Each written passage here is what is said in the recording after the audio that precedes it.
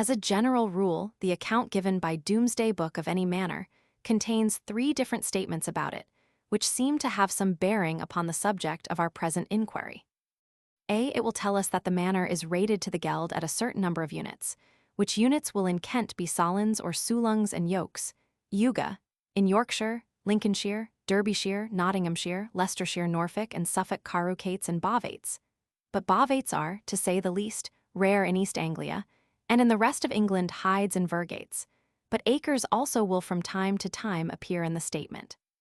B. It will tell us that the manor contains land for a certain number of teams, or for a certain number of oxen. C. It will tell us that there are on the manor a certain number of teams, some whereof belong to the lord and some to the men. Table I statistics. Recorded Danegeld hides modern population circ. Anne, carucates acreage Ellis sulungs. I Roman 2 Roman 3 Roman 4 SD. Kent 8 2020 5 1610 224 Sussex 733 410 0 474 Surrey 230 383 16 830 Hampshire 037 764 373 15 588 Berkshire 742 324 11 473 Wiltshire 248 150 13 050 Dorset 272 807 5 277 Somerset 042 488 764 10 936 Devon 667 097 434 19 119 Cornwall 208 438 15 Middlesex 480 2 302 12 Hertford 932 927 1 050 Buckingham 094 420 14 074 Oxford 322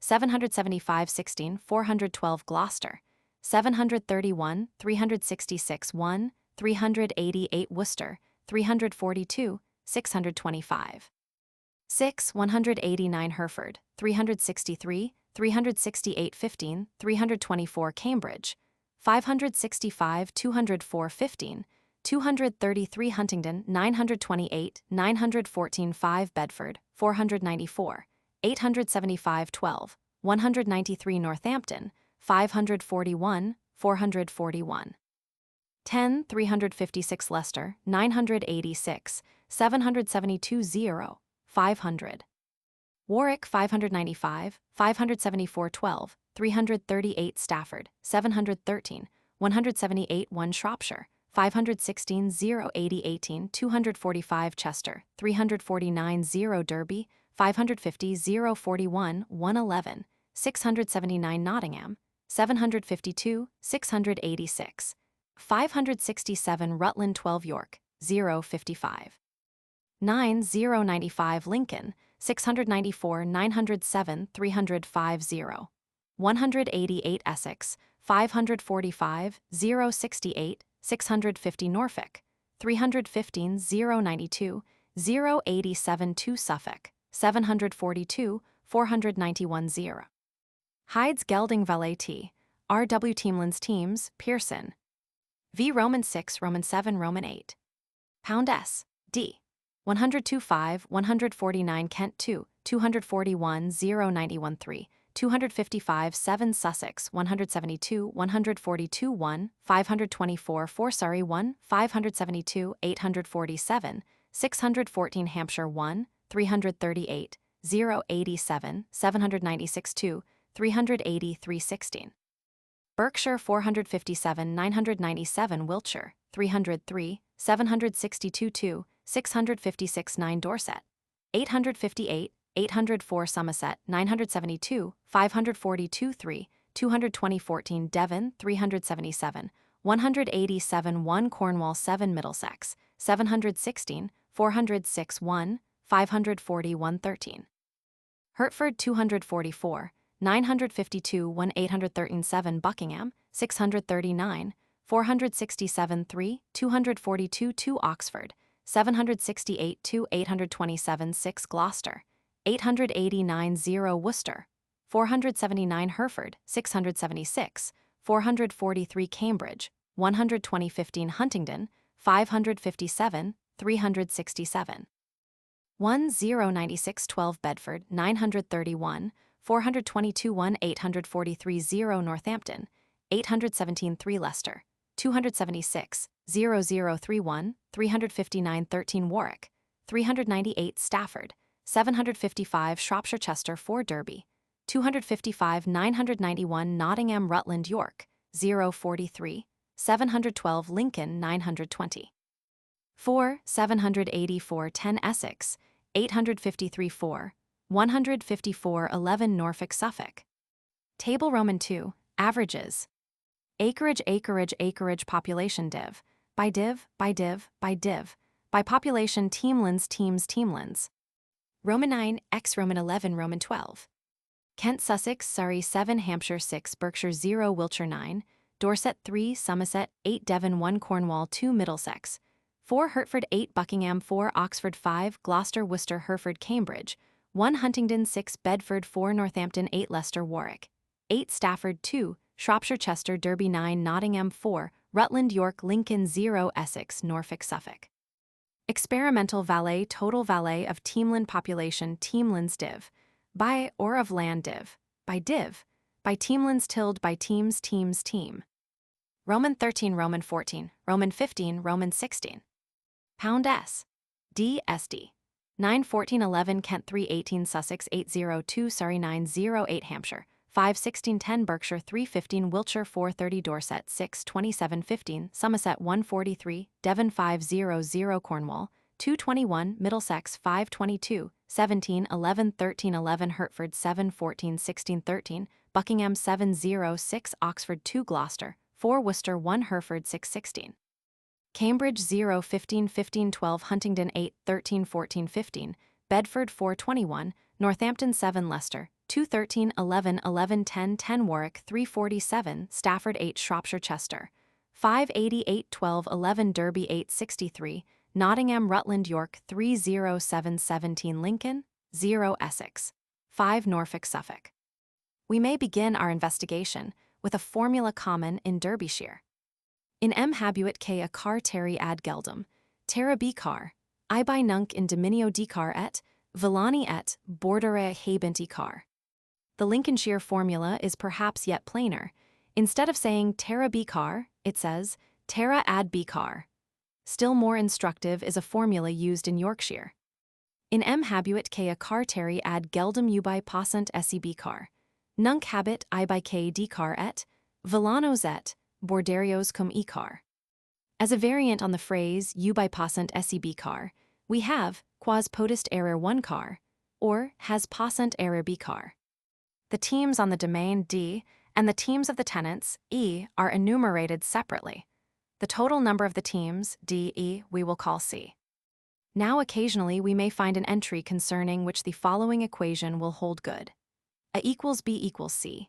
In other words, the same number will stand for the carucates at which the manor is taxed, the teamlands that there are in it, or to put it another way, the number of teams that can be there, or the number of teams that can plough it, and also for the teams that are actually to be found there, thus. Terra Roberti de Todni, in Ulastainstorp habuit lyricus 4 car terri ad geldum, terra totitum car. Ibi habit Robertus in dominio 1 car, et 6 villanos, et 3 borderios, et 8 sacamanos habents 3 car. Here A equals B equals C. But entries so neat as this are not very common. In the first place, the number C of teams often exceeds or falls short of the number B of teamlands, or, which is the same thing, the number of teams that there can be. An excess of teamlands over teams is common. In some parts of Yorkshire and elsewhere, instead of reading that there are so many teams, we read modo vasta est, there are no oxen there at all. But the reverse of this case is not very uncommon. Thus we may be told that there are 3 carucates for geld, that there can be there 2 teams, and that there are 4 teams. We may find a manor that contains land for but 3 teams equipped with as many as 7. As to the relation between A and B, this is not fixed. On one and the same page we may find that A is equal to, greater and less than B. Thus in Lincolnshire. In Colby habuit Seward 7 car, terri ad geldum, terra ad totitum car. In Churchaby habuit comes Morcar 5 car, terri ad geldum, terra ad car. In Bode by habuit comes Morcar 8 car, Terry ad geldum, terra ad 9 car. Leaving now for a while the car-located part of England and postponing our visit to Kent, we find similar formulas. They tell us A, that the manor contains a certain number of units of assessment, B, that there is land for a certain number of teams, C, that there are so many teams upon it. But we have a new set of units of assessment. Instead of carucates and bovates, we have hides and vergates. The Huntingdonshire formula is particularly clear. It runs thus. In habit k ahidas ad geldum, terra b carucarum or carusis. I by nunc in dominio d car et, villani et, bordare habens e car. The number of hides that is put before us is the number of hides for geld. So in Cheshire and Shropshire the number of hides that is put before us is the number of hidi geld. From this, we easily pass to the formula that prevails in Wiltshire, Dorset, Somerset, and Devon. K tenet mtr e geldabat pro hidis, terra est b car. In dominio sunt d car et, villani et, bordare cum e car. A formula common in Sussex, Surrey, and several other counties, instead of telling us that this manor has a hides for geld, or has a gelding hides or gelds for a hides, tells us what seems exactly the same thing that it defends itself for a hides. Then we pass to counties such as Middlesex, Hertford, Buckingham, and Oxford, where the entry does not commonly use any words which explicitly refer to geld. We are told that K holds M for so many hides, pro hidis. Lastly, we may pass to counties, such as Warwickshire and Staffordshire, where, at first sight, the entries may seem to us ambiguous. They run thus: K holds M there a hides. There is land for B teams. Here for a moment it may seem to us that we have two different statements about the actual extent or capacity of the manor. There are hides there, but land for B teams. But comparing the formulas in use here with those in use in other counties, we can hardly doubt that they all come to one and the same thing. A statement about B, the capacity of the manor, is preceded by a statement about its taxation, which statement may take the short form, there are hides there, instead of one of the longer forms, it gelds or defends itself for a hides, or he holds a gelding hides or a hides for geld. In Kent again, we have the three statements, though here the units of assessment are sulungs and yokes. The land defends itself for a sulungs. There is land there for B teams. There are D teams in Domesday, and the men have E teams. In the hidated south, as in the carucated north, the relation between the three amounts is not invariable. We may find that A equals B equals C. It is common to find that C is less than B, but occasionally it is greater. On one and the same page we may find that C is equal to, is greater, is less than B. Then A is often equal to B, often it is less than B, but sometimes it is greater. We have therefore three statements about the manor, between which there is no necessary connection of any very simple kind. It may look pedantic, but will be convenient if, by means of the letters A, B, and C, we try to keep distinctly before our minds the statement about the units of assessment, the B statement about the teamlands, or teams for which there is land, and the C statement about the existing teams. We shall find hereafter that there are certain counties in which we do not get all three statements, at least in any of their accustomed forms. In Gloucestershire, Worcestershire, and Herefordshire we rarely get the B statement. As to Essex, Norfolk, and Suffolk, we seem at first sight to obtain A and not B, or B and not A, while Leicestershire will require separate treatment.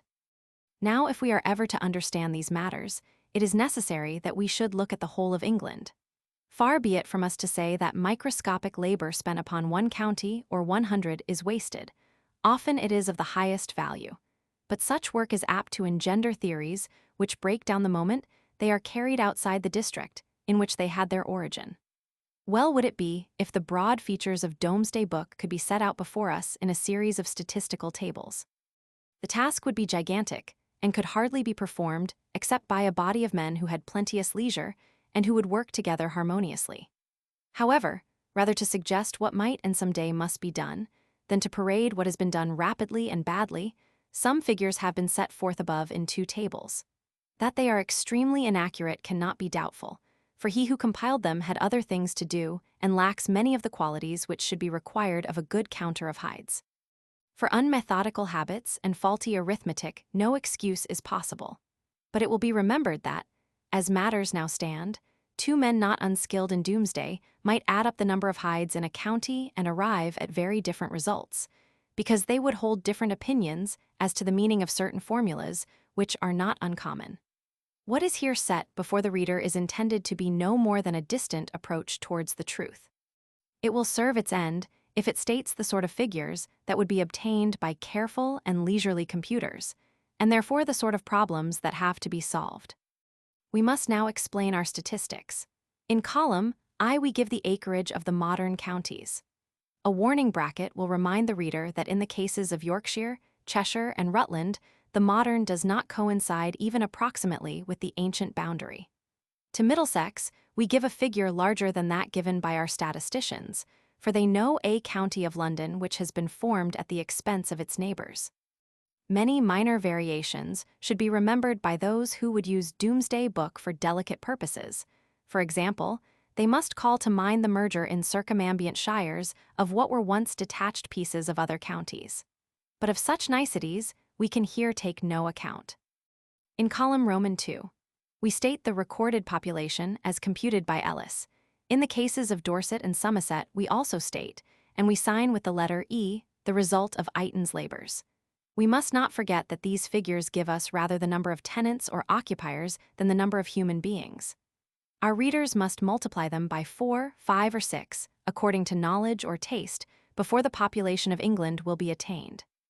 In column Roman 3, for a reason that will become evident hereafter, we place the amount of Danegeld charged against the counties charged against them, not actually paid by them in the middle of the 12th century. The sources of these figures are the pipe rolls of 31 Henry I and II and 8 Henry Roman II. In these accounts, the amount charged against a county is approximately constant. Some of the variations are probably due to a contemptuous treatment of small sums, but there are cases in which a sheriff seems to have been allowed to deduct £10 or so without any recorded explanation. We choose the highest figures when there is any discord between our 3 rolls.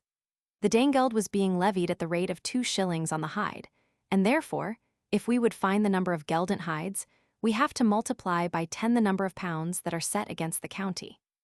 Column Roman 4 contains our estimate of A, in other words, of the number of hides, carucates, or sulungs. As we are arguing for a large hide, we have thought right in doubtful cases to lean in favor of inclusion rather than of exclusion.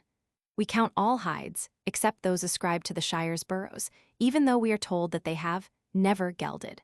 Also, when a hide is mentioned, we count it, even though we have a strong suspicion that the same hide is mentioned again on some other page. Especially in Sussex, where the rapes have recently been rearranged, this may make our figures too high. Then, again, we have frankly begged important questions by assuming that in Domesday Book the following equations are correct. Hide equals 4 vergets equals 120 acres carucate equals 8 bovates equals 120 acres sulung equals 4 yokes equals 120 acres. In the counties with which we have dealt, except Norfolk and Essex, Suffolk we have left alone, acres are so rarely mentioned that the error, if any, introduced by our hypothesis as to their relation to hides and carucates will be almost infinitesimal. And, even if we are wrong in supposing that the verget is the quarter of a hide, and that the bovate is the eighth of a carucate, the vitiation of our results that will be due to this blunder will but rarely be considerable. Almost everywhere we may find some hides, carucates, sulungs that do not geld, and many cases in which a tract now gelds for a smaller number of hides, carucates, sulungs, than that for which it formerly paid. In 4 counties, however, Sussex, Surrey, Hampshire, and Berkshire, we see that since William's advent there has, rightfully or wrongfully, been a large and generally distributed reduction in the tale of the gelding hides. In our column V, we give a rough statement of the reduced number. In Cornwall, we read of an assessment that prevailed in the Confessor's day and of a heavier assessment. The figures which speak of this heavier assessment we place in our column V. We now pass from A to B. In column Roman 6, we set the number of teamlands, thus answering the question quat carucarum ibi est terra. We have assumed, but this rarely has an appreciable effect on our calculations, that the land of 1 ox is the 8th, the land of 2 oxen the 4th part of the land of 1 team. There are certain counties where we receive no statement about the teamlands, while in certain others the statement, though it seems to be expected, is often omitted. For this reason, some blanks will be found in this column. In most of the other counties, instances occur with more or less frequency in which nothing is said of the teamlands. In these cases, we have thought it fair to assume that there were teamlands equal in number to the teams, B equals C.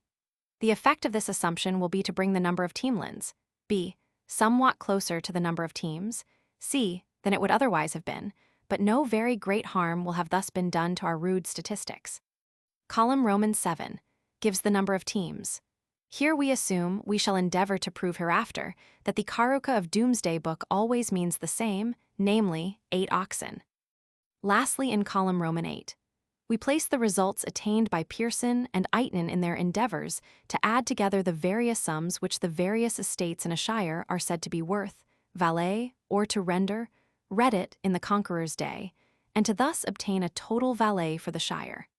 We need hardly say that these values are annual values. The relations between our diverse sets of figures are more important than the figures themselves. Therefore, we have worked the division sums, the results of which are printed in the second table, the first 7 columns whereof are filled by quotients. The last column calls for more remark. The valets obtained for the various counties by Pearson and Eaton are somewhat precarious. They involve theories as to the relation between the values of gold and silver, as to the relation between the value of a pound reckoned by tale and a pound reckoned by weight, as to blanched, money, and the cost of a knight's farm. Also, a good deal is included that can hardly be called the value of land, since it comprehends not only the value of mills and the like, but also in some cases the revenue derived from courts. In order, therefore, that we might compare the values given to land in the various counties, we have taken at hazard a number of small estates, in order that we might by addition and division obtain the value of a typical teamland, with typical appurtenances. In general, we have chosen 10 estates each of which has 1 teamland, 10 estates each of which has 2 teamlands, and 10 estates each of which has 5 teamlands, and then we have divided the sum of their values by 80, the number of teamlands that they comprise. On the whole, the figures that we thus obtain and place in column Roman 16 are not widely removed from those in column Roman 15, which represent the quotients arising from a division of Pearson's county values by the number of teamlands that are contained in the counties. In order that not too much credence and yet just credence enough may be given to the figures that we have hastily put together, we will set beside those that we have stated for Gloucestershire the results of a minute analysis accomplished by Mr. Charles Taylor. We have set down population 8366 from Ellis, hides 2388, teams 3768, total valet 2827 6s pounds, 8 d pounds. From Pearson, Mr. Taylor gives population 8239, hides 2611 or 2596, teams 3909, total valet 3137 s pounds, 10 d. Now these variations are wide and may in some sort be discreditable to those who differ from Mr. Taylor, but they are not very substantial if we come to averages and ratios and a comparison of counties. For the purposes for which we shall use our figures, it is no great matter whether in this county there are 2-1 or 2-2 recorded men to the plough team.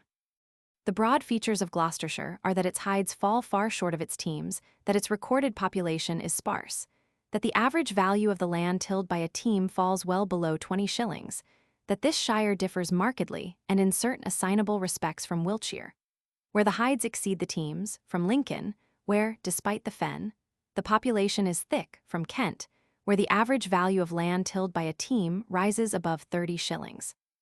Our figures tell of wide variations, but we may be allowed to call attention to the stability of certain ratios, a stability which is gratifying to the diffident arithmetician.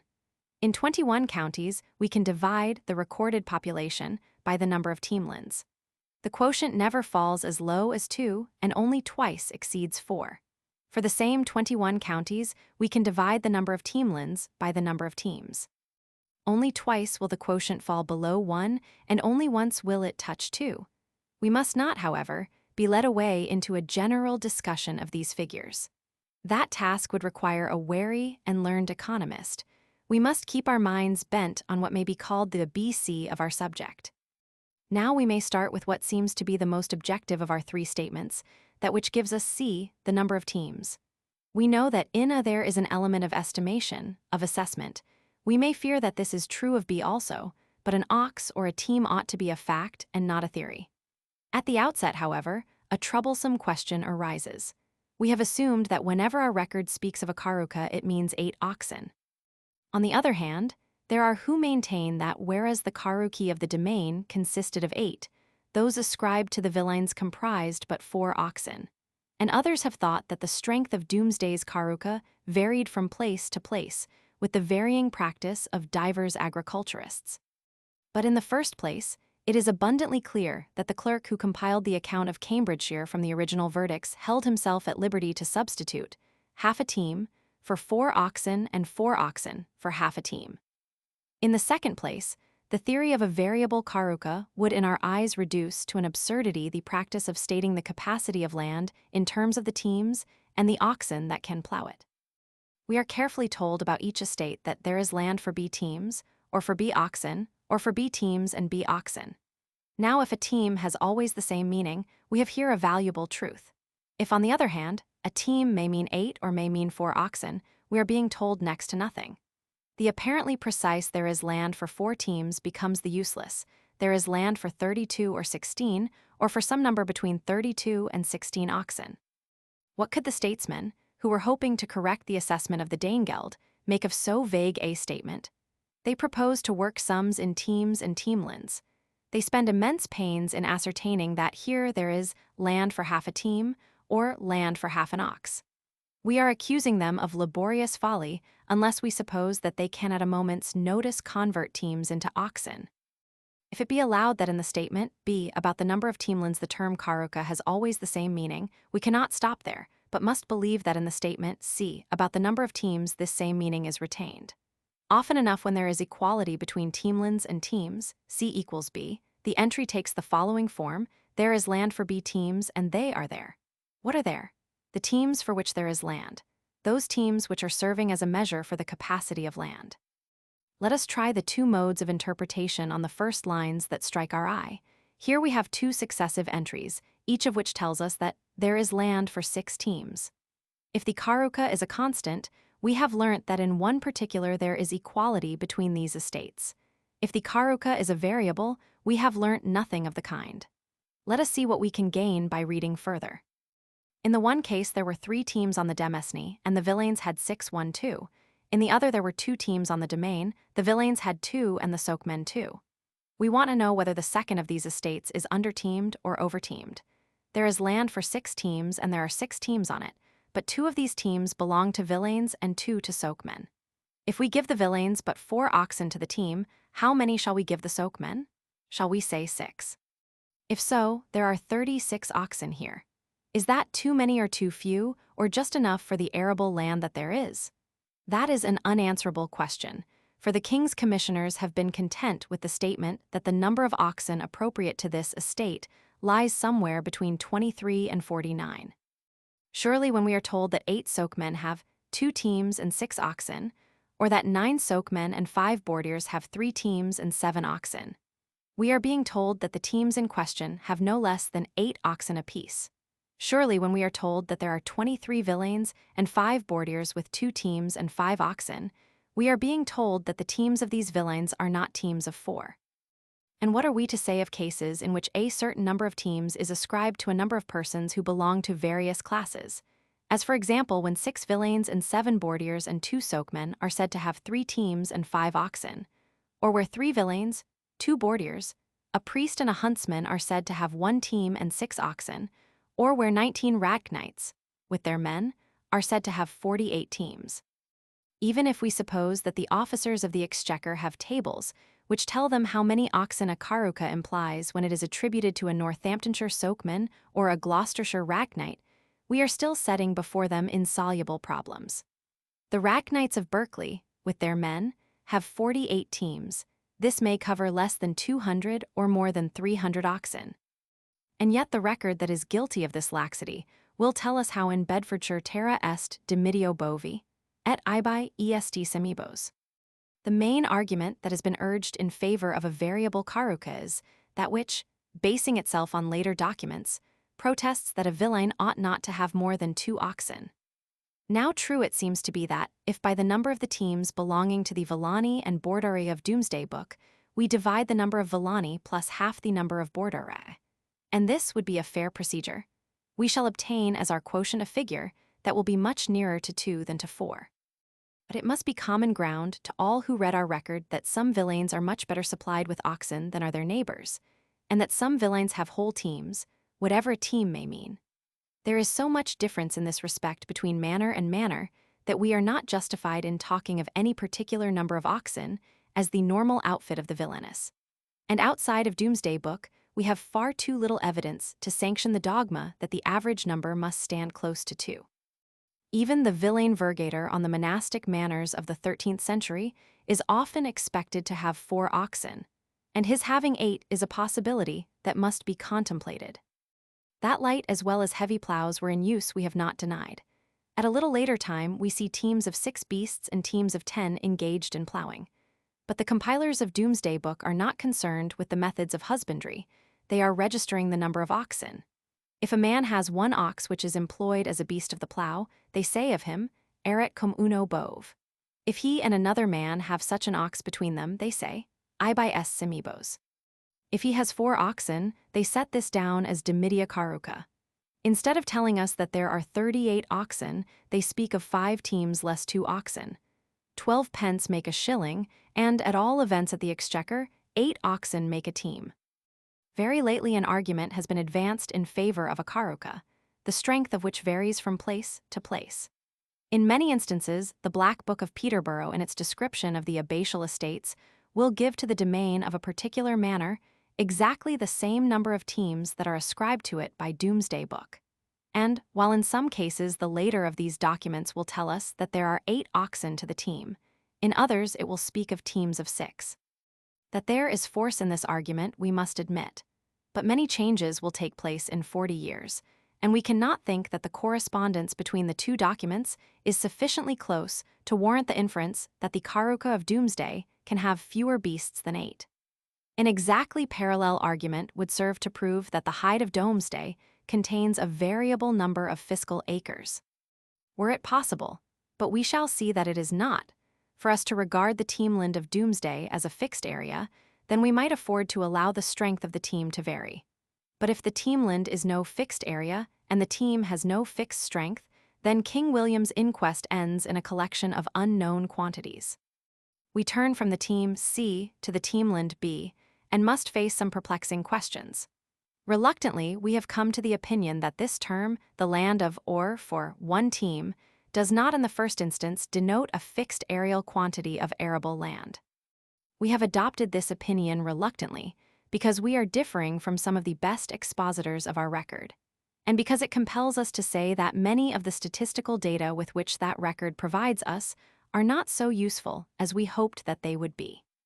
In the first place, we must notice that if this term stands for a fixed quantity, a very rude use is being made of it.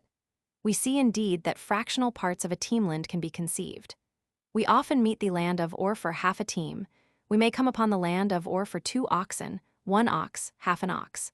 But except in a few counties, any mention of fractions smaller than the half of a team is rare and even halves seldom occur. Now certainly the teamland was a large unit for such treatment as this. If, for instance, we suppose that it contained 120 acres, then we must infer that in some shires the jurors who had to describe a mass of 420 acres would have called it land for 3 or else land for 4 teams, and that in most shires an odd 80 acres would have been neglected or would have done duty as half a teamland. The hides or the carucates, A, have often been split into small fractions where the jurors distribute integral teamlands. One example of this common phenomenon shall be given. In Grantchester lie 6 estates. The first rated at 3V has land for 1 team. The second rated at 2H3V has land for 6 teams. The third rated at 2H3V has land for 4 teams. The fourth rated at 112V has land for 1 team. The fifth rated at 1V has land for 4 oxen. The sixth rated at 12V has land for 3 oxen. The teamland does not break up easily.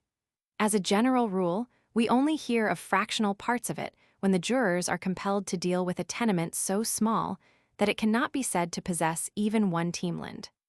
In passing, we observe that this phrase, "there is land for X teams," finds exact parallels in 2 other phrases that are not very uncommon, namely, "there is pasture for Y sheep," and there is wood for z pigs.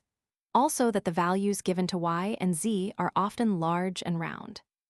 It may be that the jurors have in their minds equations which connect the area of a wood or pasture with its power of feeding swine or sheep.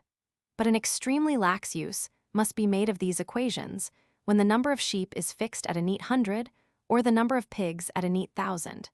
Nor dare we say that the quality of the grass and trees has no influence upon the computation.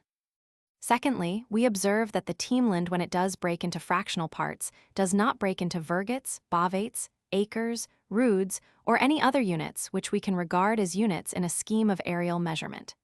The eighth of a teamland is the land of or, for, an ox.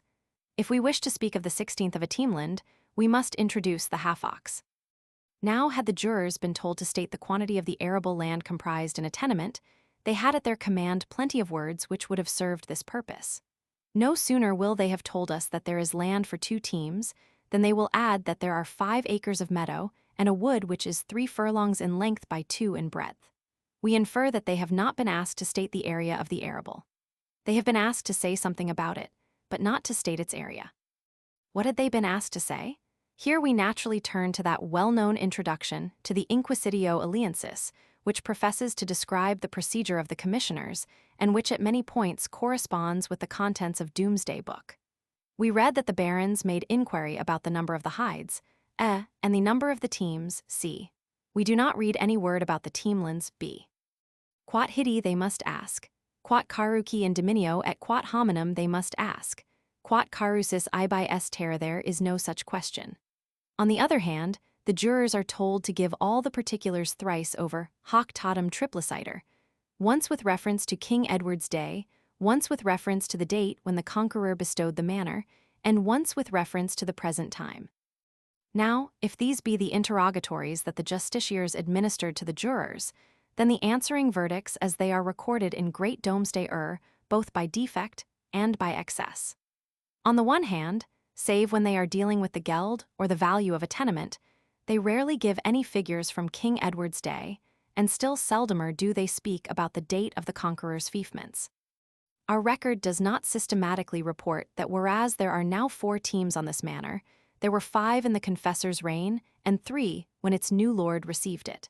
On the other hand, we obtain the apparently unasked for information that there is land for 5 teams. We turn to Little Domesday, and all is altered. Here the words of the writ seem to be punctually obeyed. The particulars are stated 3 times over, the words tunc, post, and modo pointing to the 3 periods. Thus we learn how many teams there were when Edward was living and when the Conqueror gave the land away. On the other hand, we are not told how many teams could till that land, though if the existing teams are fewer than those that were plowing in time past, it will sometimes be remarked that the old state of things could be restored. Next, we visit Leicestershire. We may open our book at a page which will make us think that the account of this shire will be very similar to those reports that are typical of Great Domesday. We read that Ralph holds 4 carucates, that there is land for 4 teams, that there are 2 teams on the domain while the villeins have 2. But then, alternating with entries which run in this accustomed form, we find others which, instead of telling us that there is land for so many teams, will tell us that there were so many upon it in the time of King Edward. Perhaps, were this part of the survey explored by one having the requisite knowledge, he would teach us that the jurors of some wapentakes use the one formula, while the other is peculiar to other wapentakes. But, as the record stands, the variation seems due to the compiling clerk.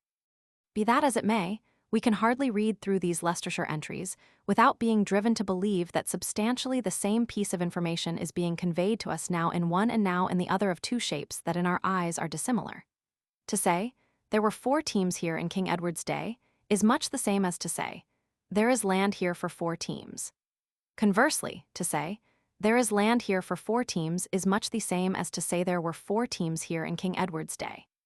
For an exact equivalence we must not contend, but if the commissioners get the one piece of information, they do not want the other. On no single occasion, unless we are mistaken, are both put on record. When we have thought over these things, we shall perhaps fashion for ourselves some such guess as that which follows. The original scheme of the inquest was unnecessarily cumbrous. The design of collecting the statistics of the past broke down. Let us imagine a similar attempt made in our own day. Local juries are summoned to swear communal verdicts about the number of horses and oxen that the farmers were keeping 20 years ago. Roughly, very roughly true would such verdicts be, although no foreign invasion, no influx of alien men and words and manners divides us from the 40th year of Queen Victoria. In Essex, Norfolk, and Suffolk, some sort of answer about these matters was extracted from the jurors. But frequently, they report that the arrangements which exist now have always existed, and by this, they mean that they cannot remember any change. Now, when we fail to find in Great Doomsday any similar figures, we may ascribe this to one of two causes. Either the commissioners did not collect statistics, or the compilers did not think them worthy of preservation. In some cases, the one supposition may be true, in other cases the other. We may be fairly certain that in many or all counties the horses and the pigs and the odious animals that were extant in 1086 were enumerated in the verdicts. Also, we know that Domesday Book is no mere transcript, but is an abstract or digest, and we have cause for believing that those who made it held themselves free to vary the phrases used by the jurors, provided that no material change was thus introduced. Howbeit, to come to the question that is immediately before us, our evidence seems to tell us that the commissioners and their master discovered that the original program of the inquest was unnecessarily cumbrous. Once and again, in more recent days, has a similar discovery been made by royal commissioners, so some interrogatories were dropped. Then we suspect that the inquiry about the number of oxen that were plowing in Edward's day became a more practicable, if looser, inquiry about the number of oxen capable of tilling the land. The transition would not be difficult. What King William really wants to know is the agricultural capacity of the tenement. He learns that there are now upon it so many beasts of the plow, but this number may be accidentally large or accidentally small. With an eye to future taxation, he wishes for figures expressive of the normal condition of things. But, according to the dominant idea of his reign, the normal condition of things is their Edwardian condition, that in which they stood before the usurper to force the rightful heir. And so these two formulas which we see alternating in the account of Leicestershire really do mean much the same thing. There is land for X teams. There were X teams in the time of King Edward. But if we suppose the justices abandoning the question, how many teams 20 years ago, in favor of how many teams can there be, we see that, though they are easing their task and enabling themselves to obtain answers in the place of silence, they are also substituting for a matter of pure fact what may easily become a matter of opinion. They have left the actual behind and are inquiring about potentialities. They will now get answers more speedily, but who 8 centuries afterwards will be able to analyze the mental processes of which these answers are the upshot? It is possible that a jury sets to work with an equation which connects oxen with area, for example, one which tells that a team can plow 120 acres. It is but too possible that this equation varies from place to place, and that the commissioners do not try to prevent variations. They are not asking about area, they are asking about the number of teams requisite for the tillage of the tenement. With this, and its value as data, William's ministers hope to correct the antiquated assessments. Some of the commissioners may allow the jurors to take the custom of the district as a guide, while others would like to force one equation on the whole country. Our admiration for Domesday Book will be increased, not diminished, if we remember that it is the work not of machines, but of men.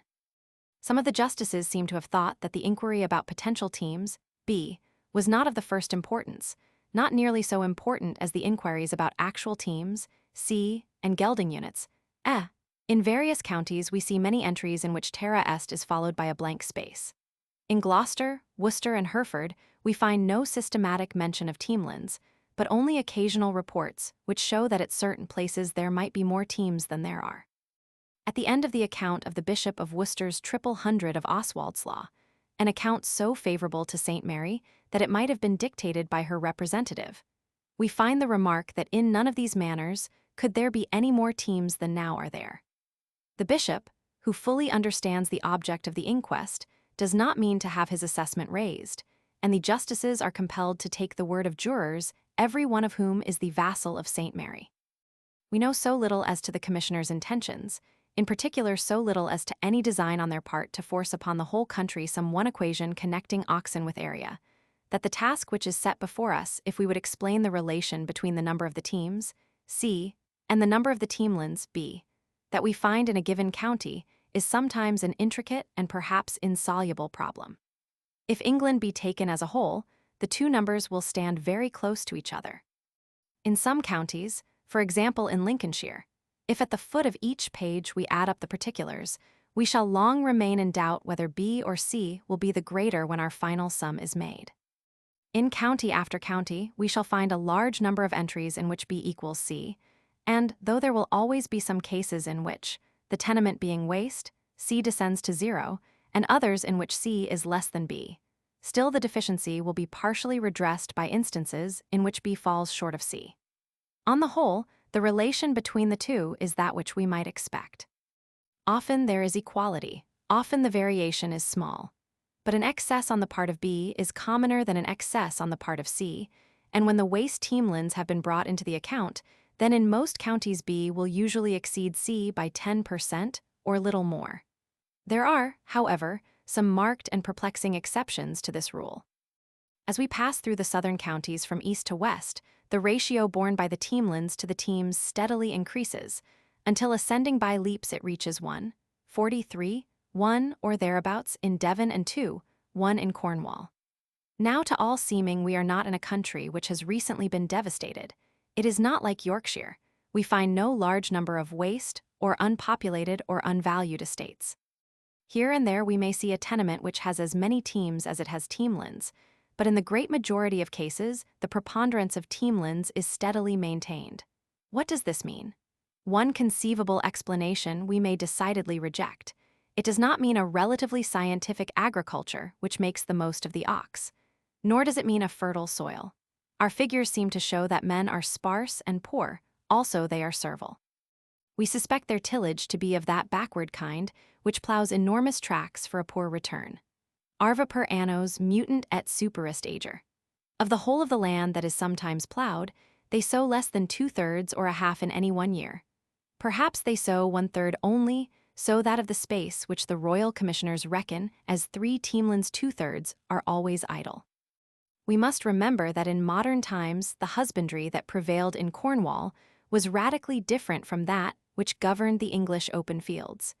It was what the agrarian historians of Germany call a Feldgriswirtschaft. That perhaps is the best explanation which we can give of this general and normal excess of teamlands over teams. But to this we may add that systems of mensuration and assessment which fitted the greater part of England very well, may have fitted Devon, Cornwall, and some other western counties very badly. Those systems are the outcome of villages and spacious common fields, where without measurement, you count the acres and the ploughlands or houselands, and they refuse to register with any accuracy the arrangements of the Celtic hamlets, or rather treves of the West. It is by no means impossible that when the commissioners came to a county, which was very sparsely peopled, and in Cornwall each recorded man might have had near 160 acres of some sort or another all to himself, their question about the number of teamlands or about the number of teams that could plough there became a question about remote possibilities, rather than about existing or probable arrangements, and that the answer to it became mere guesswork. On one occasion in Cornwall, they are content with the statement that there is land for 15 or 30 teams. In the description of a wasted tract of Staffordshire, we see 6 cases close together in which 2 different guesses as to the number of the potential teamlands are recorded.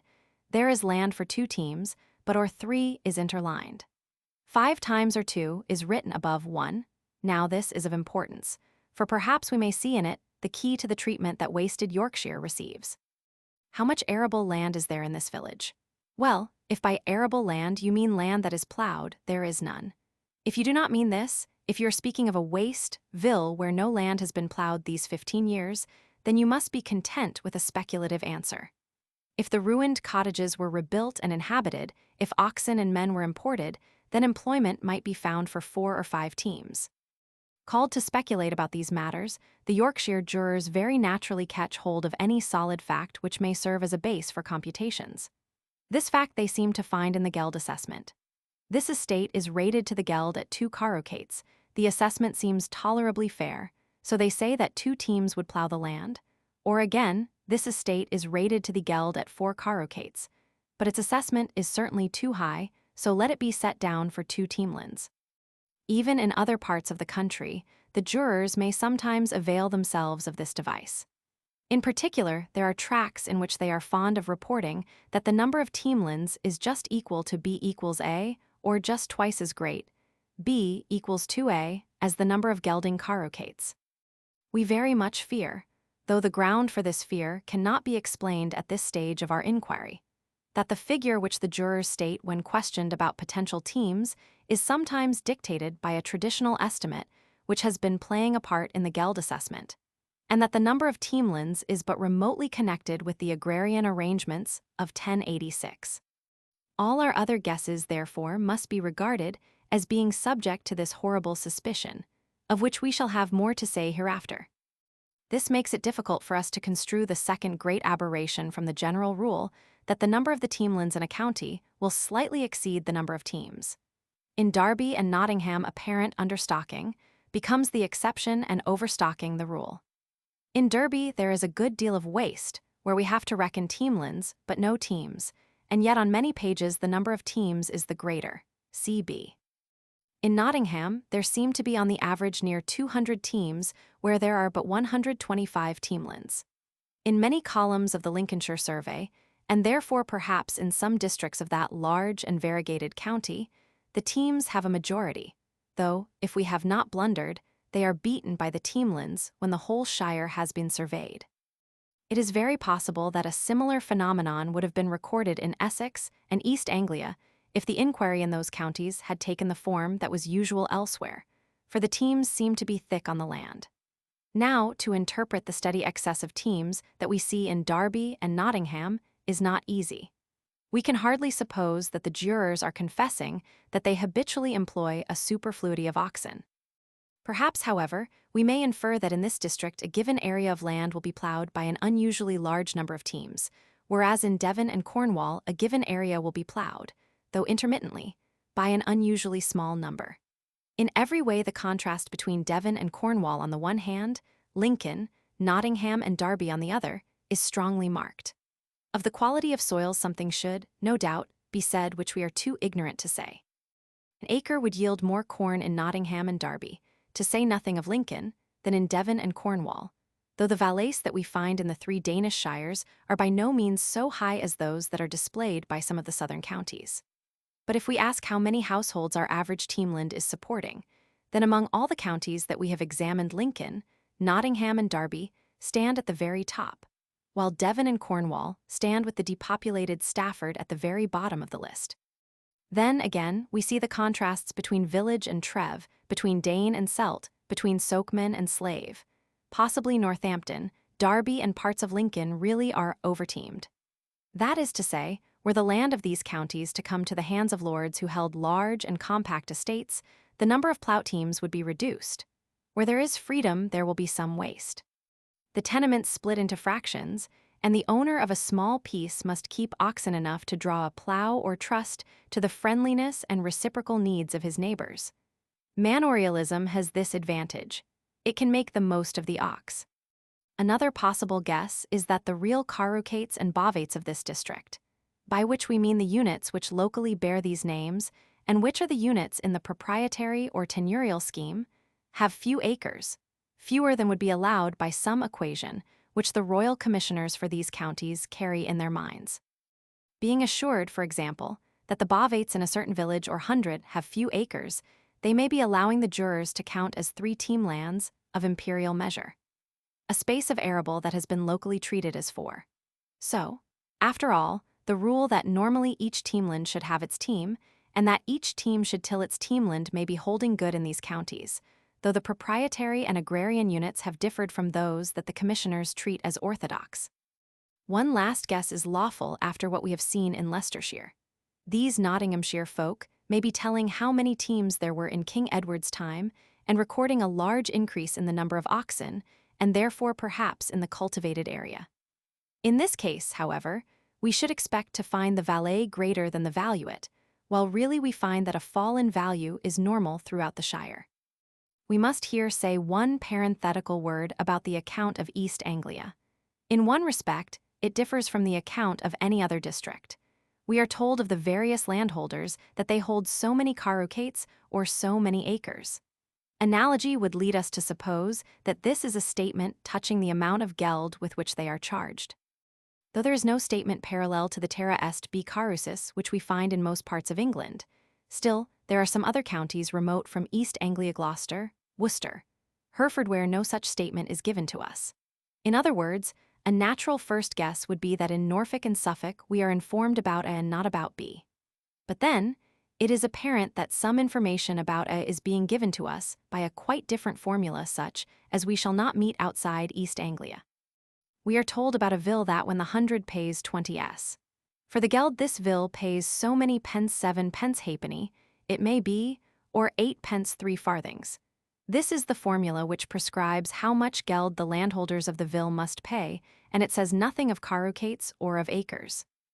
Now this might make us think that the carucates and acres which are attributed to the landholders are real and not rateable areas, and are to be put on a level with the teemlands B, rather than with the hides or gelding carucates A of other counties. Nevertheless, on second thoughts we may return to our first opinion. If these carucates are equivalent to the teemlands of other counties, Norfolk and Suffolk not only differ, but differ very widely from the rest of England.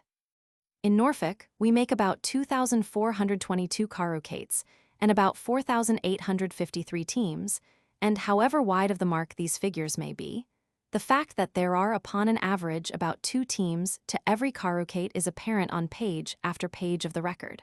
Often the ratio is yet higher. We have seen a phenomenon of the same kind, though less pronounced, in Nottingham. But then, if in Norfolk we proceed to divide the recorded population by the number of carucates, we shall get 11 as our quotient. This is so very much higher than anything that we have seen elsewhere that we are daunted by it. For, even though we recall the possibility that a good many tenants in this free county are counted twice because they hold under 2 lords, still this reflection will hardly enable us to make the requisite allowance. To this, it may be added that if we divide the acreage of Norfolk by its carucates and treat the carucates as teemlands, the quotient will place Norfolk among the counties in which the smallest part of the total area was under the plough. Further, it will be observed that the statement about the geldability of the vills does not enable us to bring home any particular sum to any given man. Be it granted that the sum due from a vill is fixed by the proposition that it contributes 13 pence to every pound levied from the 100, we have still to decide how much Ralph and how much Roger, 2 landholders of the vill, must contribute. And our decision will, we take it, be dictated by the statement that Ralph has 1 carucate and Roger 60 acres. We fear therefore that here again we cannot penetrate through the rateable to the real. About the land for one team, we can hardly get beyond vague guesswork, and may seriously doubt whether the inquiry as to the number of possible ploughs was interpreted in the same manner in all parts of the country. Here it may have been regarded as a reference to the good old time of King Edward, here to the local custom. There an attempt may have been made to enforce some royal, standard measure. And there again men were driven to speculate as to what might happen if a wilderness were once more inhabited. But unless we are mistaken, the first step towards a solution of the many problems that beset us is taken when we perceive that the jurors have not been asked to state the areal extent of the tilled or the tillable land. Far other, as is well known, was the doctrine of one whom all students of Domesday revere. For Mr. Eaton, the teemland was precisely 120 of our statute acres. The proof offered of this lies in a comparison of the figures given by Domesday with the superficial content of modern parishes. What seems to us to have been proved is that, if we start with the proposed equation, we shall rarely be brought into violent collision with ascertained facts, and that, when such a collision seems imminent, it can almost always be prevented by the intervention of some plausible hypothesis about shifted boundaries or neglected wastes. More than this has not been done. Always at the end of his toil, the candid investigator admits that when he has added up all the figures that Domesday gives for arable, meadow, wood, and pasture, the land of the county is by no means exhausted. Then the residue must be set down as unsurveyed or unregistered, and guesses made as to its whereabouts. Then further, this method involves theories about lineal and superficial measurements which are, in our eyes, precarious.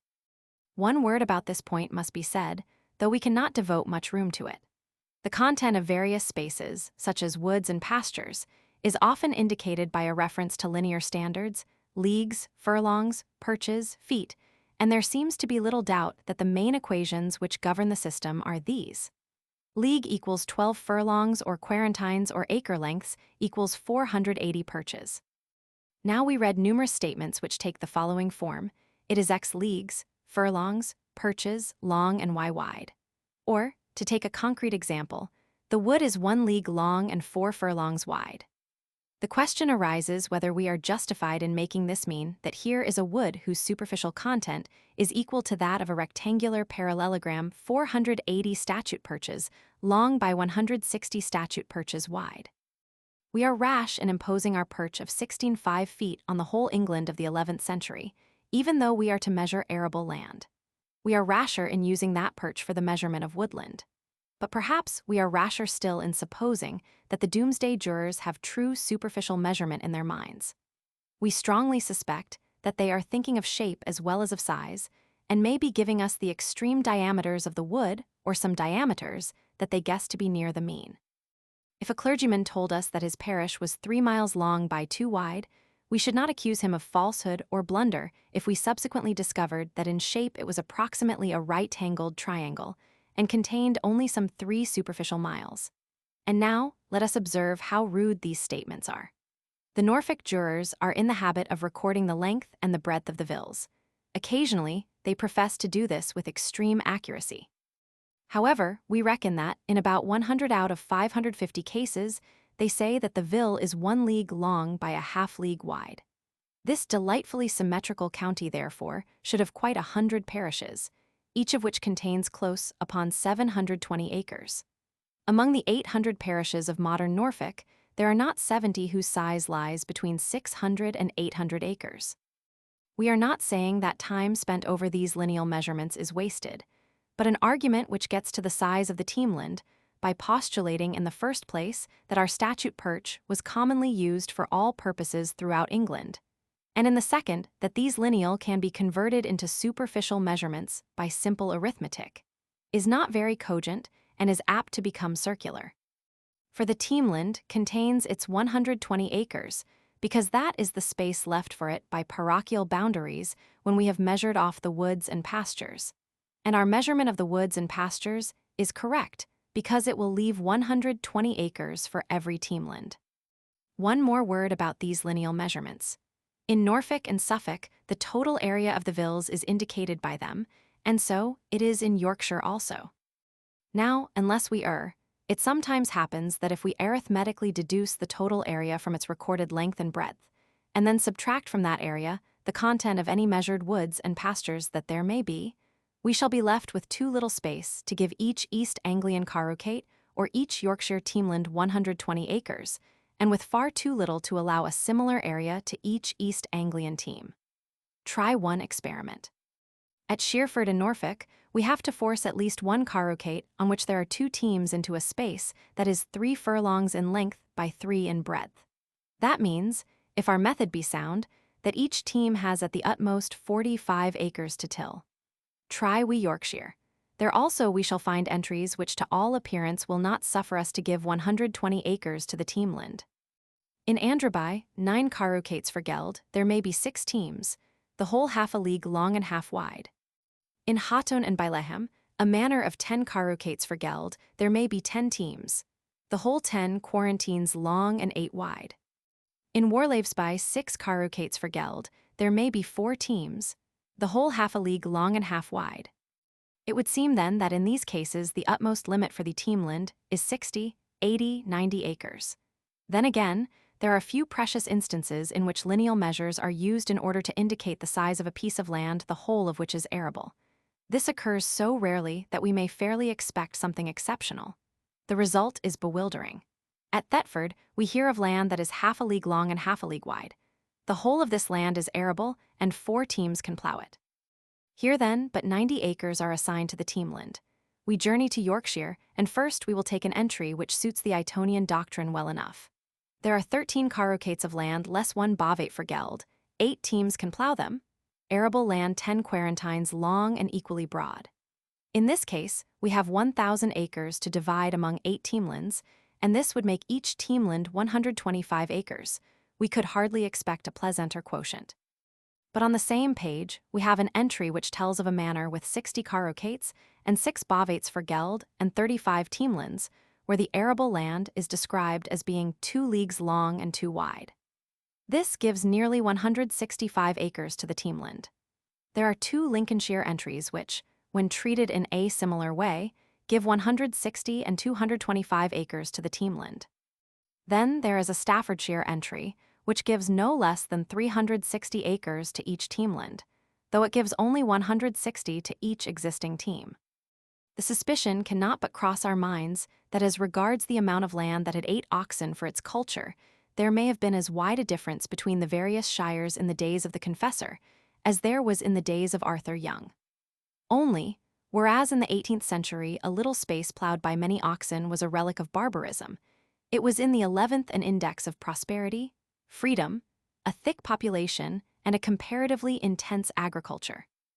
But theories about the facts of husbandry will not dispel the whole of the fog, which shrouds the Domesday teamland. That, if all England be taken as a whole, the average teamland of Domesday Book would contain about 120 acres seems possible, and since we ourselves are committed to the belief that the old traditional Hyde had arable acres to this number, it may be advisable that we should examine some districts of ancient England through the medium of the hypothesis that Domesday's teamland has a long hundred of our statute acres. In column 1 of the following table we place the result obtained if we multiply a county's teamlands, or in the case of Sussex and Gloucester the teams, by 120, and in the following columns we give the figures which show the state of the county in 1895. In order to make a rough comparison the easier, we give round figures and omit 3 noughts, so that, for example, 371 stands for 371,000 acres. At APMWTMRREOOOAARULOTDBB. MNGDTAELLATNRSILREENCDONE1IZANRI Sen8NUINCCNT9SND ROAEGEUP10DP8ANAD L9GT SF1A5EYTHO8NUER9TORA5AFETH. Total mountain acreage and heath of permanent land used woods and modern arable in arable pastures for grazing plantation county, 1895. 1895. 1895. 1895. 1895 acres. Sussex, Surrey, Berkshire 251, Dorset, Somerset, Devon, Buckingham 269, Oxford, Gloucester 589, Bedford, Northampton 352, Lincoln. These figures are startling enough. We are required to believe that in many counties, even in Sussex where the forests still filled a large space, there were more acres plowed TRW than are plowed TRV, while in some cases the number has been reduced by 1/2 during the intervening centuries. Were the old acres in Oxfordshire as large as our own, a good deal more than 3/5 of that county was plowed. Much might be said of the extreme futility of ancient agriculture. Then we should have to remember the enclosures of the 16th century, also the movement which in our own day threatens to carry us back to the pastoral state.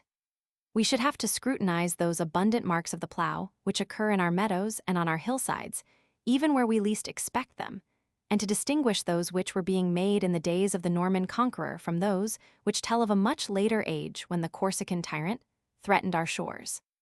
And then there is the great food problem. At this point we might desire the aid of a jury of scientific experts. We are, indeed, but ill prepared to deliver a charge or to define a clear issue, but the main question may be roughly stated thus. South of Yorkshire and Cheshire we have some 275,000 recorded men, some 75,000 recorded teams, and if we allow 120 statute acres to every team, some 9 million statute acres of arable land. Is this supply of arable adequate or excessive for the population? Unfortunately, however, the question involves more than one unknown quantity. In the first place, by what figure are we to multiply the number of recorded men before we shall obtain the total population? Here we have to remember that nothing is said by our record about some of the largest towns, and that the figures which we obtain from Norwich, suggest that the inhabitants of London, Winchester, and the like should not be neglected, even by those who are aiming at the rudest computation. Then what we read of Bury St. Edmunds suggests that around every great abbey were clustered many artificers, servants and bedesmen who, as a general rule, were not enumerated by the jurors. We must also remember the monks, nuns and canons, and the large households of barons and prelates. Again, it is by no means unlikely that, despite a high rate of mortality among children, the household of the ordinary villein was upon an average larger than is the household of the modern cottager or artisan, for the blood bond was stronger than it is nowadays. Married brothers with their wives and children may not unfrequently have dwelt in one house and may be described in our record as a single villanus, because they hold an undivided inheritance. On the other hand, we have seen reason to think that in the eastern villages many men may be counted more than once. Shall we, for the sake of argument, multiply the recorded men by 5? This would give us a population of 1,375,000 souls. What portion of the arable land shall we suppose to be sown in any one year? Some grave doubts may occur to us before we put this portion higher than 1/2. Common opinion would perhaps strike a balance between 2-field and 3-field husbandry, so we will suppose that out of 9 million acres 5 million are sown. Then comes the insoluble question about the acres yield. Even could we state an average, this would not be very serviceable, for every district had to feed itself in every year, and the statistics of the later Middle Ages suggest that the difference between good and bad years was very large, while the valuations of the manors in Domesday Book seem to tell us that the difference between fertile and sterile, forward and backward counties was much wider in the 11th century than it is in our own day. The scientific agriculturist of the 13th century proposed to sow an acre with 2 bushels of wheat and regarded 10 bushels as the proper return. Walter of Henley proved by figures that a 3-fold return would not be remunerative, unless prices were exceptionally good, but he evidently thought of this exiguous yield as a possibility. And yet, as we have seen, he represents the high farming of his time, and in his 2-course husbandry would plow the land thrice over between every 2 crops. In the first half of the next century, we cannot put the average as high as 8 bushels. To eyes that look for 29 or 30, a yield of from 6 to 10 may seem pitiful, and the miserable husbandry that Arthur Young saw in the west of England was producing from 15 to 20. However, there are countries in which a crop of wheat which gave 10 of our bushels to 1 of our acres would not be very small. For our present purpose, the figure that we should wish to obtain would be, not that which expressed the yield of an average year, but that which was the outcome of a bad year, for we have to keep folk alive and they cannot wait for the good times. Let us then take our hypothesis from Walter of Henley. We suppose a yield of 6 bushels, 2 of which must be retained for seed. This would give us 20 million bushels as food, or, we will say, 15 bushels for every person. Now, had we to deal with modern wheat and modern mills, we might argue that the bushel of wheat would weigh 60 pounds, that the weight of flour would be 72% of the weight of grain, and that every human mouth could thus be provided with a little more than 28 ounces of flour every day, or, to put it another way, with bread amounting to 9/16 of a 4-pound loaf. Some large, but indefinable, deduction should be made from this amount on the score of poor grain and wasteful processes. As the sum stands, we are at present proposing to give to each person a great deal more wheat flour than would be obtained if the total amount consumed nowadays in the United Kingdom were divided by the number of its inhabitants. But it need hardly be said that the problem is far more complex than are our figures. In the first place, we have to withdraw from the men of 1086 a large quantity, perhaps more than a half, of the wheat flour that we have given them in order to supply its place with other cereals, in particular with barley and oats, much of which, together with some of the wheat, will be consumed in the form of beer. And who shall fathom that ocean, multum biburunt de cerevisia Anglicana, as the Pope said? Their choice lay for the more part between beer and water. In the 12th century, the corn rents paid to the Bishop of Durham often comprised malt, wheat, and oats in equal quantities. In the next century, the economy of the canons of St. Paul's was so arranged that for every 30 quarters of wheat that went to make bread, 7 quarters of wheat, 7 of barley, and 32 of oats went to make beer. The weekly allowance of every cannon included 30 gallons. In 1 year, their brewery seems to have produced 67,814 gallons from 175 quarters of wheat, a like quantity of barley, and 708 quarters of oats. With such figures before us, it becomes a serious question whether we can devote less than a third of the sown land to the provision of drink. The monk, who would have growled if he got less than a gallon a day, would, we may suppose, consume in the course of a year 20 bushels of barley or an equivalent amount of other grain. In other words, the produce, when seed corn is deducted, of from 2 to 3 acres of land. And perhaps to every mouth in England we must give half a gallon daily. But if we cannot make teetotalers of our ancestors, and in very truth we cannot, neither may we convert them to vegetarianism. What we can read of the provender paid in the days before the conquest suggests that those who were well-to-do, including the monks, consumed a great deal of mutton, pork, poultry, fish, eels, cheese, and honey. This would relieve the arable of part of the pressure that it would otherwise have borne.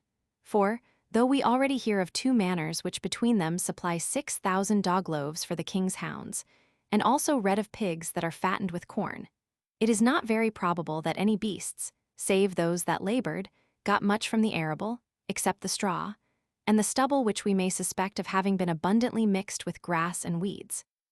It is likely, however, that the oxen which were engaged in ploughing were fed at times with oats. Walter of Henley would keep his plough beasts at the manger for 25 weeks in the year, and would during that time give 70 bushels of oats to every 8 of them. At this rate, our 75,000 teams would require 5,250,000 bushels of oats, and on this score, we might have to deduct some 4 million bushels of wheat from our 20 millions and reduce by 1/5 each person's allowance of grain. But then, it is by no means certain that we ought to transplant Walter's practices into the 11th century. We have seen that he expected much of his oxen. At first sight, it may seem incredible that the average human being annually required the produce of nearly 7 acres, but observe how rapidly the area will disappear. We deduct a half for the idle shift, a third of the remainder we set apart as beer land. We have not much more than 2 acres remaining, and may yet have to feed oxen and horses. But suppose that we concede to every human mouth the wheat of 2 full acres. We cannot say for certain that we are giving it a quarter of grain, even though we suppose each acre to yield more than was to be had always and everywhere in the 14th century. Our doubt about the food of the oxen makes it difficult for us to state even the outlines of another important problem. Are we leaving pasture enough for the beasts? Their number was by no means small.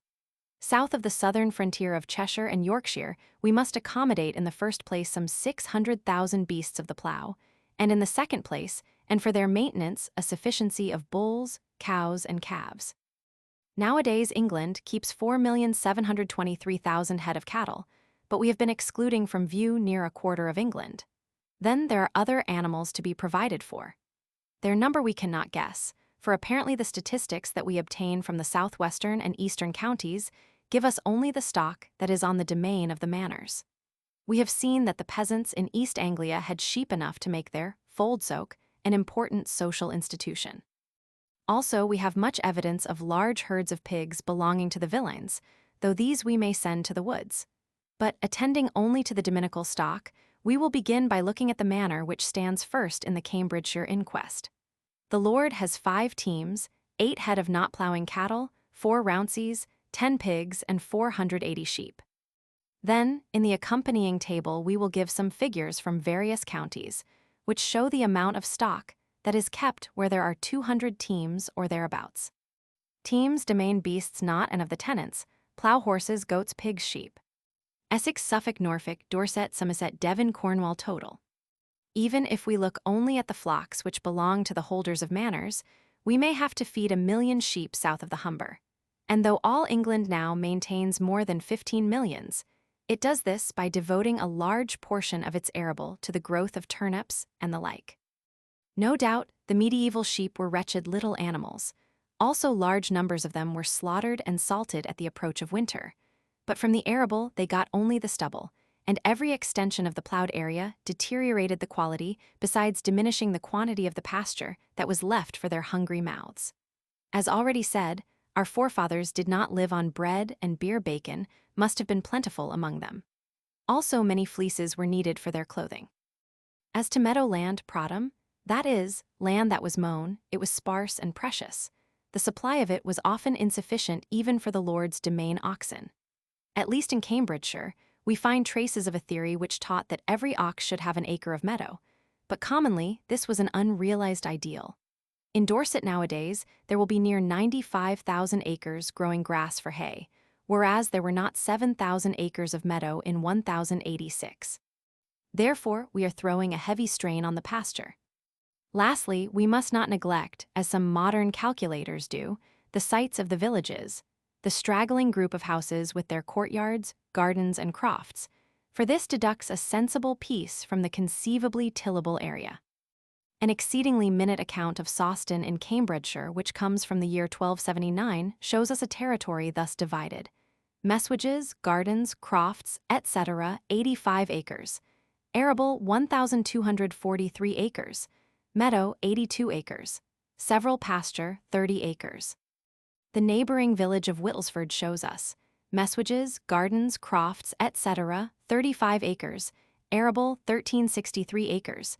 Meadow, 44 acres. Several pasture, 35 acres. In both cases, we must add some unspecified quantity of common pasture. The core of the village was not large when compared with its fields, but it cannot be ignored. Recurring for a moment to our food problem, we may observe that the values that are set on the manors in Domesday Book seem to point to a very feeble yield of corn. Without looking for extreme cases, we shall often find that the value of a teamland is no more than 10 shillings.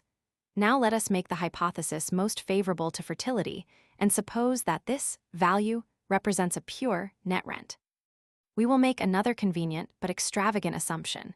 We will say that 24 bushels of wheat will make 365 4-pound loaves.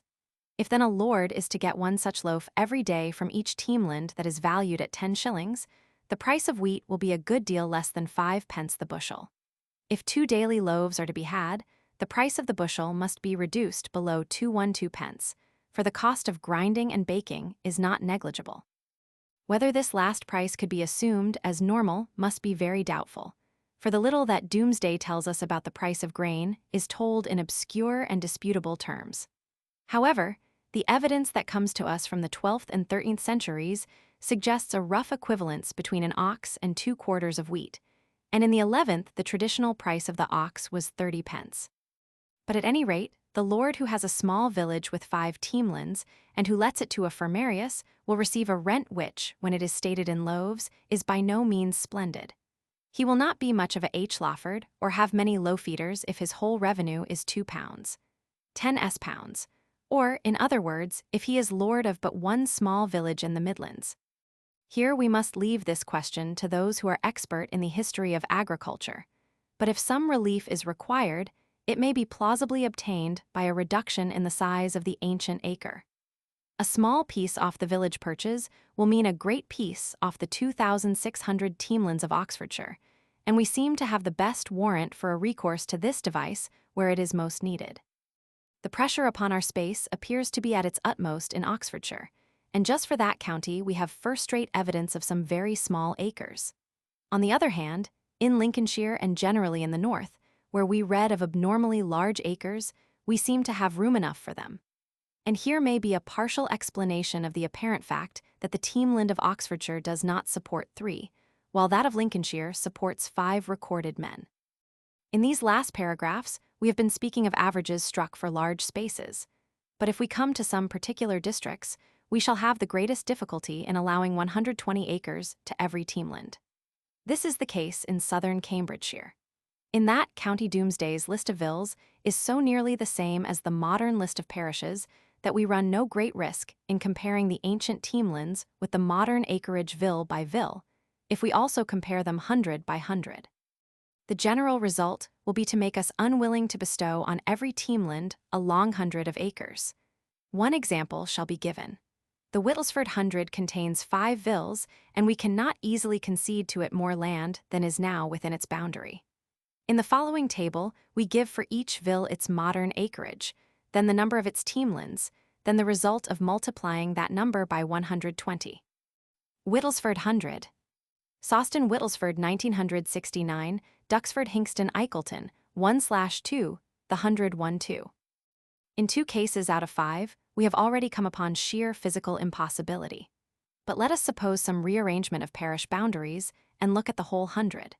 We are giving it 9,900 acres of arable and leaving 1,437 for other purposes. Then we are told of meadow for 37 teams, and this, at the rate usual in Cambridgeshire, means 296 acres, so that we have only 1141 left. On this, we must place the sites of 5 villages, houses, farmyards, 14 watermills, cottages, gardens. Probably we want 250 acres at least to meet this demand. Not 900 acres remain for pasture. The dominical flocks and herds were not large, but the lords were receiving divers ploughshares in return for the pasture rights accorded to the tenants, and in some of the villes there was not nearly enough meadow for the oxen of the villeins. It is difficult to believe that 87% of a Cambridgeshire 100 was under the plough, and that less than 8% was pasture. However, we know too little to say that even this was impossible. In the 12th century, we read of manors in which there is no pasture, except upon the arable field that is taking its turn of idleness. We must remember that this idle field was not fallowed until the summer. Also, we may suspect that much that was not corn grew on the medieval cornland. Saddened by our encounter with the Teemlands, B, and our last word about them is not yet said, we turn to the Hydes, Carucates and Sulungs. With a fair allowance for errors, we feel safe in believing that the total number mentioned by Domesday Book falls short of 70,000, and yet time was when we spoke of 60,000 knights' fees of 5 hides apiece. Let us then recall once more those tales of taxation that are told by the chronicler. If Cnut raised a geld of £72,000, then, even if we allow him something from those remote northern lands which William's commissioners did not enter, the rate of the impost can hardly have been less than £1 on the hide. We are not told that he raised this sum in the course of a single year. But even if we suppose it spread over 4 years, it is a monstrous exaction, and we can hardly fancy that in earlier days the pirates had waited long for the £24,000 or £30,000 that were the price of their forbearance. And yet, as already said, our choice seems to lie between believing these stories and charging the analyst with reckless mendacity. Hereafter we shall argue that some ancient statements about hittage, even some made by Bede himself, deserve no credit. But it is one thing for a Northumbrian scholar of the 8th century to make very bad guesses about the area of Sussex, and another for a chronicler of the 11th to keep on telling us that a king levies £21,099 or £11,048 or the like, if these sums are wildly in excess of those that were demanded. As to the value of money, the economists must be heard, but it is probable that the sea rovers insisted on good weight, and when in the 12th century we can begin to trace the movement of prices, in particular the price of oxen, they are not falling but rising. However, we have already said our say about the enormity of the Danegeld. We are now to investigate the law of and its relation to B. We shall soon be convinced that we are not dealing with 2 perfectly independent variables. There will often be wide variations between the 2. A may descend to 0, while B is high, and in some counties we shall see a steady tendency which makes a decidedly higher or decidedly lower than B. And yet, if we look at England as a whole, we cannot help feeling that in some sense or another A ought to be equal to B, and that, when this equation holds good, things are in a condition that we may call normal. Perhaps, as we shall see hereafter, the current notion has been that the teemland should be taxed as a hide if it lies in a district where a teemland will usually be worth about £1 a year. But for the time we will leave value out of account, and to save words, we will appropriate 3 terms and use them technically. When A equals B, there is equal rating. When a B, there is overrating. When a B, there is underrating. We shall find, then, that in many counties there are numerous cases of equal rating. Thus, in Buckinghamshire we count cases of underrating 136 cases of equal rating, 102 cases of overrating 115. In Lincolnshire, we may find an unbroken series of 14 entries each of which gives us an instance of equal rating. In both Lincolnshire and Yorkshire, such cases are common, but While in Lincolnshire overrating is rare, in Yorkshire underrating is very rare. Fewer are the overrated than the underrated counties, but there are some for which the figures cannot be given, and, as immense Yorkshire is set before us as much overrated, the balance must be nearly redressed. But further, we may see that the relation between A and B is apt to change somewhat suddenly at the border of a county. The best illustration is given by the twin shires of Leicester and Northampton, the one overrated, the other grossly underrated. Another good illustration is given by the southwestern counties. Wiltshire is heavily overrated. Dorset, as a whole, very equally rated.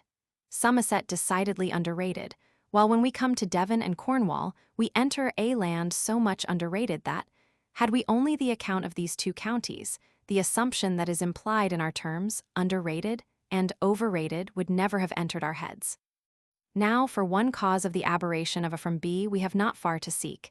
It is a cause which will make A less than B and which may reduce A to 0. It is privilege. Certain estates have been altogether exempt from geld. In particular, many royal estates have been exempt. Neciter quat hidi sint ibi quia non reddit geldum nunquam geldavit nexiter quat hidi sint ibi rex Edwardus tenuit. Tunc 20 hidi sed nunquam geldaverunt. Such and such like are the formulas that describe this immunity. The number of actually geldant hides is here reduced to 0, and sometimes the very term hides, so usually does it imply taxation, is deemed inappropriate. But these royal estates do not stand alone.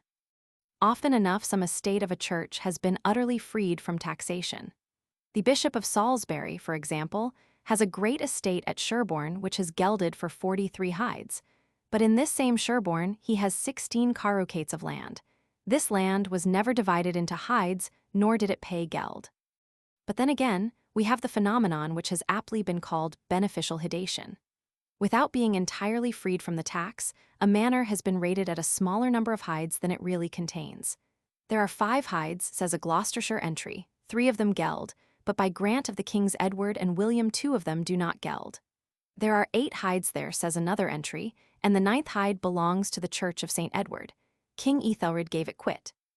There are 20 hides, of these 4 were quit of geld in the time of King Cnut. The bishop holds Furnham in domain, it always belonged to the bishopric. In King Edward's day it defended itself for 20 hides, and it does so still. There are by tale 30 hides, but King Edward gave them thus i.e. granted that they should be 20 hides by reason of the Vikings, for it is by the sea. Harold held it of King Edward.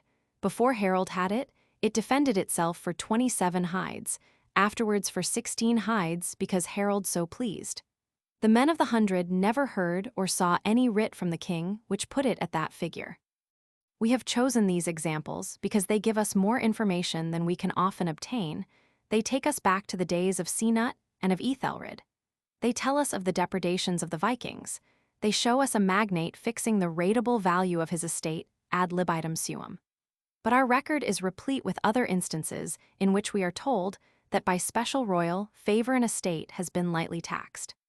What is more, there are many other instances in which we can hardly doubt that this same cause has been at work, though we are not expressly told of it. When in a district which as a whole is overrated, or but moderately underrated, we come upon a few manors which are extravagantly underrated, then we may fairly draw the inference that there has been beneficial hedation.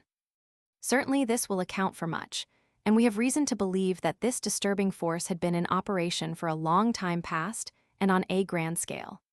There is an undated writ of Ethelred, which ordains that an immense estate of the Church of Winchester having Chilcombe for its centre, and containing 100 hides, shall defend itself for 1 hide.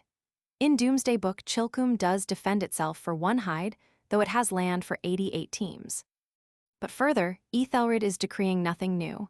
His ancestors, his elders, have set and freed all this land as 1 hide be the same more or less.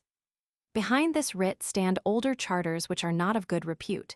Still, we can see nothing improbable in the supposition that Ethelred issued the writ ascribed to him, and that what he said in it was substantially true. Before his day, there may have been no impost that was known as a geld, but there may have been, as we have endeavored to show, other imposts to which land contributed at the rate of so much per hide. We suspect that beneficial hedation had a long history before Domesday Book was made. but it will not account for all the facts that are before us. Indeed, it will serve for few of them. Privilege can account for exceptional cases, it will not account for steady and consistent underrating. Still less will it account for steady and consistent overrating. We must look elsewhere, and for a moment we may find some relief in the reflection that by the operation of natural and obvious causes, an old rate book will become antiquated. There will be more teamlands than there are gelding hides because new land has been brought under cultivation. On the other hand, land will sometimes go out of cultivation, and then there will be more gelding hides than there are teamlands. Now that there is truth here, we do not doubt. As we have already said, the stability of agrarian affairs in these early times may easily be overestimated. But we cannot in this direction find the explanation of changes that take place suddenly at the boundaries of counties. A master hand has lately turned our thoughts to the right quarter. There can, we think, be no doubt that, as Mr. Round has argued, the geld was imposed according to a method which we have called the method of subpartitioned provincial quotas. A sum cast upon 100 has been divided among that 100's villes. A sum cast upon a ville has been divided among the lands that the ville contains. It is in substance the method which still governs our land tax, and in this very year our attention has been pointedly called to its inequitable results. But, whereas in later centuries men distributed pounds, shillings, and pence among the counties, our remoter ancestors distributed hides or carucates or acres. The effect was the same, and it is not unlikely that they could pass with rapidity from acres to pence, because the pound had 240 pence in it, and the fiscal hide had 120 acres. So the complaint urged this year that Lancashire is undertaxed, and Hertfordshire overtaxed would have been in their mouths the complaint that too many hides had been cast on the one county and too few on the other. We will not repeat Mr. Round's convincing arguments. Just to recall their character, we will notice the beautiful 100 of Armingford in Cambridgeshire. In Edward's day, it had 100 hides divided among 14 villes, 6 of which had 10 hides apiece, while 8 had 5 hides apiece. Before 1085, the number of hides in the 100 had been reduced from 100 to 80. The number of hides in each of the 10 hide villes had been reduced to 8, and each 5-hide ville had got rid of one of its hides. Obviously, such results as these are not obtained by a method which begins by investigating the content of each landholder's tenement. The hides in the ville are imposed from above, not built up from below. We have no wish to traverse ground which must by this time be familiar to all students of Domesday.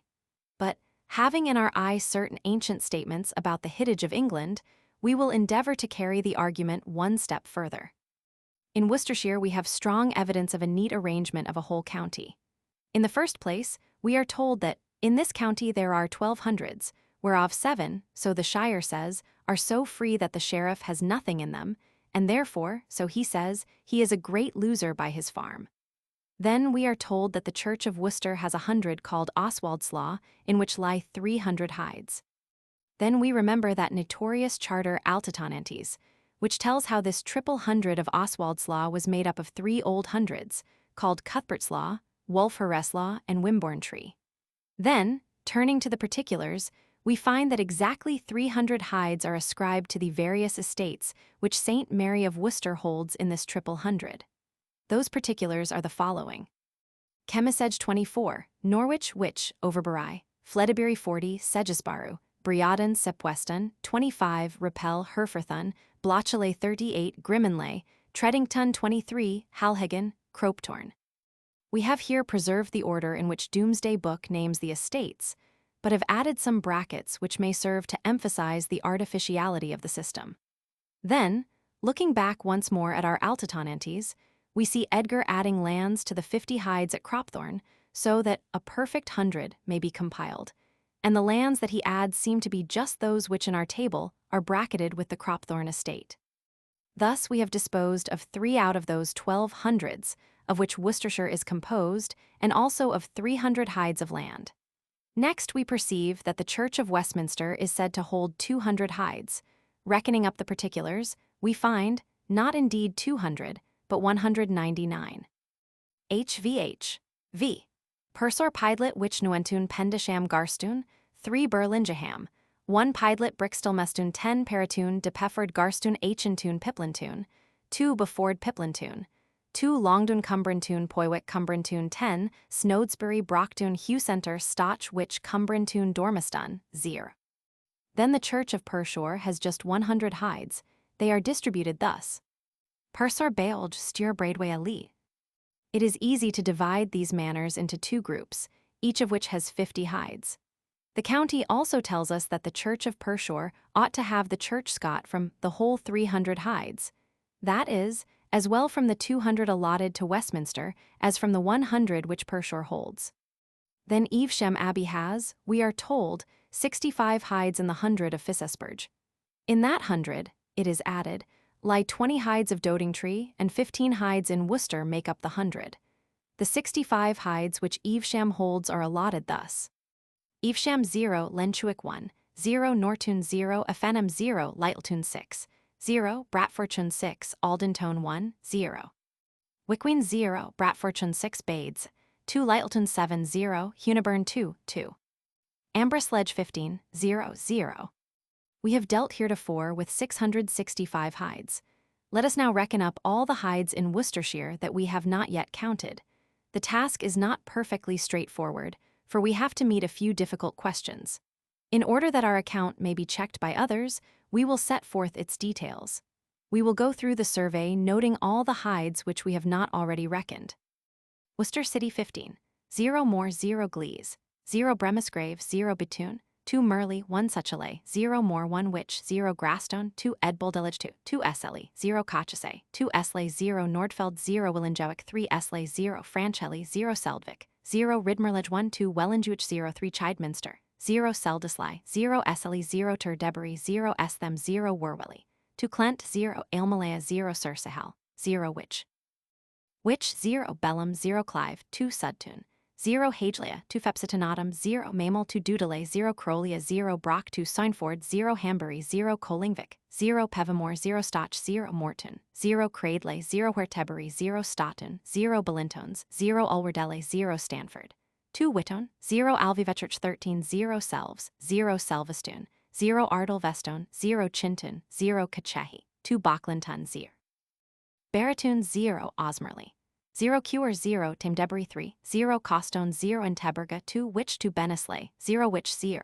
Cliston 0 Udicote 2 Salewarp 0 Sheer 0 Russacock 0 Temet Debury 2 Stanford 2 Staines 0 Witch 2 Caldisley 0 Lundradell 0 Matma 0 Cure 0 Haddit 0 Morton 0 Ham 0 Hampton 0 Aclents 2 Sapai 0 Horton 0 Buenton 0 Carlatoon 1 Kachizi 0 Sursalence 0 Edevant 0 Broughton 0 Acton 0 Weisebold 11 0 Ursos Hyde 0 Lench 0 Elmerge 0 Upton 0 Witch 0 Crowley 0 Whitman 2 Ludalea 0 Dodham 0 Hanton 0 Hala 0 Redmerley 1 2 Tichenaplatru 3 0 Salewarp 0 Hanlet 2 Sedisley 0 Wormisley 0 Hanledge 0 Hilhamaton 1 Lind 0 Alreton 2 Fetchham 0 Halak 0 Hadesaro 0 Holway 0 Dunklint 0 Hollum 0 Myrtleeye 13 0 Alvintoon 0 Stillagen 0 2 Sierra.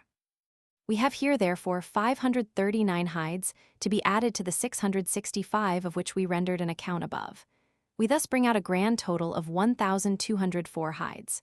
Perhaps the true total should be exactly 1,200, but at any rate it stands close to that beautiful figure. And now, we remember how we were told that there were 1,200s in Worcestershire, from 7 of which the sheriff got nothing. Of these 12, the Church of Worcester had 3 in its 100 of Oswald's Law, the Church of Westminster 2, the Church of Pershore 1, and the Church of Evesham 1.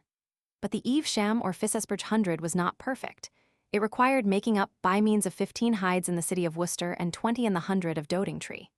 Thus 500s remain to be accounted for, and in its rubrics Domesday Book names just 5, namely, Came, Clent, Cresselaw, Doddingtree, and Esh. We cannot allot to each of these its constituent hides, for we never can rely on Domesday Book giving all the hundredal rubrics that it ought to give, and the Worcestershire hundreds were subjected to rearrangement before the day of maps had dawned. An intimate knowledge of the county might achieve the reconstruction of the old hundreds, but as it is, we seem to see enough. We seem to see pretty plainly that Worcestershire has been divided into 12 districts, known as hundreds, each of which has contained 100 hides. It is an anomaly to be specially noted that one of the jurisdictional hundreds, one which has been granted to the Church of Evesham, has only 65 hides and can only be made up into 100. For financial purposes by adding to it 20 hides lying in another jurisdictional hundred, and the 15 hides at which the city of Worcester is rated. The moment has now come when we may tender in evidence an ancient document which professes to state the hiddage of certain districts. There are 3 such documents which should not be confused. We propose to call them respectively 1. The tribal hiddage, 2. The burghal hiddage, and 3. The county hiddage, and this is their order of date. For the 2 oldest we are not yet ready. The youngest professes to give us a statement about the hiddage of 13 counties. We have it both in Latin and in Old English. It has come down to us in divers manuscripts, which do not agree very perfectly. We will here give its upshot, placing in a last column the figures at which we have arrived when counting the hides in Domesday. The county hiddage. Cotton, Gale, Claudius, Vespasian, Scriptor MS. Just B, Roman 7. A, Roman 18, Roman 15. Call, Ox F. 204b, F. 112b, P. 748 Morris, Domesday Kemble from Old English Book Saxons Croyland Miscellany, Burroughs I. 493 I. 494 MS. P. 145 omitted. Wiltshire, Bedfordshire, Cambridgeshire, Huntingdonshire, 850-800-1/2, Northamptonshire, 3,200 Gloucestershire, 2,400 Worcestershire, Herefordshire, Warwickshire, Oxfordshire, Shropshire, Cheshire, Staffordshire. Dr. Lieberman has said that the text whence these figures are derived was probably compiled in English and in the 11th century. If we put faith in it, we shall be inclined to set its date at some distance before that of Domesday Book. But our first question should be whether it merits credence, whether it was written by someone who knew what he was about, or whether it is wild guesswork. Now when we see that the scrupulous Eighton brought out the hides of Staffordshire at 499, or rather at 499 H2 1330v, and that this document makes them 500, we shall begin to take it very seriously, without relying on our own 505, the result of hasty addition. We have also seen enough to say that 1,200 for Worcestershire is very near the mark. As regards other counties, we set so little reliance upon our own computation that we are not very willing to institute a comparison. But we have given Bedfordshire 1,193 hides, and this document gives it 1,200. We have given Oxfordshire 2,412, and this document gives it 2,400. We have given Gloucestershire 2,388, and 2 versions of this document give it 2,400. Having seen so much agreement, we must note some cases of violent discord.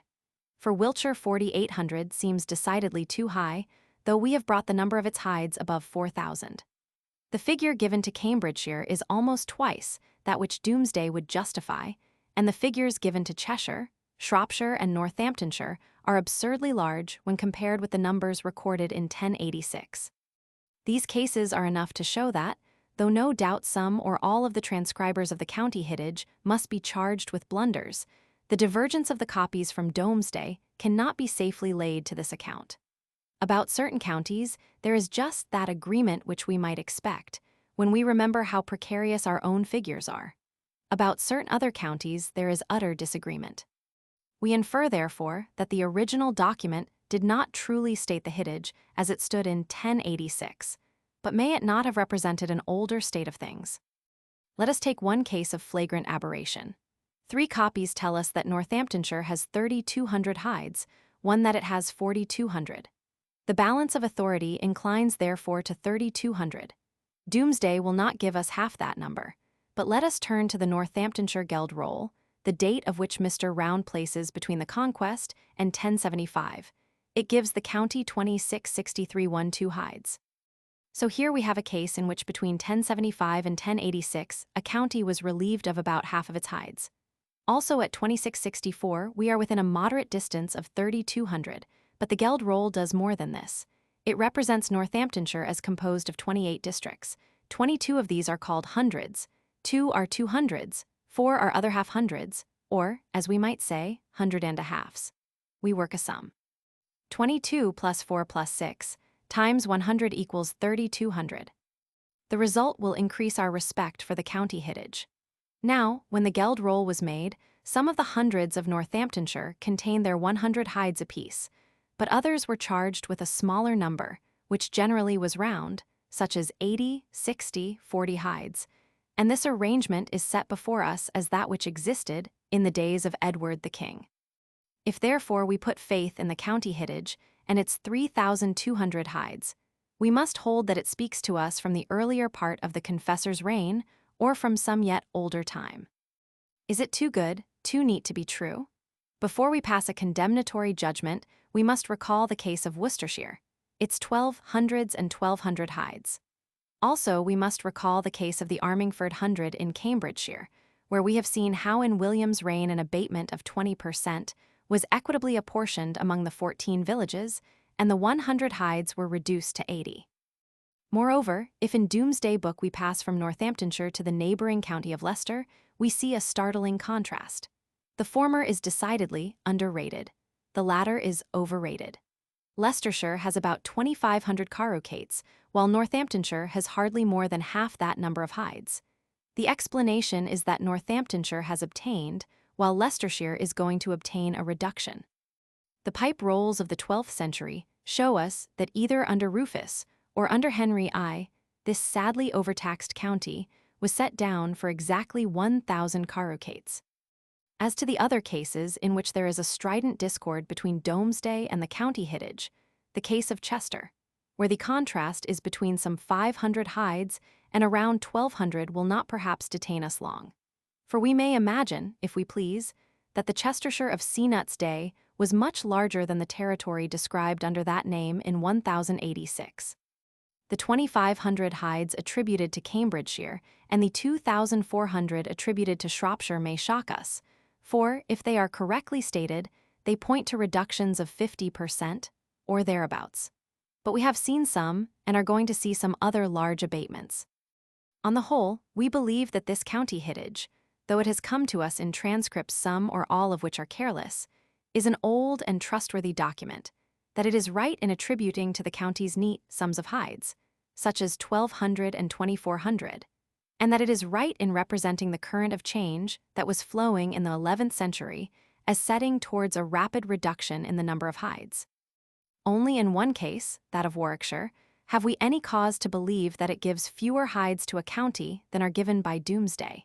Here the defect is not very large, and, besides the possibility of mistranscription, we must also remember the possibility of changed boundaries. There is one other feature of this document that we ought to notice. Let us compare the number of hides which it gives to a county with the number of hundreds, which that county contains according to Domesday Book. The latter number we will place in brackets.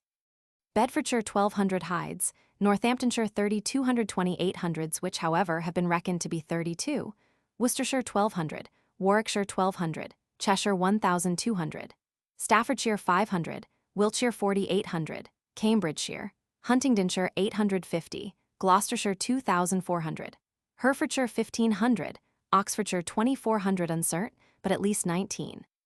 Shropshire 2,400. In 6 out of 13 cases, we seem to see a connection of the simplest kind between the hides and the hundreds. Now in the eyes of some this trait may be discreditable to the county hidage, for they will infer that its author was possessed by a theory and deduced the hides from the hundreds. But after all that we have seen of symmetrical districts and reductions of hidage, we ought not to take fright at this point. Other people besides the writer of this list may have been possessed by a theory which connected hides with hundreds, and they may have been people who were able to give effect to their theories by decreeing how many hides a district must be deemed to contain. Is it not even possible that we have here, albeit in faded characters, one of their decrees? But the history of the hundreds cannot be discussed in a parenthesis. Some further corroboration this county hidage will receive when hereafter we set it beside the burgle hidage, and we may then be able to carry Worcester's 1,200 and Oxford's 2,400 hides far back into the 10th century. Meanwhile, making use of our terms equally rated, A equals B, overrated, a B, and underrated, a B, let us briefly survey the counties as they stand in Domesday.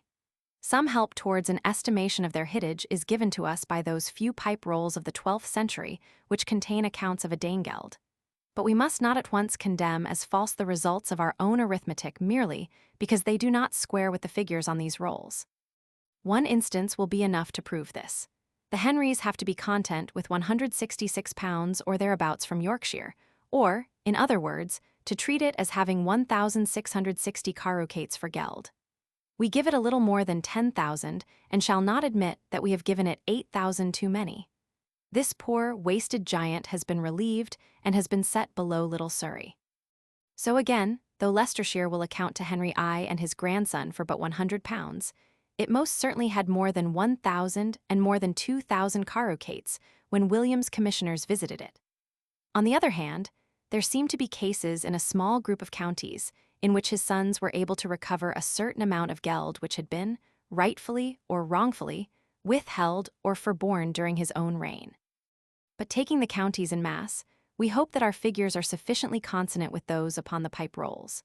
Absolutely consonant they ought not to be, for we have endeavored to include the hides that are privileged from gelding, and in some shires, Hereford for example, their number is by no means small. Also some leakage in an old tax may always be suspected, and the pipe rolls themselves show some unexplained variations in the amount for which a sheriff accounts, and some arithmetical errors. But now we will make our tour and write brief notes as we go. Kent is scandalously underrated. Of this there can be no doubt, though, since in many cases blanks are left where the number of the teamlands should stand, the figures cannot be fully given. There has in a few instances been a reduction in the number of geldable sulungs since the conquest, but this does not very greatly affect the result. The underrating seems to be generally distributed throughout the county. It had not been redressed in Henry I's day. Indeed, on the pipe rolls Kent appears as paying but £105, while Sussex pays twice as much. Sussex, Surrey, Hampshire, and Berkshire appear to have all been overrated. In the Conqueror's day, however, they shuffled off large numbers of their geldant hides and were paying for considerably fewer hides than they had teamlands. Some part of this reduction was perhaps unauthorized. At any rate, the sums that appear on the pipe rolls seem to show that in Surrey, Hampshire, and Berkshire more hides were gelding under Henry I than had been recently gelding when the survey was made. But the recovery was not sufficient to restore the state of things that existed under the Confessor. Wiltshire, so far as we can see, has always been a sorely overrated county. It obtains no reduction under William. In the pipe rolls, it stands at the very head of the counties. Dorset, taken as a whole, is exceedingly fairly rated. Iton seems to have made 2321 hides and 2332 teamlands, but if the royal domain, much of which is unhidated, be left out on both sides of the account, there will be slight overrating. Somerset is very much underrated, even if no notice be taken of the royal domain. Devon is grossly underrated. Cornwall is enormously underrated. To all appearance, considerably more than 1,000 teamlands have stood as 400 hides, and even this light assessment seems to be the work of the Conqueror, for in the Confessor's day the whole county seems to have paid for hardly more than 150 hides. Middlesex is decidedly overrated, but Hertford, Buckingham, Oxford, Gloucester, Worcester, Hereford, Cambridge, Huntingdon, Bedford are underrated. The ratio borne by hides to teamlands varies from county to county. We believe that it becomes small in Gloucester and Worcester and falls much below 1:2 in Hereford. This ratio is very small again in Warwick, Stafford, Shropshire, and Cheshire. The two sister counties of Northampton and Leicester have, as already said, been very differently treated. Northampton is escaping easily, while Leicester, if we are not much mistaken, is overrated. Then, however, the pipe rolls show that before the end of Henry I's reign Leicester has succeeded in largely reducing its geldability. We have seen reason to believe that a similar reduction had been made in Northamptonshire shortly before the compilation of Domesday Book. Derby is underrated. Nottingham is much underrated. Lincoln, though underrated, is an instance of a county in which we long doubt whether the underrating of some will not be compensated by the overrating of other estates. So far as we can tell, Yorkshire had been heavily overrated. But then, the teamland of Yorkshire is very often a merely potential teamland, and we cannot be certain that the jurors will give to the waste villes as many teamlands as they had before the devastation. In the end, a very small sum of geld is exacted. We have seen enough in the case of Northampton to make us hesitate before we decide that the arrangement of hides set forth by Domesday Book is in all cases very ancient. That book shows us two different assessments of Cornwall. It shows us Sussex, Surrey, Hampshire, and Berkshire relieving themselves or obtaining relief in the Conqueror's time. It shows us some Cambridgeshire hundreds disburdened of their hides. But of the great reduction in Northamptonshire, we should have learnt nothing from its pages. Therefore, in other cases, we must be cautious, even in the scandalous case of Kent, for we cannot tell that there has not been a large reduction of its sulungs in quite recent years. However, behind all the caprice and presumable jobbery, we cannot help fancying that we see a certain equitable principle. We have talked of underrating and overrating as if we held that every teamland in the kingdom should pay a like amount. But such equality would certainly not be equity. The average teamland of Kent is worth full 30 shillings a year. The average teamland of Cornwall is barely worth 5. To put an equal tax on the two would be an extreme of injustice. Now we have formed no very high estimate of the justice or the statesmanship of the English witan, and what we are going to say is wrung from us by figures which have dissipated some preconceived ideas, but they hardly allow us to doubt that the number of hides cast upon a county had been affected not only by the amount, but also by the value of its teamlands. If, starting at the east of Sussex, we journey through the southern counties, we see that overrating prevails in Sussex, Surrey, Hampshire, Berkshire, Wiltshire, and Dorset. We see also that the valet of the average teamland stands rather above than below £1. We pursue our journey.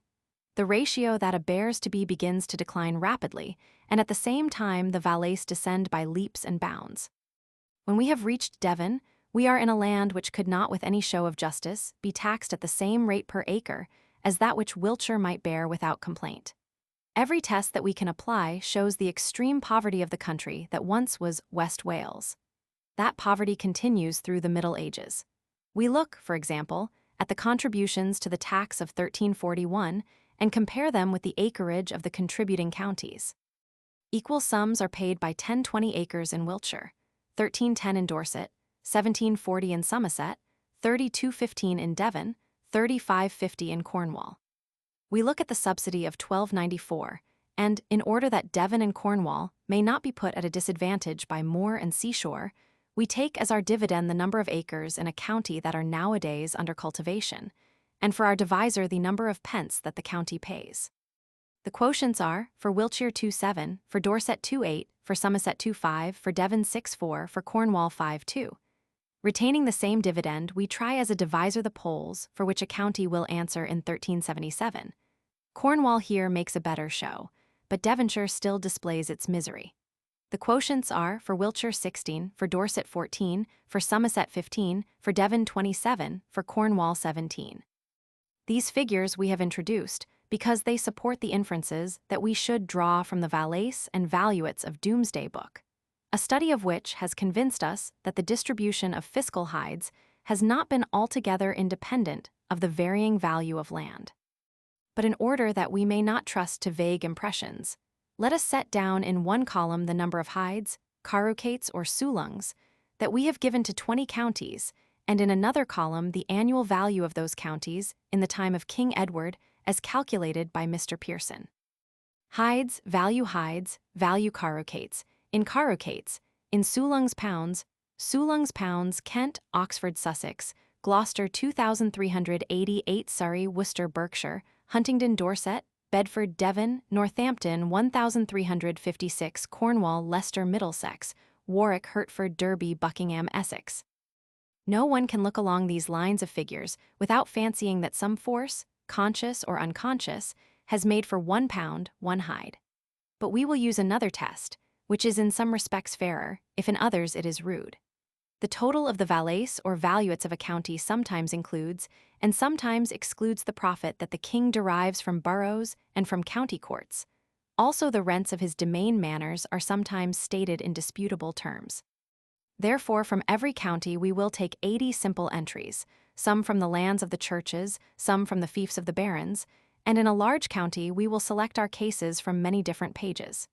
In each case we set down the number of gelding hides, carucates, sulungs, and the valuate given for the t, r, e. our method will not be delicate enough to detect slight differences. It will only suffice to display any general tendency that is at work throughout England and to stamp as exceptional any shires which widely depart from the common rule, if common rule there be. Using this method, we find the values of the hide, carucate, sulung to have been as follows, our figures standing for pounds and decimal fractions of a pound. We begin with the lowest and end with the highest value it. Leicester 0.26, York 0.34, Surrey 0.68, Northampton 0.75, Wiltshire 77, Sussex 0.81, Chester 0.82, Warwick 0.84, Somerset 0.85, Buckingham 0.86, Oxford 0.87, Dorset 0.88, Berkshire 0.89, Hereford 91, Gloucester 0.99, Lincoln 0.99, Derby 100, Huntingdon 102, Shropshire 102, Bedford 109, Hampshire 110, Worcester 110, Middlesex 115, Essex 141, Devon 152, Hertford 169, Cambridge 73, Nottingham 176, Kent 325, Cornwall 392. Now 1 pound, 1 hide seems to be the central point of this series, the point of rest through which the pendulum swings. Our experiment has been much too partial to tell us whether a shire is slightly overtaxed or slightly undertaxed. But unless we have shamefully blundered, it tells us that in some 20 out of 30 counties the aberration from the equivalents of pound and hide will not exceed 25%. In other words, the value of the normal hide will not be less than 15 nor more than 25 shillings. Also, we have brought our counties into an admirable disorder. We have snapped all bonds of race and of neighborhood. For example, we see the undertaxed Hampshire in the midst of overtaxed counties. We have divorced Nottingham from Derby and Leicester from Northampton. The one general remark that we can make about the geographical distribution of taxation is that, if East Anglia is undertaxed, and this is likely, then Kent, Essex, Suffolk, Norfolk, Cambridge, and Hertford would form a continuous block of territory that is escaping easily. The markedly exceptional cases are the most interesting. First, let us look at the worst instances of immunity. In Kent, we seem to see beneficial hedation on a gigantic scale, but on the whole, though the evidence is not conclusive, we do not think that this is due to any modern privilege. We cannot doubt that for a long time past the Kentish churches have been magnificently endowed, and yet the number of manses and sulungs that their land books bestow upon them is not very large, and the number attributed to any one place is usually small, perceptibly smaller than the number of hides that will be comprised in a West Saxon charter. If a royal land book condescends to mention acres, eugera, segits, it will almost certainly be a Kentish charter, and we may guess that its acres are already fiscal acres of wide extent. To say more would be perilous. The title deeds of Christ Church cannot be readily harmonized with Domesday Book. Perhaps we ought to add that this is much to their credit. But the documents which come to us from St. Augustine's and Rochester suggest that the arrangement of sulungs which exists in the 11th century is ancient, or, at any rate, that the monks knew of no older computation which dealt out these units with a far more lavish hand. In Kent, the churches were powerful, and therefore may have been able to preserve a scheme of assessment which unduly favored a rich and prosperous shire. But we cannot be certain that the hide and the Kentish sulung have really had the same starting point, nor even perhaps that Kent was settled village-wise by its Germanic invaders. Devon and Cornwall ought to be underrated, a B, for they are very poor. What we find is that they are so much underrated that the hide is worth a good deal more than a pound. Here again, we are inclined to think that this underrating is old, perhaps as old as the subjection of West Wales. Such land books as we obtain from this distressful country point in that direction, for they give but few hides and condescend to speak of vergets. Among them is a charter professing to come from Eccl, which bestows 1 manse upon the church of St. Barian. But clearly, this 1 manse is a wide tract. Also, this would-be charter speaks to us of land that is measured by the arpent, and whether or no it was forged by French clerks after the Norman conquest, it may tell us that this old Celtic measure has been continuously used in the Celtic West. Be that as it may, when we are speculating about the undertaxation of Devon and Cornwall, we may remember that where the agrarian outlines were drawn by Welsh folk, the hide, though it might be imposed from above as a piece of fiscal machinery, would be an intruder among the Celtic trevs and out of harmony with its environment. The light taxation of Cambridgeshire is perhaps more wonderful, for our figures represent the hittage of the Confessor's time, and we have seen how some of the hundreds in this prosperous shire, our champion wheat grower, obtained a large abatement from the Conqueror.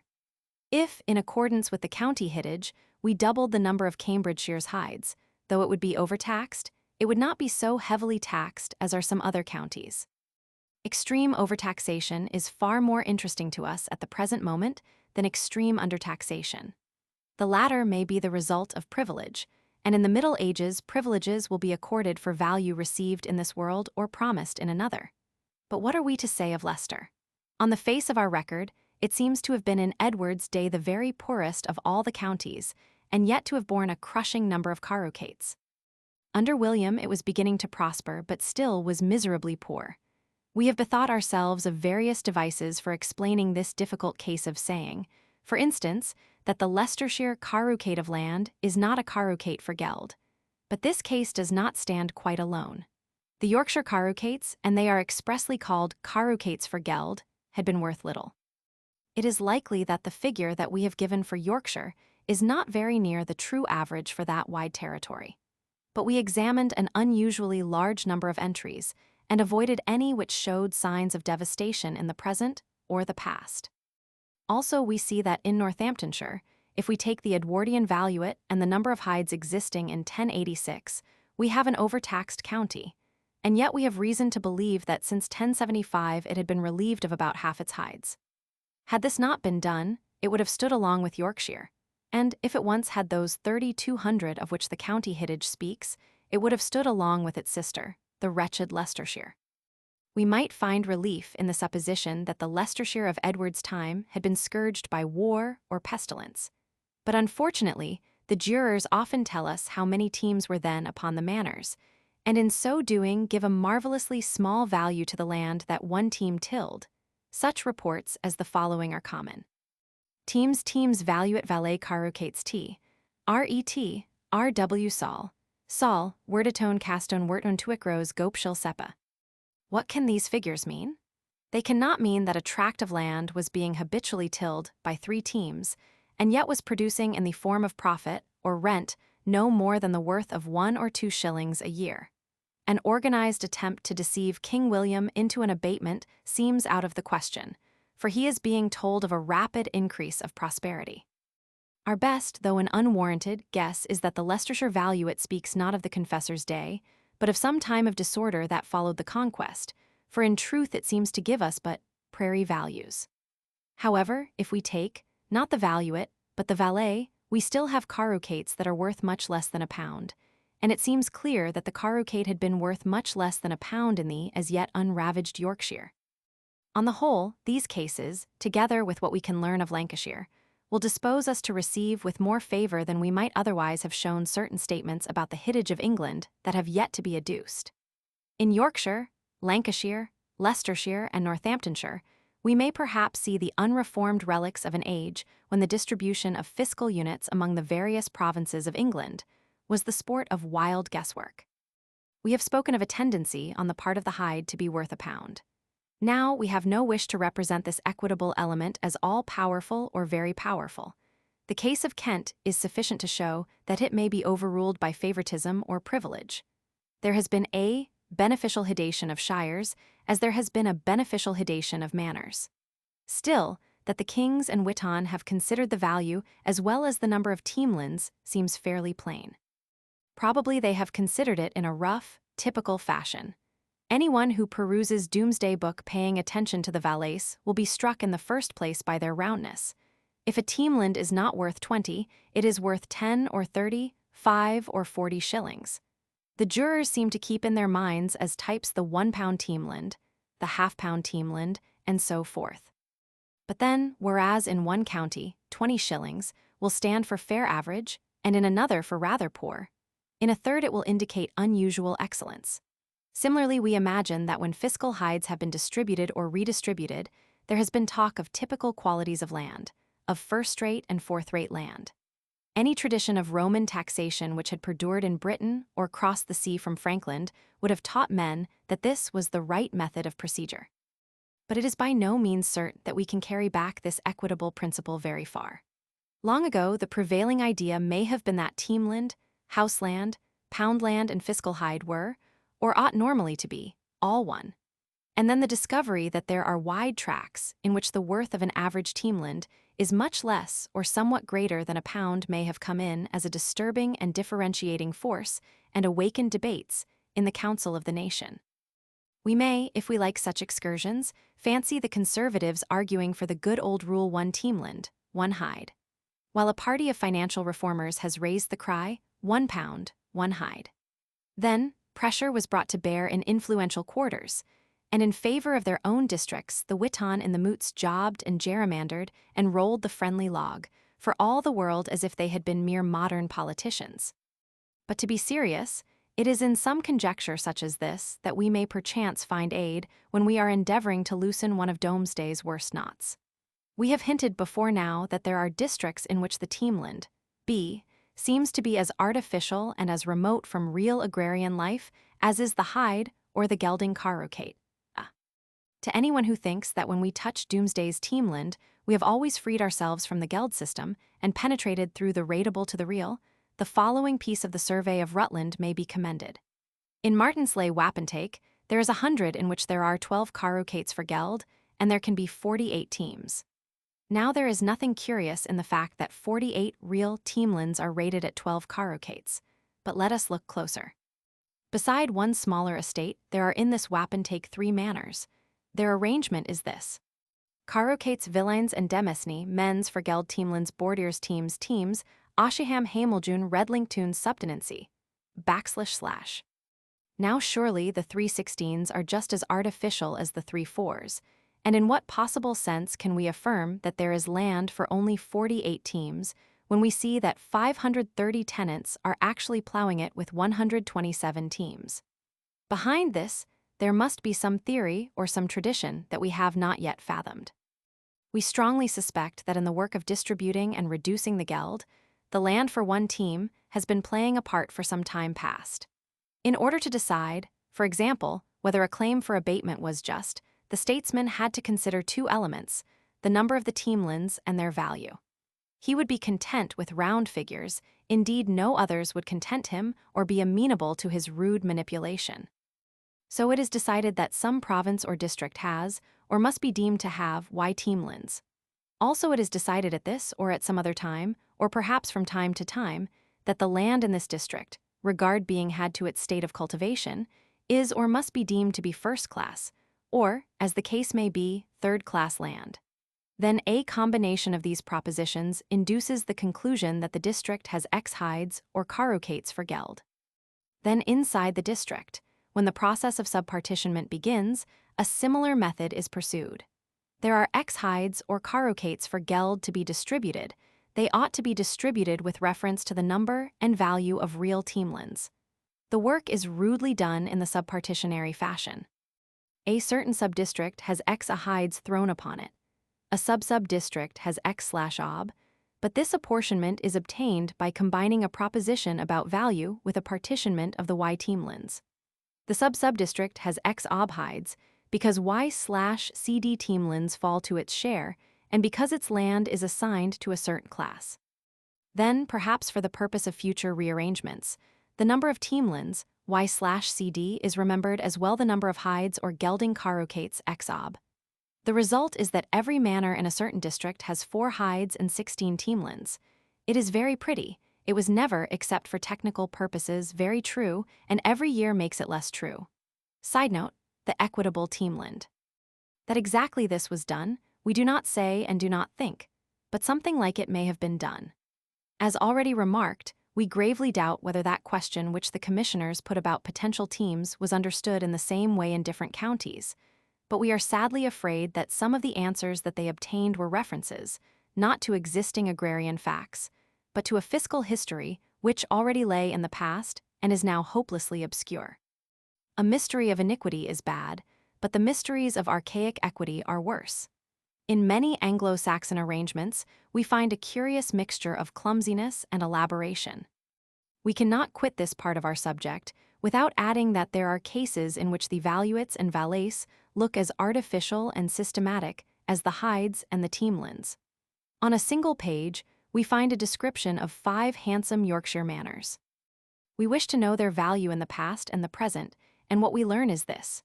Bristowick value at £56, valet £10.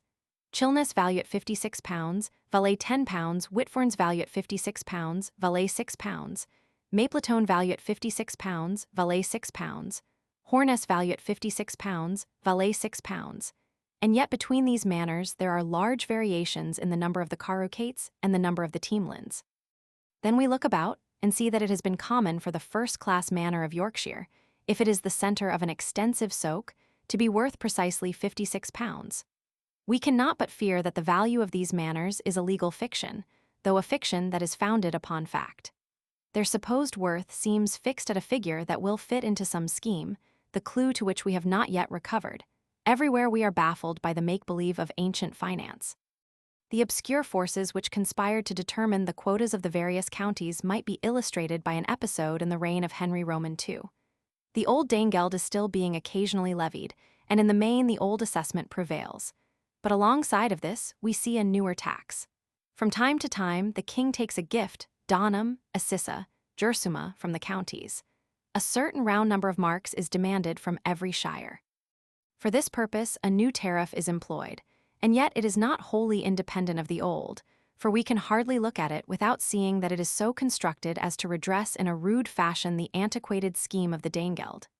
In the first column of the following table we give, omitting fractions, the pounds that the counties contribute when a Danegeld is levied, in the second and third the half-marks, 6s, 8d. That they pay by way of gift on 2 different occasions, early in the reign of Henry of Anjou. Danegeld donum of Hen, Roman II, Hen, Roman II. Pound half-marks Kent, Sussex, Surrey, Hampshire, Berkshire, Wiltshire, Dorset, Somerset, Devon, Cornwall, Middlesex, Hertford, Buckingham. Bedford, Oxford, Gloucester, Worcester, Hereford, Cambridge, Huntingdon, Northampton, 120 Leicester, Warwick, Stafford, Shropshire, Derby. 112 Nottingham, York, Lincoln, Essex, Norfolk, Suffolk. The variable tariff of Dona hits most heavily just those counties which have been too favorably treated. Kent and Devon must make large gifts because they pay little geld. Yorkshire, which once more is becoming prosperous, heads the new list, though it pays less geld than Surrey, and on the other hand, Wiltshire, which makes the largest of all contributions to the ancient tax, is leniently treated. When men have acquired a vested right in an iniquitous assessment, the fertile politician neither reforms nor abolishes the old, but invents a new impost. And now, after all these inconclusive meanderings, we will state our cheerful belief that the hide of Domesday, A, is always composed of 120 acres, and that the carucate for geld of Domesday, A, is always composed of 120 acres. We are speaking only of a fiscal system. Let us forget for a time that the terms that we are using can be employed to describe masses of land. Let us treat them as red and white counters. In the game played at the Exchequer, the red counter called a hide is the equivalent of 120 white counters called acres. If Domesday Book is to serve its primary purpose, if it is to tell the king's officers how much geld is due, it is absolutely necessary that by some ready process they should be able to work sums in hides and acres and in carucates and acres. They must understand such statements as the following. It defends itself for 2 hides and 5 acres. It gelded for 3 hides, 1 virgate and 1 acres. He has 5 bavates, 13 acres and 1 virgate for geld. Now it is conceivable that the treasury contains a book of tables which will teach the clerks that a hide has a acres in Surrey and B acres in Devon, but this seems highly improbable. As we have already said, the variations between the numbers of real acres that go to make real hides are not provincial, they are villar variations. That the financiers at Winchester should consider villar variations is out of the question. Therefore, if we can prove that in one district they employed a given equation, there is a strong presumption that they used it in other districts.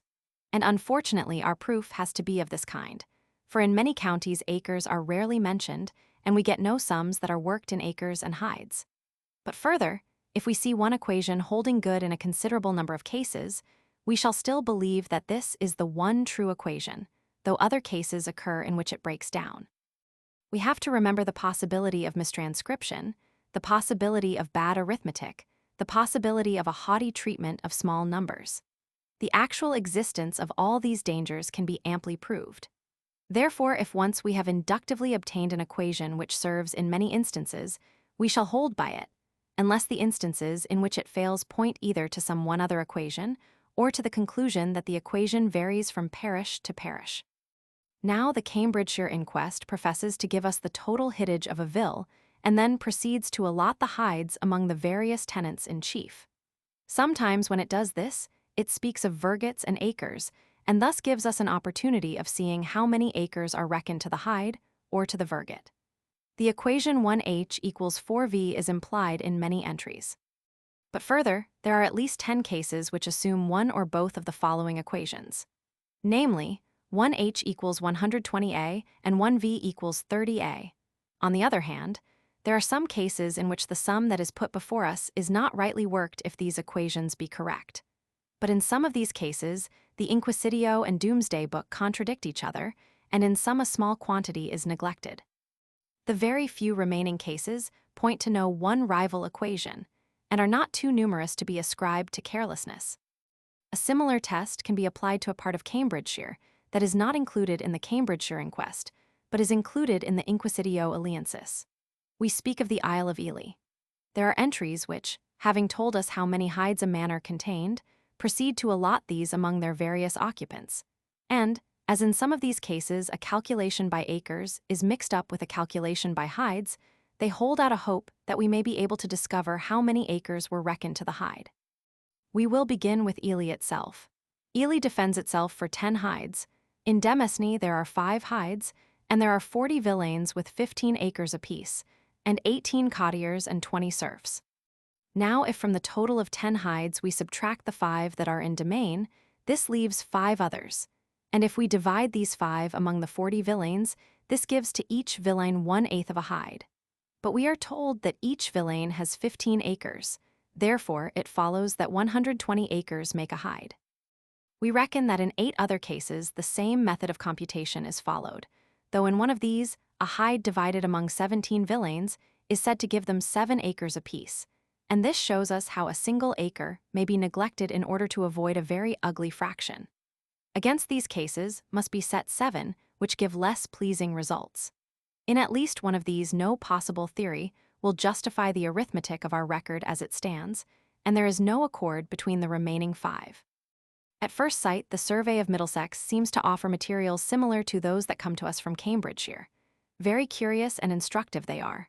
A Middlesex entry will usually give us the number of hides, a, the number of teamlands, b, the number of teams, c, and also certain particulars which state the quantity of land that there is in domain and the quantities held by divers classes of tenants.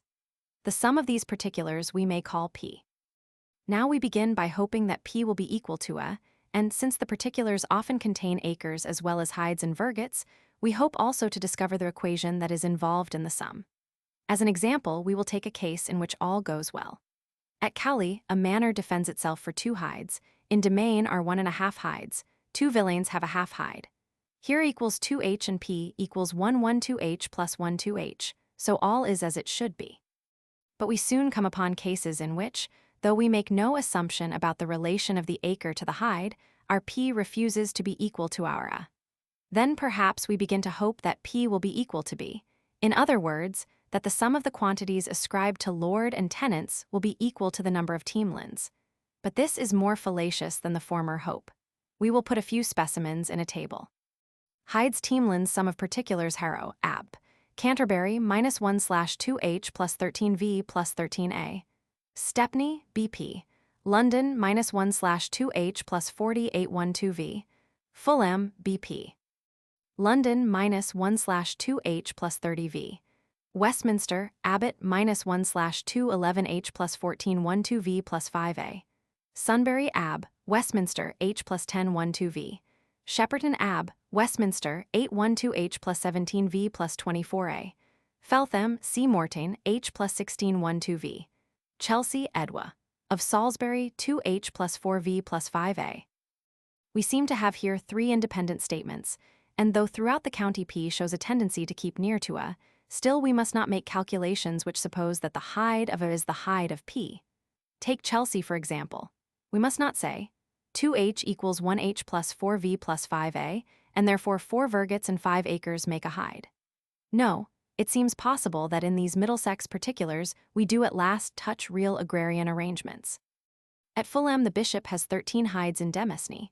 5 villeins have 1 hide apiece, 13 villeins have 1 vergate apiece, 34 have a half vergate apiece, 22 cottiers have in all a half hide. Frenchmen and London burgesses have 23 hides, so there are 41-1/2 hides and 30 vergets.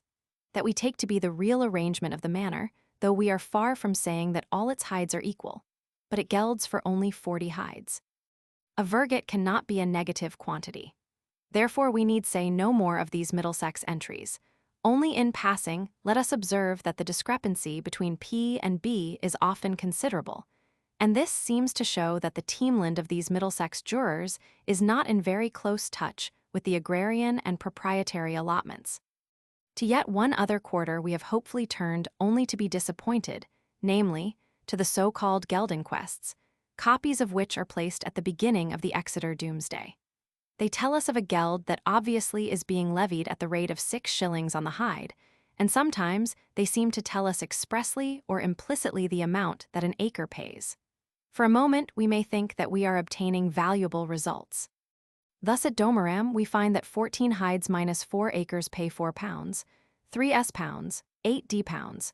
We conclude that each acre is taxed at 1 penny and that 72a equals 1h. Then at Celebridge 20h minus 4a is taxed at £5, 19 s-pounds, 6d. We conclude that each acre is taxed at 3 halfpence and that 48a equals 1h. But we soon come to sums which are absurd and discover that as regards small quantities, these documents are for our present purpose quite useless. For the Wiltshire hundreds, we have 3 different documents. They do not agree in their arithmetic. Probably they represent the efforts of 3 different computers. Indubitably one or more of them made blunders. To give one example, one of our documents begins its account of Mere by saying that it contains 85 hides, 1 to a hide and 1 to a verget. The other 2 documents say 86 hides, 1 to a hide and 1 verget. This is by no means the only instance of such discrepant results, but mere clerical or arithmetical errors are not the only obstacle to our use of these accounts. It soon becomes quite evident that small amounts are dealt with in an irregular fashion. Thrice over we are assured that 15h1/2v paid the king £4, 11 s-pounds, 0 d-pounds, but they should have paid £4, 10 s, 9 d, if 4 vergets make a hide. Thrice over we are assured that 6412h paid £19, 6 s-pounds, 10 d-pounds, all suppositions as to acres and vergets apart. 6412h should have paid £19, 7 s-pounds, 0 d-pounds. In Somersetshire the calculations do not speak of acres, but they introduce us to the furtness or farthing, which is certainly meant to be the quarter of a verget. Numerous entries show us that 4 fertini equals 1 vergate, and yet when a mass of land expressed in terms of hides, vergates and farthings is said to pay a certain sum for geld, we find that the odd farthings are reckoned as paying, sometimes 3d, sometimes 4d, sometimes 423d, sometimes 5d, sometimes 6d, per farthing. So again, when additions are made, odd acres are ignored. We are told that in a certain hundred the barons have 20 hides in domain, and then that this amount is made up by the following particulars: 8h plus 1v plus 3h plus 3v plus 412h, 4a plus 312h. It is obvious that these particulars, when added together, do not make 20 hides, though they may well make 20 hides and 4 acres. A study of these Geldinquests has brought us reluctantly to the conclusion that, though they amply prove that 4v equals 1h, they afford no proof as to the number of acres that are reckoned to the verget. One word to explain that the apparent rudeness with which small figures are treated is not due to any persuasion that they may be safely disregarded, but is rather the natural outcome of a partitionary method of taxation. Little quantities are lost in the process. It is known that a certain hundred should have, for example, 80 hides and a certain ville 5 hides. But when you come to add up the particulars, you cannot bring out these round figures. Perhaps because many years ago a small error was made by someone when an estate of 234 hides was being divided into 7 shares. If a mistake be made, it can never be corrected. The landowner who has once or twice paid for 47 acres will refuse to pay for 48 and will tell you that the deficient acre does not lie on his land. The Eens Fadui, which dance over the survey of Middlesex, and the Geld inquests of the southwestern counties have for a while led us from our straight path. We have seen that in Cambridgeshire the equation 1h equals 4v equals 120a is employed on at least 20 occasions. Now, as to the rest of England, it must at once be confessed that we have no such convincing evidence. In many counties, acres of arable land are but rarely mentioned. Parcels of land which geld for less than a hide are generally expressed in terms of hides and vergets. We read, for example, not of so many acres, but of the 9th part of a hide or of 2/3 parts of a verget. Thus, we are compelled for the more part to fall back upon the presumption that the Treasury has but one mode of reckoning for the whole of England. But we would not rest our case altogether upon probability. In Essex, we find one fairly clear case in which our equation is used. Sometimes, again, we read that a tract of land is, or gelds for, or defends itself for X hides and Z acres, or for X hides, Y vergates and Z acres. Now in any entry which takes the first of these forms, we have some evidence that Z acres are less than 1 hide, and from any entry which takes the second of these forms, we may infer that Z acres are less than 1 verget. Of course, from such a statement, as that a holds 90 or 115 or 240 acres, we draw no inference. It is common enough in our own day to speak of things costing 30 shillings or 18 pence. But we never speak of things costing £1 and 30 shillings, or 1 shilling and 18 pence, and we should require much proof before we thought so meanly of our ancestors as to suppose that they habitually spoke in this clumsy fashion. Let us use this test. Happily in Essex we very frequently have a tract of land described as being X hides and Z acres.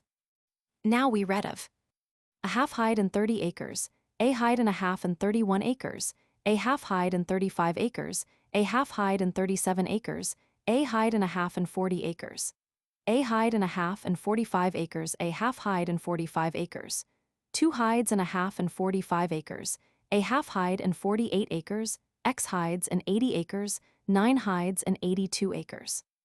We have here cited 20 instances in which, as we think, the hide exceeds 60 acres.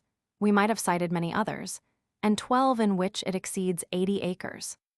We might further adduce instances in which our record speaks of a verget and 10 acres, a verget and 15 acres, and even of a verget and 20 acres.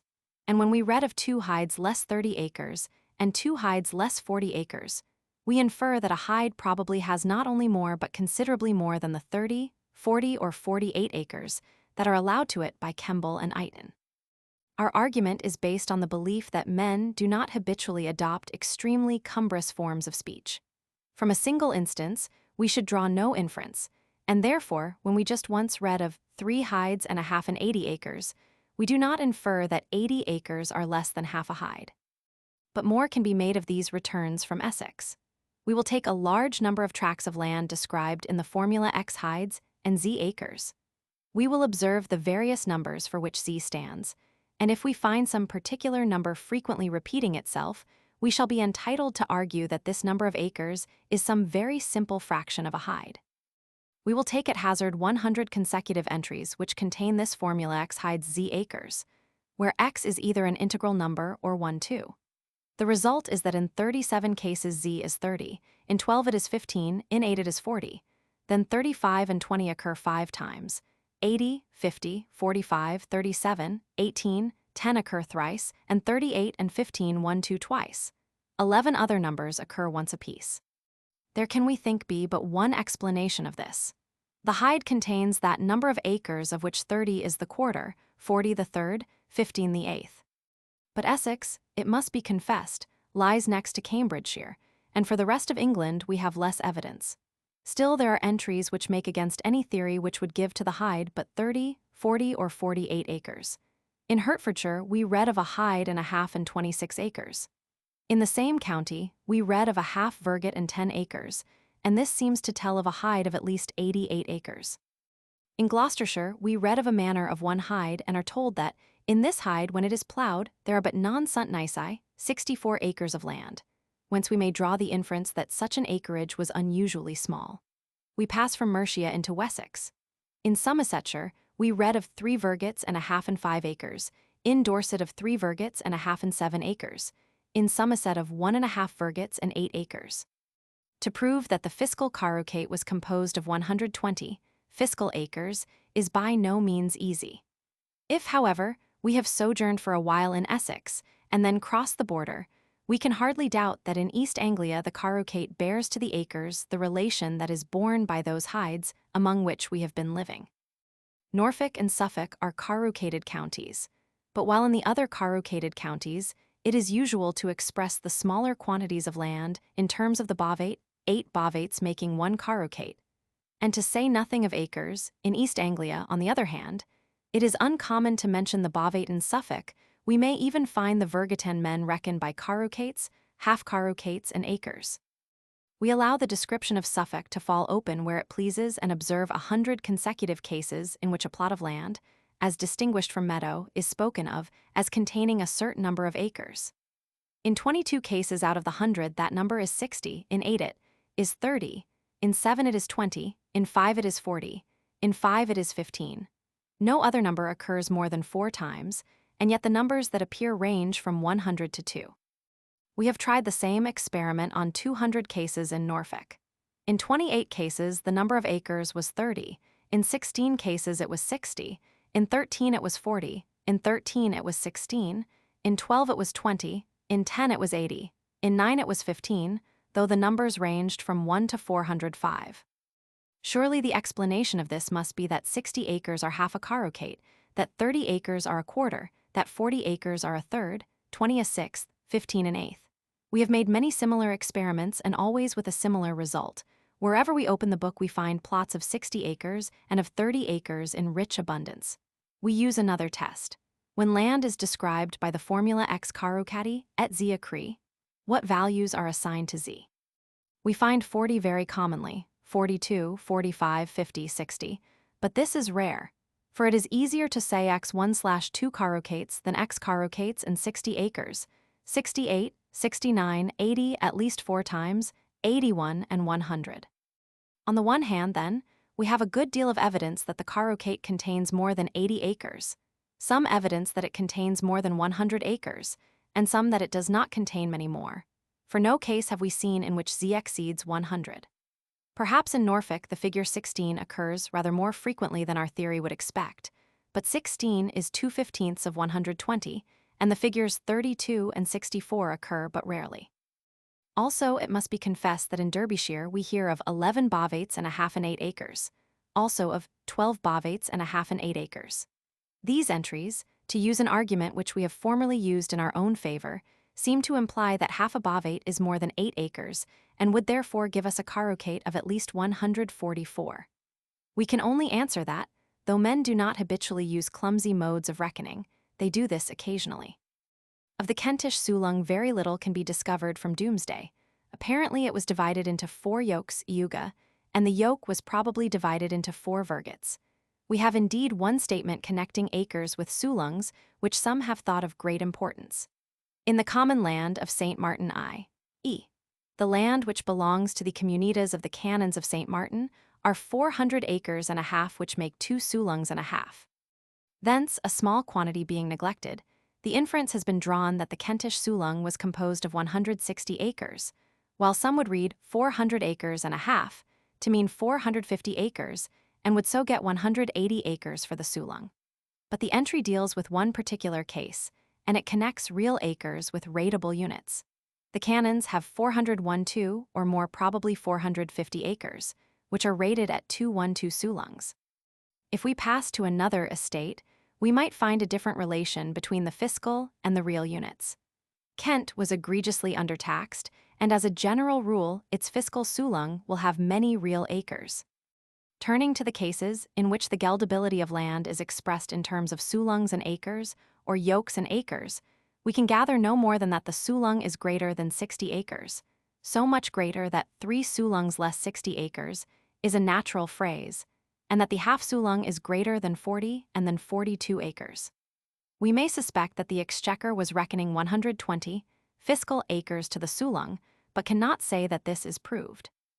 And now we must glance at certain theories opposed to that which has been here stated.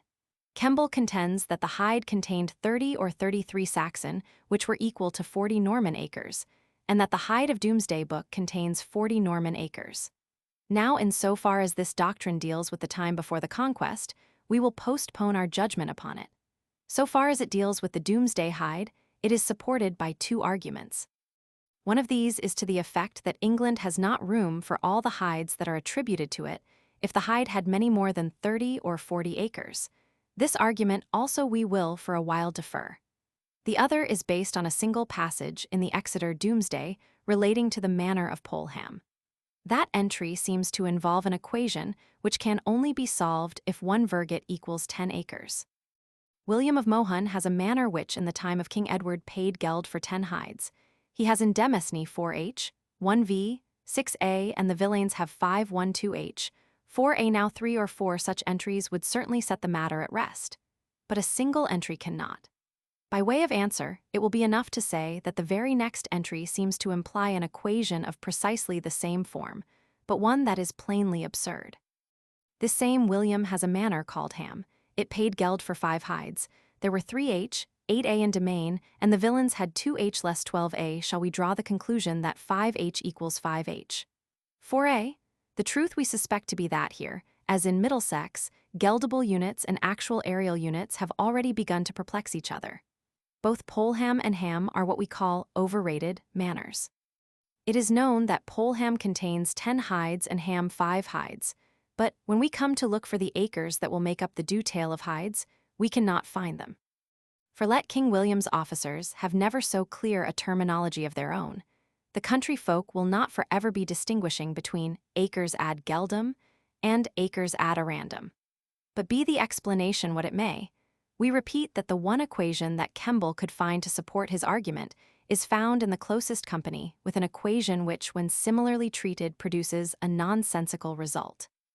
This is all the direct evidence that he has produced from Domesday Book in favor of the hide of 40 acres. Robertson, while holding that the hide of Mercia contained 120 acres, adopted Kemble's opinion that the hide of Wessex contained 40 without producing any witness from Domesday, save only the passage about Polham. Eighton reckons 48 geld acres to the geld hide, but he leaves us utterly at a loss to tell how he came by this computation. Another theory we must examine. It is ingenious and, were it true, would throw much light on a dark corner. It starts from the facts disclosed by the survey of the East Riding of Yorkshire. In that district, it is said, the number of carucates for geld that there are in any manor. This number we will call A is usually either equal to or just twice the number, which we call B, of the lands for 1 plough, or, as we say, teamlands. Further, it can be shown from maps and other modern evidences that the manors in which A equals B were manors with 2 common fields, in other words, were 2-course manors, while those in which A equals 2B were manors with 3 common fields, in other words, were 3-course manors.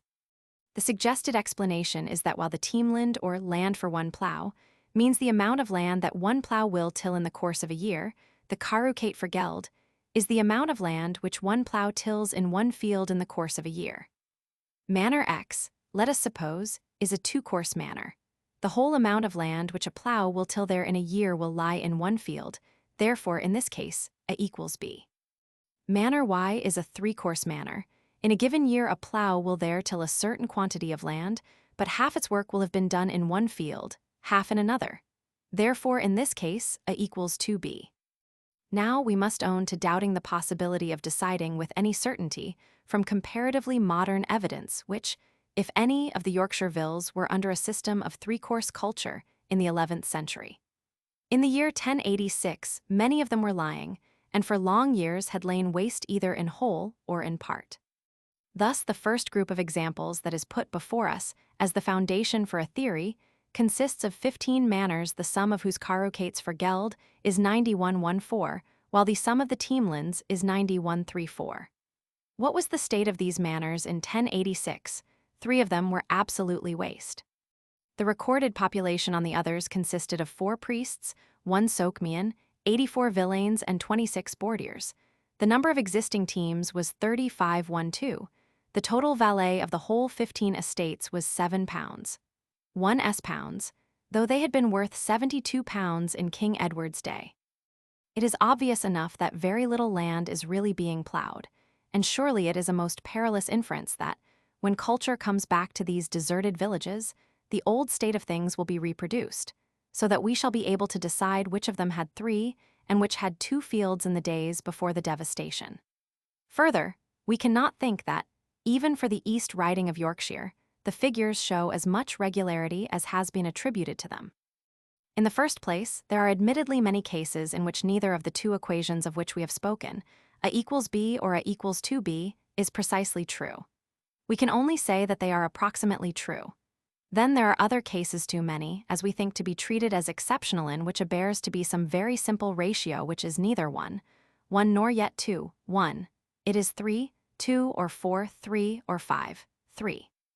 But at any rate, to extend the theory to the whole of Yorkshire, to say nothing of all England, is out of the question. No doubt, as a whole Yorkshire was, in the terms that we have used, an overrated county. That is to say, as a general rule, A, if not equal to, was greater than B. But it cannot be said that when it was not equal to B it normally was, or even tended to be equal to 2B. We take by chance a page describing the possessions of Count Alan. It contains 20 entries. In one of these a B, in one a equals 2B, in one B is greater than A. In 10 cases the proportion which A bears to B is 3, 2, in 2 it is 4, 3, in 2 it is 5, 3, in 1 6, 5, in 1 7, 5, in 1 it is 17, 12.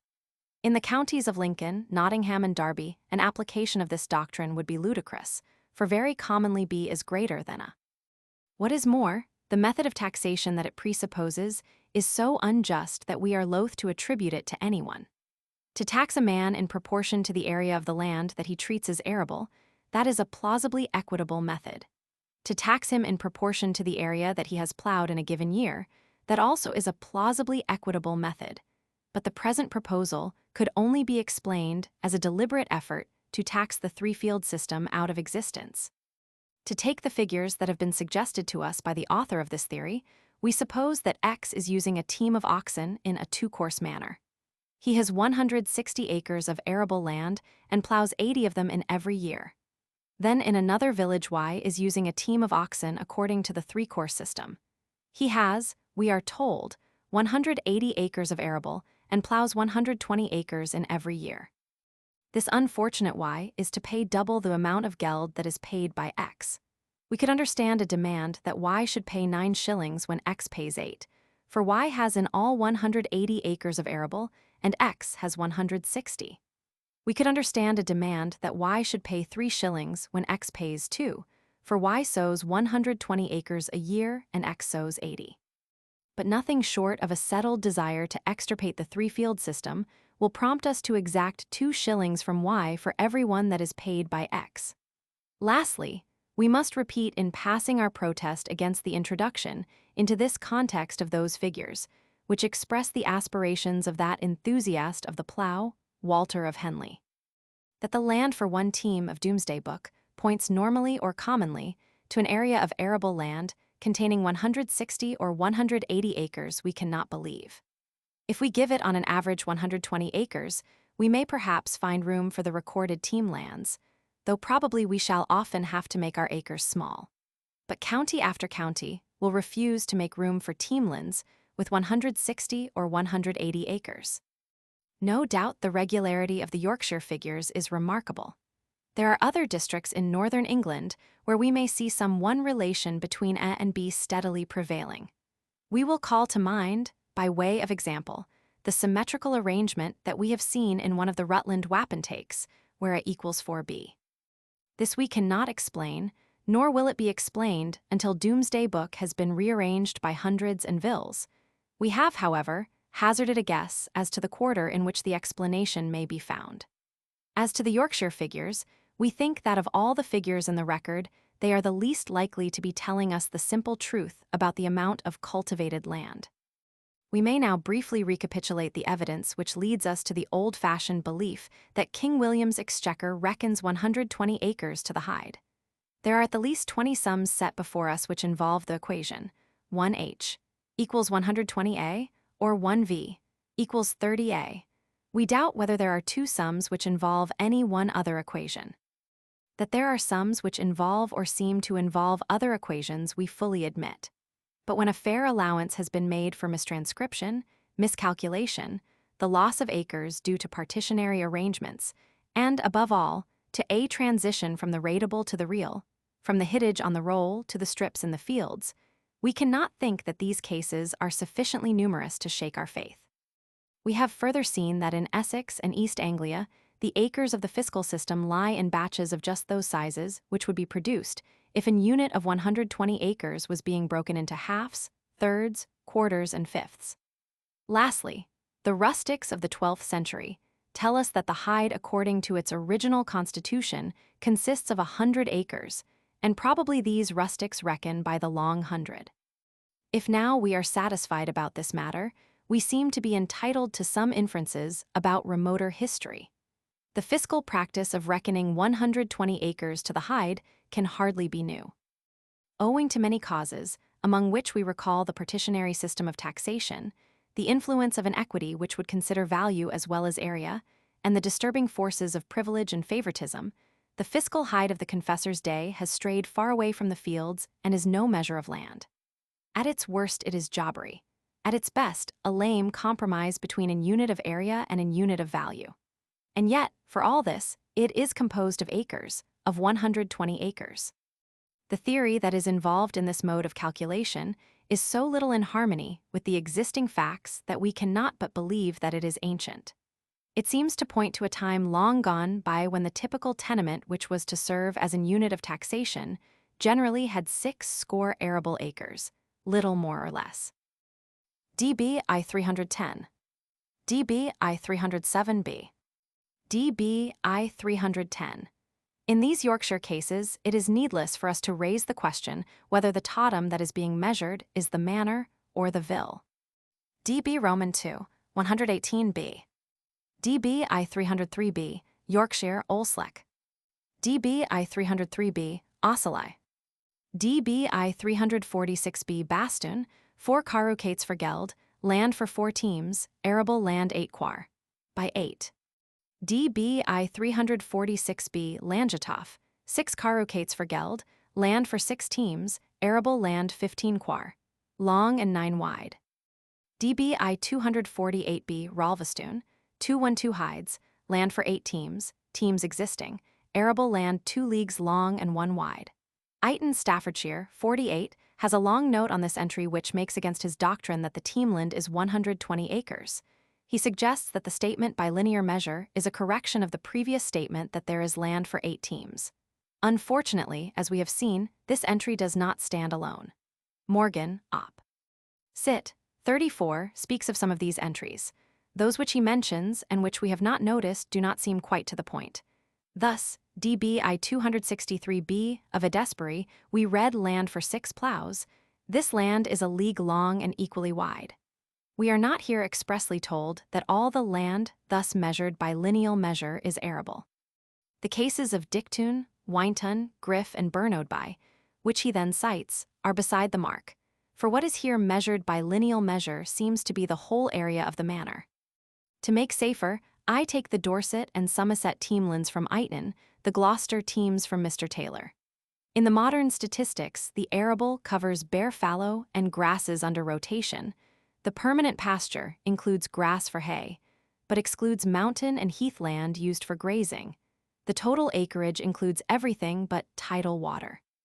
To bring up the particulars to the total, we should have to add 1 a little for orchards and market gardens, and having thus obtained the sum of all the land that is within the purview of the Board of Agriculture, we should still have to add 2 the sites of towns, houses, factories, etc., 3 tenements of less than an acre whereof no statistics are obtained, 4 roads, railways, etc., 5 waste not used for pasture, rocks, seashore, etc., 6 non-tidal water. The area not accounted for by our figures will be smallest in an inland county which has no large towns. It will be raised by seashore or by manufacturing industry. Agricultural returns, 1895, p. Roman 13. The actual loss of arable area in the interval covered by the last 2 decades is 2,137,000 acres. Mr. Seabohm, Village Community, p. 103, seems to think that D.B. testifies to no more than 5 million acres of arable, but even if we stop at the Humber, we shall have 9 million if a team tills 120. D.B. Roman 2. 116, TRE there were 1320 burgenses. D.B. Roman 2. 372. It seems probable that in many cases the parish priest is reckoned among the townsmen, the villani. See above p. 20. While historical economists can still dispute as to whether the population in 1346 was 5 millions or only 2-1/2, Cunningham, Eng, Industry, I-301 guesses about 1085 are premature. M. Faber has lately estimated the population of England under Henry Roman II at 2,880,000. But as to this calculation, see Lieberman, Eng, Hist, Reverend Zei 746. See above, p. 366. Walter of Henley, pp. 67-71. Walter of Henley, p. 19. Rogers Hist, Agric, I-51. Tour in the Southern Counties, ed. 3, 1767, p. 158. See also p. 242. Agricultural Returns, 1895, p. 239. The figures given under the year 1894, which express the average yield of a statute acre in imperial bushels, are for Australasia, 818, India 00, Russia and Europe 1076, United States 1279. Apparently in South Australia, 1,577,000 acres can produce as little as 7,781,000 bushels. As I understand, Sir J. B. Laws and Sir J. H. Gilbert reckon that for an unmanured acre in England 16 bushels would be an average return, but that if the same acre is continuously sown with wheat, the yield will decline at the rate of nearly 1/4 of a bushel every year. See Journ. Agricult. Soch, 3rd Sir, Volume Roman 4, p. 87. This calculus was officially adopted in 1891. See a paper by Sir J. B. Laws and Sir J. H. Gilbert in Journ. Agric. Soch. R.D. Sir, Vol. Roman 4, p. 102. I desire to express my thanks to the Secretary of the Board of Agriculture for directing my attention to this paper. I understand that the average number of loaves that can be made from 280 pounds of flour may be put at about 90. Agricultural Returns, 1895, pp. 166, 90, 198. The old rough estimate of 1/4 of wheat per head is much too high. The average is about 565 bushels. See the paper cited in note. Nowadays, we can further allot to each inhabitant of the United Kingdom an amount of cereal matter other than wheat, to wit, barley, oats, beans, peas, maize, etc., which would take for its production perhaps as much as 1/5 times the area of the land that is required for the growth of the wheat that we have allotted to him. But much of this only feeds him by feeding animals that he eats. Much only feeds him very indirectly by feeding horses engaged in the production or transport of food, and some of it cannot be said to feed him at all. Then, on the other hand, large quantities of potatoes, sugar, and rice are being eaten. Wheat, oats, barley, and peas are mentioned in DB, also rye I-257b. Hale, Worcester Register, P. Civ. Bolden Book, DB Roman 4, 585. So in DB I-69, the Sheriff of Wiltshire receives equal quantities of wheat and malt and a larger quantity of oats. See also DB I-179b. Domesday of St. Paul's 164. See also Cart. Rams, Roman 3, 231. Ibid CXX Civ, 173. Ibid, 173. Calculations are difficult and may be misleading, not only because of the variability of medieval measures, but also because of the varying strength of beer. Mr. Steele, the Chief Inspector of Excise, has been good enough to inform me that a bushel of unmalted barley weighing 42 pounds would yield about 5 gallons of beer at 58 degrees. The figures from St. Paul's seem to point to a strong brew. since they apparently derive but 8 gallons from the bushel of mixed grain. The ordinances of cent, Roman 13. Statutes, I 200, 202 seem to suppose that, outside the cities, the brewer, after deducting expenses and profit, could sell 8 to 12 gallons of beer for the price of a bushel of barley. If we suppose that the bushel of barley gives 18 gallons, the man who drinks his gallon a day consumes 20 bushels a year, and when the acre yields but 6 bushels of wheat, it will hardly yield more than 7 of barley. There is valuable learning in J. Bykerdijk, The Curiosities of Ale, pp. 54, 106, 154. As to both meat and drink, see in E 70, Section 1, T 460, 468, 471, 474, E 118, Eccl Ston Roman 2. 1 Section 1, DBI 169, Rents of the Shrievalty of Wiltshire. Attempts to measure the flood of beer break down before the uncertain content of the amber. Modius, Sextarius, etc. In particular, I cannot believe that the amber of ale contained, Schmid, p. 530 Robertson, Hist. Essays, 68 4 of our bushels, but do all we can to reduce it, the allowance of beer seems large. D.B. Roman 2, 162b, Cheltenham and King's Barton. D.B. I 205. The abbot of Peterborough is bound to find pasture for 120 pigs for the abbot of Thorney. If he cannot do this, he must feed and fatten 60 pigs with corn, duranona passit et impinguet 60 porcos. Walter of Henley, 13. Every week each ox is to have 3-1/2 garbs of oats, and 10 garbs would yield a bushel. Nowadays the average acre in England will produce about 29 bushels of wheat or 40 of oats. Agricultural Returns, 1895 pp. 66-70. See above, p. 398. Rogers op. Cit. I 51. Clearly so in some cases. See e.g. the first entry in Inc. Com. Cant.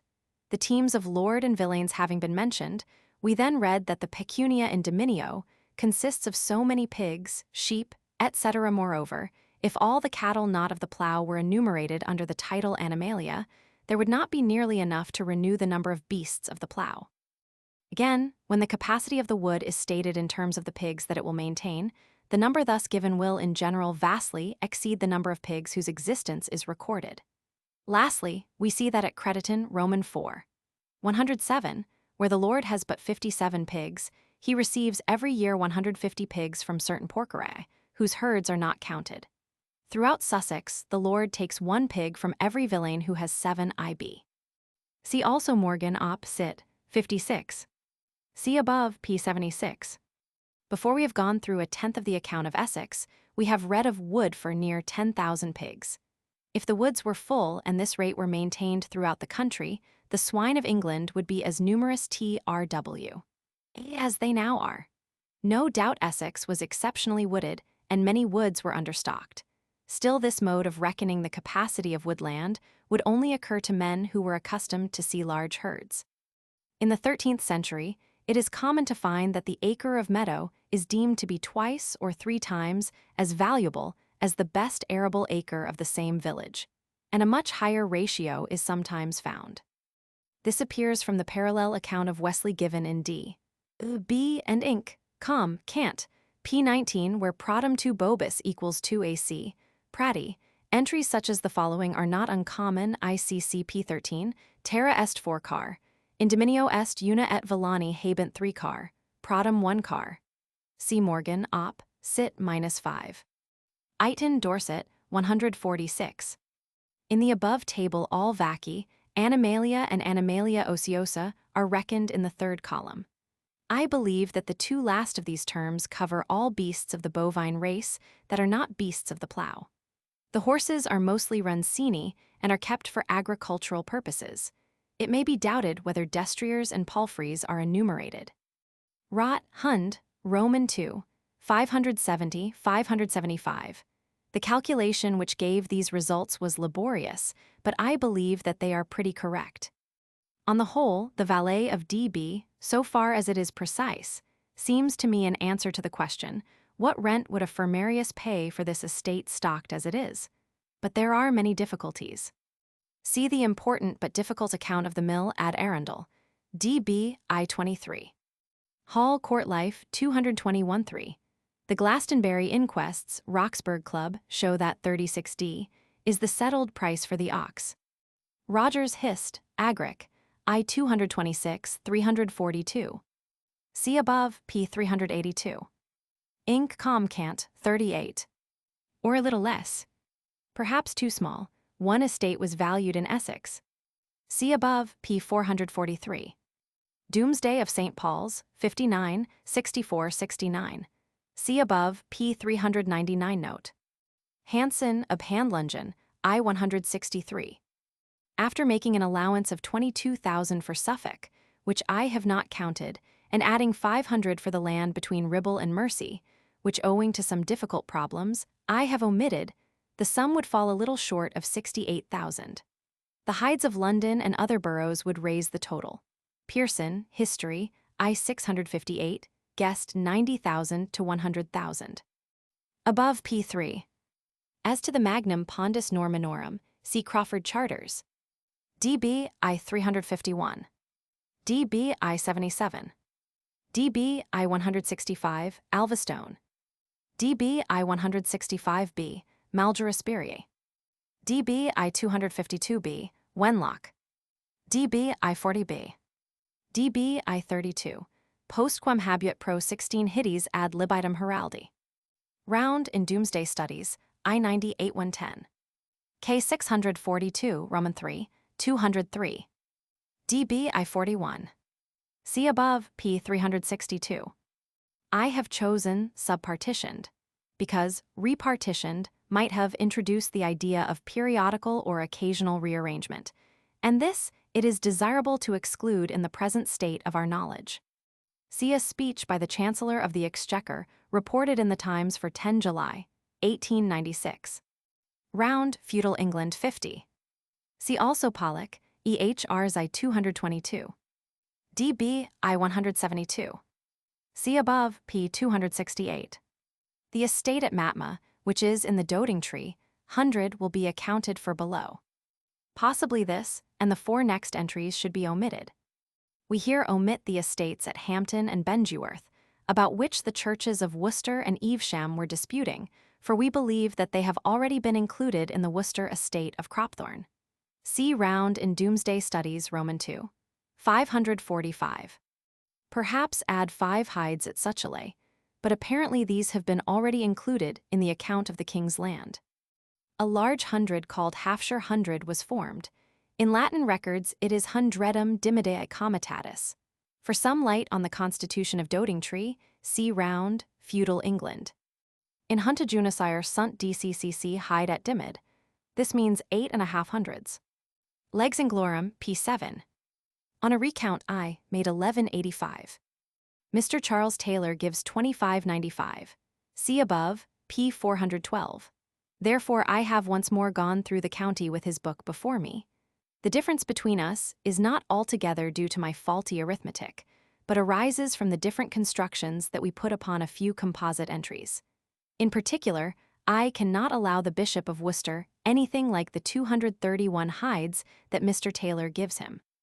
When I find an entry in this form, Sancta Maria tenet H ibi sunt ex hidi, de hac terra huius maniri turstinus tenet y hidas in O, I believe that X includes Y, and this no matter how far the place called O may be from the place called H. My is I think a trifle too low, but I believe the number lies very close to 2400 on one side or the other. Ellis, Introduction, I-184. Feudal England, 148. After a recount, I think that my 1356 is a little too large, and should not be surprised if the 266312 had been exactly halved. See above p. 451. This is but one instance. Several other hundreds had been similarly relieved. See round, Feudal England 51. My 500, or a trifle more, for Cheshire does not include the land between the Ribble and the Mersey. The figures given for that district are, as is well known, very difficult. If we take the final statement, DBI 270, about the 79 hides as a grand total, and hold that each of these contains 6 carucates, feudal England, 86, and that each of these carucates pays geld equivalent to that of one ordinary hide. Then we have here 474 units to be added to the Sestrian 500, and yet more northerly lands may have been gelding along with Chester in Cnut's day. The various copies disagree as to whether Herefordshire shall have 1,200 or 1,500 hides. My figure stands about halfway between these two, but many hides were not gelding in 1086. I cannot bring the Warwickshire hides down to 1,200. I take the numbers of the hundreds from Dr. Stubbs, Const, Hist, 106. I take them thence in order that I may not be tempted to make them rounder than they are. See above, p. 457. Mr. C. S. Taylor, Op. Cit. 31 finds 41. Round, feudal England, 44 ff. Both statements might be illustrated from the Dorsetshire accounts. Between 2 and 8 hen, Roman 2. The geld seems to rise from £228, 5 s pounds, to £248, 5 s pounds, but there is a blunder in the addition of the pardons in the latter roll. I believe that Mr. Round has already mentioned this case somewhere. The correspondence between the pipe rolls and Domesday is sufficiently close to warrant our saying that the story told by Orderic of a new and sever valuation made by Rufus can have but little, if any, truth behind it. See Stubbs, Const, Hist, I 327. The common formula is tre geldebat pro a hides. I by tamen sunt a hidi, and a is largely greater than a.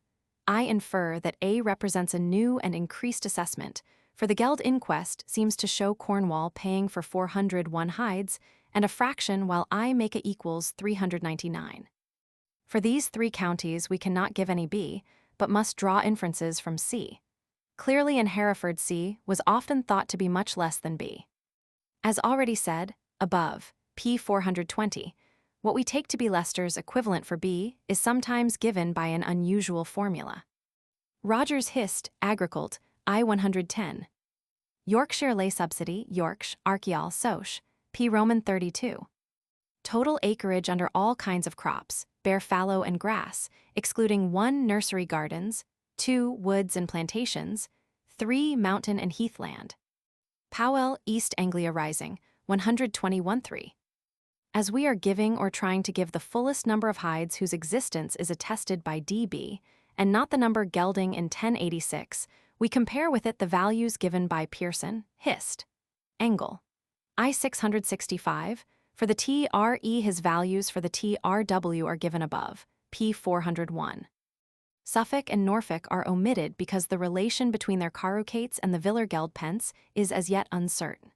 Stafford does not provide valuates enough to give a stable average, but in general, the valace and valuates for its hides are high. I have excluded 1. Royal domain, 2 cases in which there is any talk of waste, 3 cases in which a particular manor is obviously privileged. In Lincolnshire, it is difficult to obtain good figures, because of the way in which the soaks are valued. See above, p. 386, note 1304. Werhard's Testament, K 230, I 297, tells us of a great estate of 100 hides at Otford, of 30 hides at Graveney, and so forth. The figures are so little in harmony with DB and with the other Canterbury charters that we may suspect the manses at Otford of covering many smaller estates, each of which appears elsewhere with a name of its own. In DB I 12b St. Augustine holds 30 solens at Norbourne. In Eadbald of Kent, K6 I 9, gave 30 aratra at Nortburn, but the deed is spurious. In DB 5b, Rochester has 3 solens at Totesclive, 6 at Hollings, 212 at Cocklestane, 3 at Melangeets, 6 at Bronley. In 788 Offa, K I 183, gave 6 aratra at Trotisclib. Egbert K 160, I 193, gave 10 at Hallingas. In 880 Ethelstan K 312 Roman 2, B Roman 2, 168 gave 3 at Cuchulanstan. Edmund K 409 Roman 2, gave 3 at Mealingas. In 998 Ethelred K 700 Roman 3, gave 6 at Brunlege. The Rochester deeds therefore may point to some reduction, but they do not tell of any startling change. Matson Op. Cit. Roman 2, 101 holds that the Udi who invaded Kent fitted themselves into an agrarian framework prepared by Celts. They came not, like the great mass of Saxons and Angles, from a country in which villages of the Germanic type had grown up, but from an originally Celtic land, which they, while still in the pastoral state, had seized and subjugated.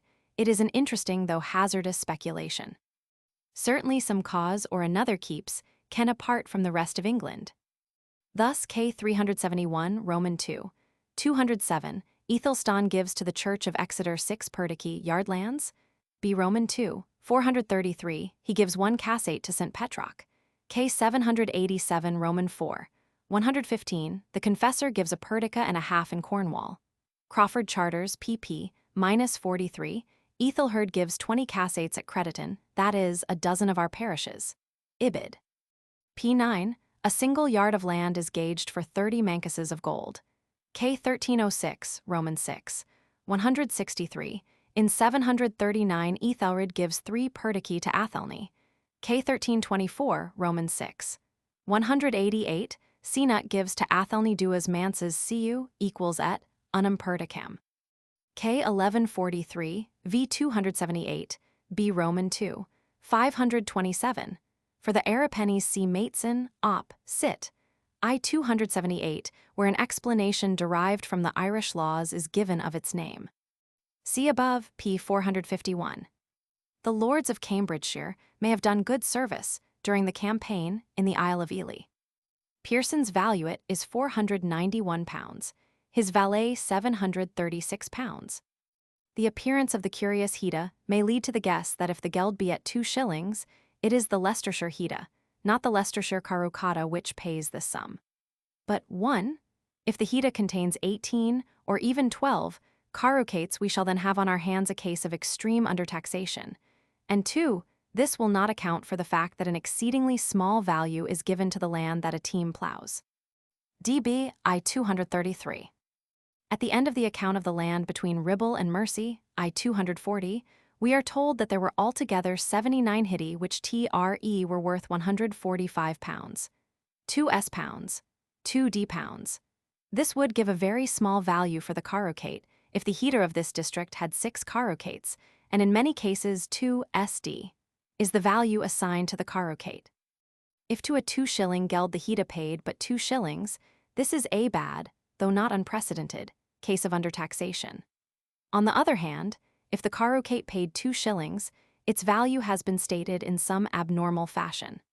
I do not think it out of the question that the hidi of Leicestershire and Lancashire are modern arrangements designed to give relief in some manner or another to districts which have been too heavily burdened with carucates. It may, however, have been applied to the conquered West Wales from an early time. See above, p. 467. See above, p. 427. DB I 293b. And 2 sokemen with 2 teams. The artificiality or traditionality of the teamland is even more obvious in DB than it is in our statement. At Oakham are 4 hides, land for 16 teams. The men have 37. The king has in his domain et tamen alii quatuor possunt esse. So what is land for 16 teams is not only stocked, but insufficiently stocked with 39. The manner of 1 carucate held by Luinat seems to be another infringement of the traditional scheme, unless that carucate has been already reckoned among the 4 at Oakham. Many other instances suggesting the artificiality of B might be given from northern counties.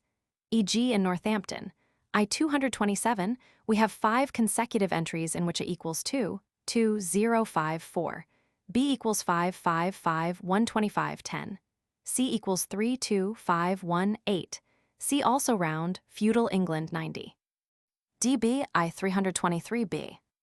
DB I 299 Walescriff 56 pounds, 299 pounds B Pocklington 56 pounds, 309 Gellings 56 pounds, 305 pounds Whiteby 112 pounds. It will be remembered that, as our hundredweight, 112 pounds, shows, 112 can be called 100. Pipe rolls 2, 3, 4, 5, hen, Roman 2. In a few cases the earlier donum includes a composition for murders and pleas. That from Yorkshire is partly paid by York, that from Gloucestershire by Gloucester. Nearly, except the Hydes, if Hydes they be, of Leicestershire and Lancashire. DB I-35 Surrey. DB I-49B Hants. DB I-364 Lincoln. See above P 394. This part of the evidence is set out in Mr. Round's Feudal England, 3744. I have gone through all the calculations. His results are hardly different from those which I have obtained, and therefore I dwell no longer on this part of the case, for it has been well stated. DB I-192, Roman 4, 107. The Inquisitio Aliensis puts the number of courtiers at 18, while Domesday gives 28. See Hamilton's edition, p. 119. Downham, Whichford, Sutton, Hell, Wilburton, Streatham, Stuntney, Doddington. Whichford, DB I-192, Roman 4, 507, Hamilton, 119. Witcham, Whittlesea, Linden, Wentworth, Chatteris, Wisbeach, Littleport. Wisbeach, 312H plus 1V plus 150A plus 212H equals 10H. In giving the sum of the particulars, I add Hydes to Hydes, Virgates to Virgates, acres to acres, but I make no assumption as to the number of acres or Virgates in the Hyde. DB Roman 4, 4916. DB Roman 4, 22. DB Roman 4, 1613. DB Roman 4, 3815 Melchisham. DB Roman 4, 34915 Chinbride. DB Roman 4, 6123. DB Roman 4, 23 Hunnesperd, see also Langeberg on the same page. Round in Domesday Studies, I-212. I have worked through the Inquisitio Geldi with this special object, but found to my disappointment that the odd acres which paid geld on this occasion did not pay at a uniform rate, some paying twice as much as others. DB Roman 2, 19. Ratengenum tenuit essa delrid tre, pro hitties, modo pro 16 hitties et dimidia, et 30 acras tenet siward de essa delrid. Modo tenet Ranulphus Piprelis de rege, set 100 testator drabatia. Et 3 hitas et 30, acras quas tenuit ecclesia, et luisunus de et re modo tenet judo de abate. I think that this involves the statement, -1/2h plus 30a plus 3h plus 30a equals 20h. DB Roman 2, 3, 11, 33, 63b, 78b, and in many other places. Ibid 31. Ibid 6b, 42b. Ibid 46. Ibid 48. Ibid 6b, 4960. Ibid 43. Ibid 74. Ibid 1b. Ibid 11b, 30b, 31, 47b. Ibid 72. Ibid 21b. Ibid 1615. DB Roman 2, 79. Some other fractions into which a Hyde would easily break by inheritance and partition can be expressed in various ways. Thus 2/3 of a Hyde can be expressed as 80a or as half a Hyde and 20 acres. 3/4 of a Hyde appears sometimes as half a Hyde and 30a. Sometimes as a Hyde less 30a, we might add to our other arguments derived from Essex that used by Morgan Opp. Sit, p. 31. It seems fairly clear that the holding of Roger, God bless the dames, which is called 3v in one place is called 12h plus 30a in another place, DB Roman 4. 21b, 96b. DB I-141b, Wallington. DB I-141, Studerehel. DB I-165. There is here a transition from geldable area to real area. This land is rated at a Hyde, but when you come to plow it, you will find only 64 acres. DB I-93b, Dudesham, Roman 4, 396. DB I-79b, Eighton, Dorset, 16, says that this is a clumsy way of describing 1h plus 1a round, Domesday Studies. I make some just remarks on Eighton's treatment of this passage. DB I-95b, Eswich, Roman 4, 333. DB Roman 2, 389, Crattingas. In Northamptonshire also there is talk of Virgates, e.g. DB 225b, 226b, 3v, 1b, 2v plus b. DB Roman 2, 377b. DBI 276b, 278. If I hold 2.5 acres in one place and 3 roods in a neighboring place, and you ask me how much land I have, I may tell you that I have 2.5 acres and 3 roods. If you ask me how much money I have in my purse, I may tell you that I have 1/2 crown and 3 shillings. But returns to governmental inquiries would not be habitually made in this way. DBI 13. Pro uno solens si defendit, tria juga sunt infra divisionum hugenis et quordam eogum est extra. DBI 2. Elton, 10 years of Kent, 133-4. DBI 12b. DBI 9b. DBI 12. Kemble Saxons ch, Roman 4 and App, b. Saxons I 490. DB Roman 4, 42, cf. DBI 81b. Robertson, Hist. Essays 95-96. He has entirely misunderstood the entry touching the 100 of Elisteba. The equation involved in it is merely the following: 16h, i.e. 10 plus 412 plus 112 plus 37h plus 20h equals 73h. Eighton, Dorset 15. Bound in Domesday Studies, I 213. Dr. Isaac Taylor, The Plowland and the Plough in Domesday Studies, I 143. Of this paper there is an excellent review by W. H. Stevenson in Eccl. Hist. Reverend V. 142. Domesday Studies, 150. DBI 324. DBI 311b. Round, Feudal England 60. See above, p. 397. See above, pp. 402, 435. See above, p. 471. See above, p. 480. Dial Discac, I 17. The appearance in DB of a few hides, which apparently consist altogether of woodland, e.g. Roman 2. 55b is one of the many signs that the fiscal hide has diverged from its original pattern. A block of woodland would not be the land of one family. Section 3. Beyond Domesday. We have now seen a good deal of evidence, which tends to prove that the hide has had for its model a tenement comprising 120 acres of arable land or thereabouts. Some slight evidence of this we have seen on the face of the Anglo-Saxon land books. A little more evidence pointing in the same direction we have seen in the manorial extents of a later day. And now we have argued that the fiscal hide of the Conqueror's day is composed of 120 fiscal acres. From all this, we are inclined to infer that the hide has, if we may so speak, started by being a tenement which, if it attained its ideal, would comprise a long 100 of arable acre strips, and thence to infer that in the very old days of conquest and settlement the free family, or the free housefather commonly, and normally possessed a tenement of this large size. We have now to confess that this theory is open to attack and must endeavor to defend it, or rather to explain why we think that, when all objections have been weighed, the balance of probability still inclines in its favor. That all along from Bede's day downwards, Englishmen have had in their minds a typical tenement and have been making this idea the framework of their scheme of government cannot be doubted. Nor can we doubt that this idea has had some foundation in fact. It could not occur to anyone except in a country where a large and preponderant number of tenements really, if roughly, conformed to a single type. Therefore the contest must be, and indeed has been, between the champions of different typical tenements, and in the main there are but two theories in the field. The one would give the Anglo-Saxon hide its long 100 of acres, the other would concede to it but some 30 or 40, and would in effect equate it with the virgate rather than with the hide of later days.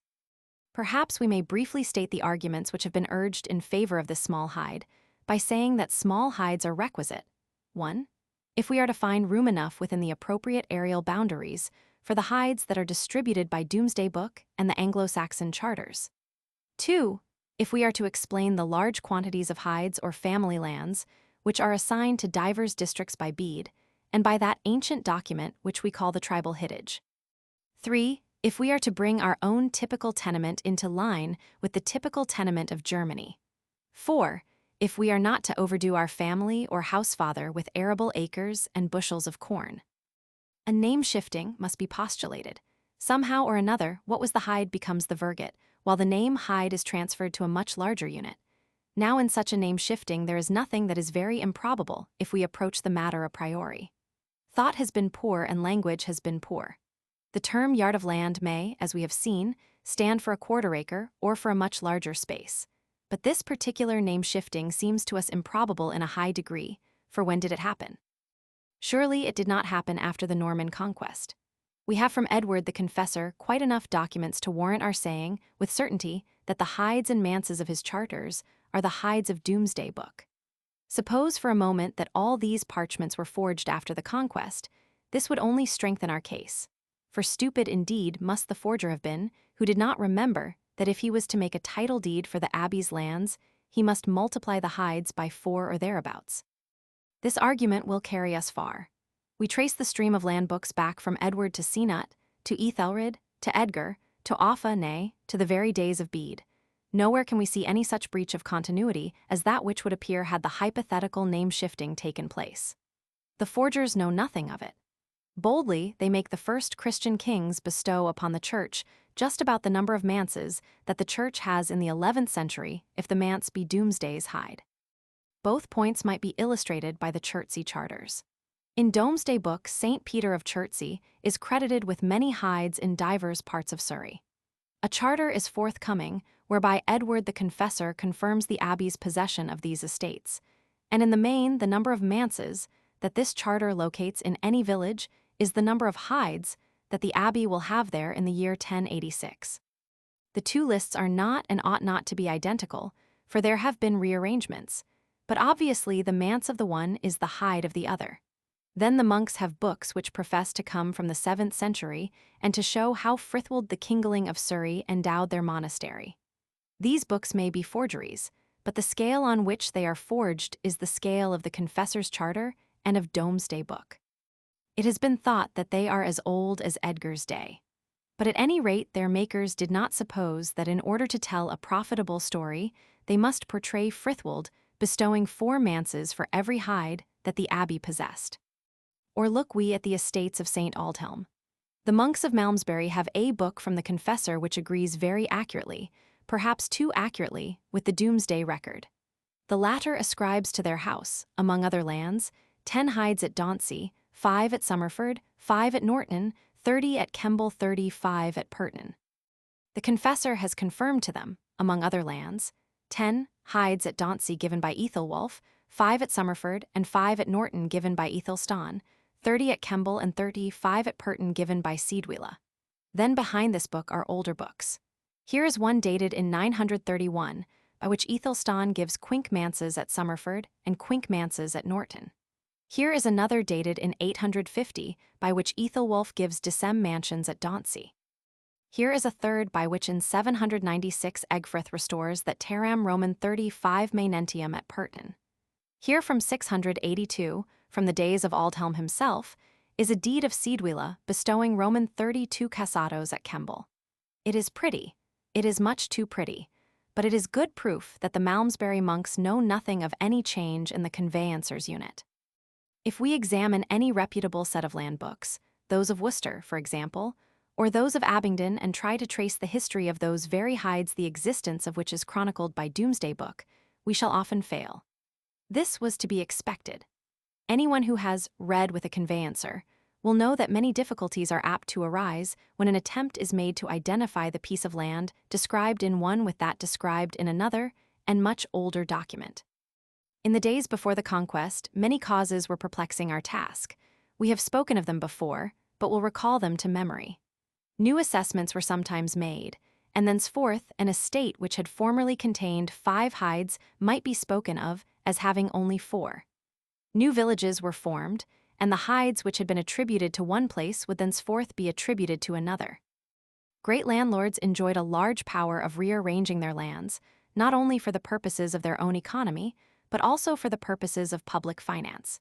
In some cases, they had collected their estates into a few gigantic manieria, each of which would pay a single round sum to the king. Lastly, the kings gave, and the kings took away. The disendowment of churches and simple spoliation were not unknown. Exchanges were frequent. No series of land books is complete. But when some allowance has been made for the effects of these causes, we shall see plainly that, if the charters are to account for the facts displayed by Domesday Book, then the manses of the charters, even of the earliest charters, cannot have been of much less extent than the hides of the Norman record. We know of no case in which a church, whatever its wealth of genuine and spurious parchments, could make a title to many more manses than the hides that it had in 1086.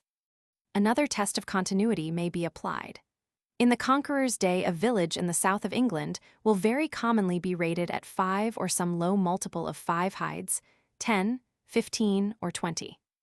Now we have argued above that the land book of an Anglo-Saxon king generally, though not always, disposes of an integral village or several integral villages. And if we look at the land books, we shall commonly see that the manses or hides which they describe as being at a single place are in number 5 or some low multiple of 5. We open the second volume of the Codex Diplomaticus and analyze the first 100 instances of royal gifts which do not bear a condemnatory asterisk and which are not gifts of small plots in or about the towns of Canterbury and Rochester. In date, these land books range from AD 840 to AD 956. In 60 out of 100 cases, the number of manses is 5 or a multiple of 5. In 18 it is 5, in 1610, in 615, in 1320, in 325, in 130, in 180, in 2100. There are a few small gifts, one of a yokelet, 6 of 1 manse, 4 of 2 manses, 5 of 3. The great bulk of the gifts range from 5 to 25 manses.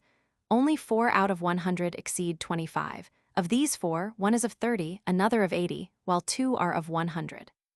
At this rate of progress, and if the manse had no more than some 30 acres, we shall have extreme difficulty in accounting for the large territories which, on the eve of the conquest, were held by the churches of Wessex, and by those very churches which have left us cartularies that are only too ample. This is not all. If these manses were but yard lands, then, unless we suppose that the average village was a tiny cluster, it is plain enough that the kings did not usually give away integral villages. And yet a church's lordship of integral villages, and even of divers contiguous villages, is one of the surest and most impressive traits that the Conqueror's record reveals. Parenthetically, we may admit that the king is not always giving away a whole village. Nass has contended that, when a land book professes to dispose of a certain number X of manses at the place called X, and then sets forth the boundaries of X, we must not infer that the whole of the land that lies within those boundaries is comprised in the grant.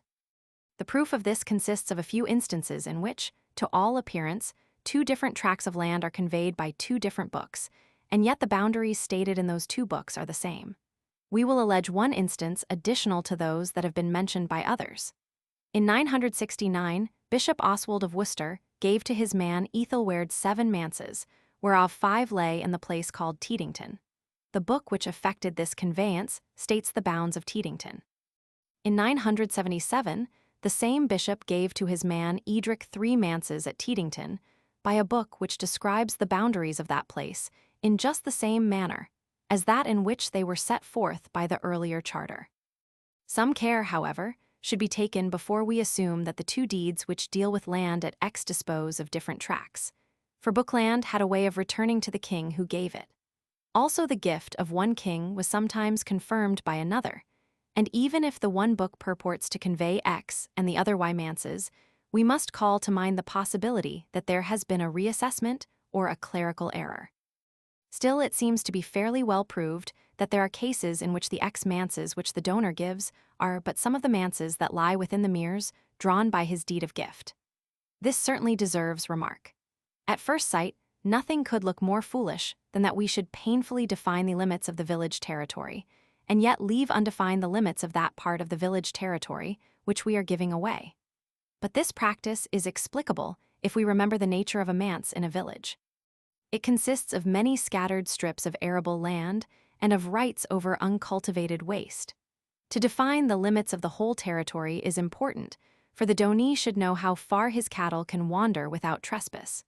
To specify each acre strip would, on the other hand, be a tedious task and would serve no profitable end. However, there can be little doubt that very generally what a charter bestows is the whole of the land of which the boundaries are described. and therefore the whole territory of a village or of several neighboring villages. But at the moment, the charters which will be the most instructive will be those which attribute to a single place some large number of hides. In these, the champions of a small hide have found their stronghold. They see perhaps 100 hides ascribed to the place called X.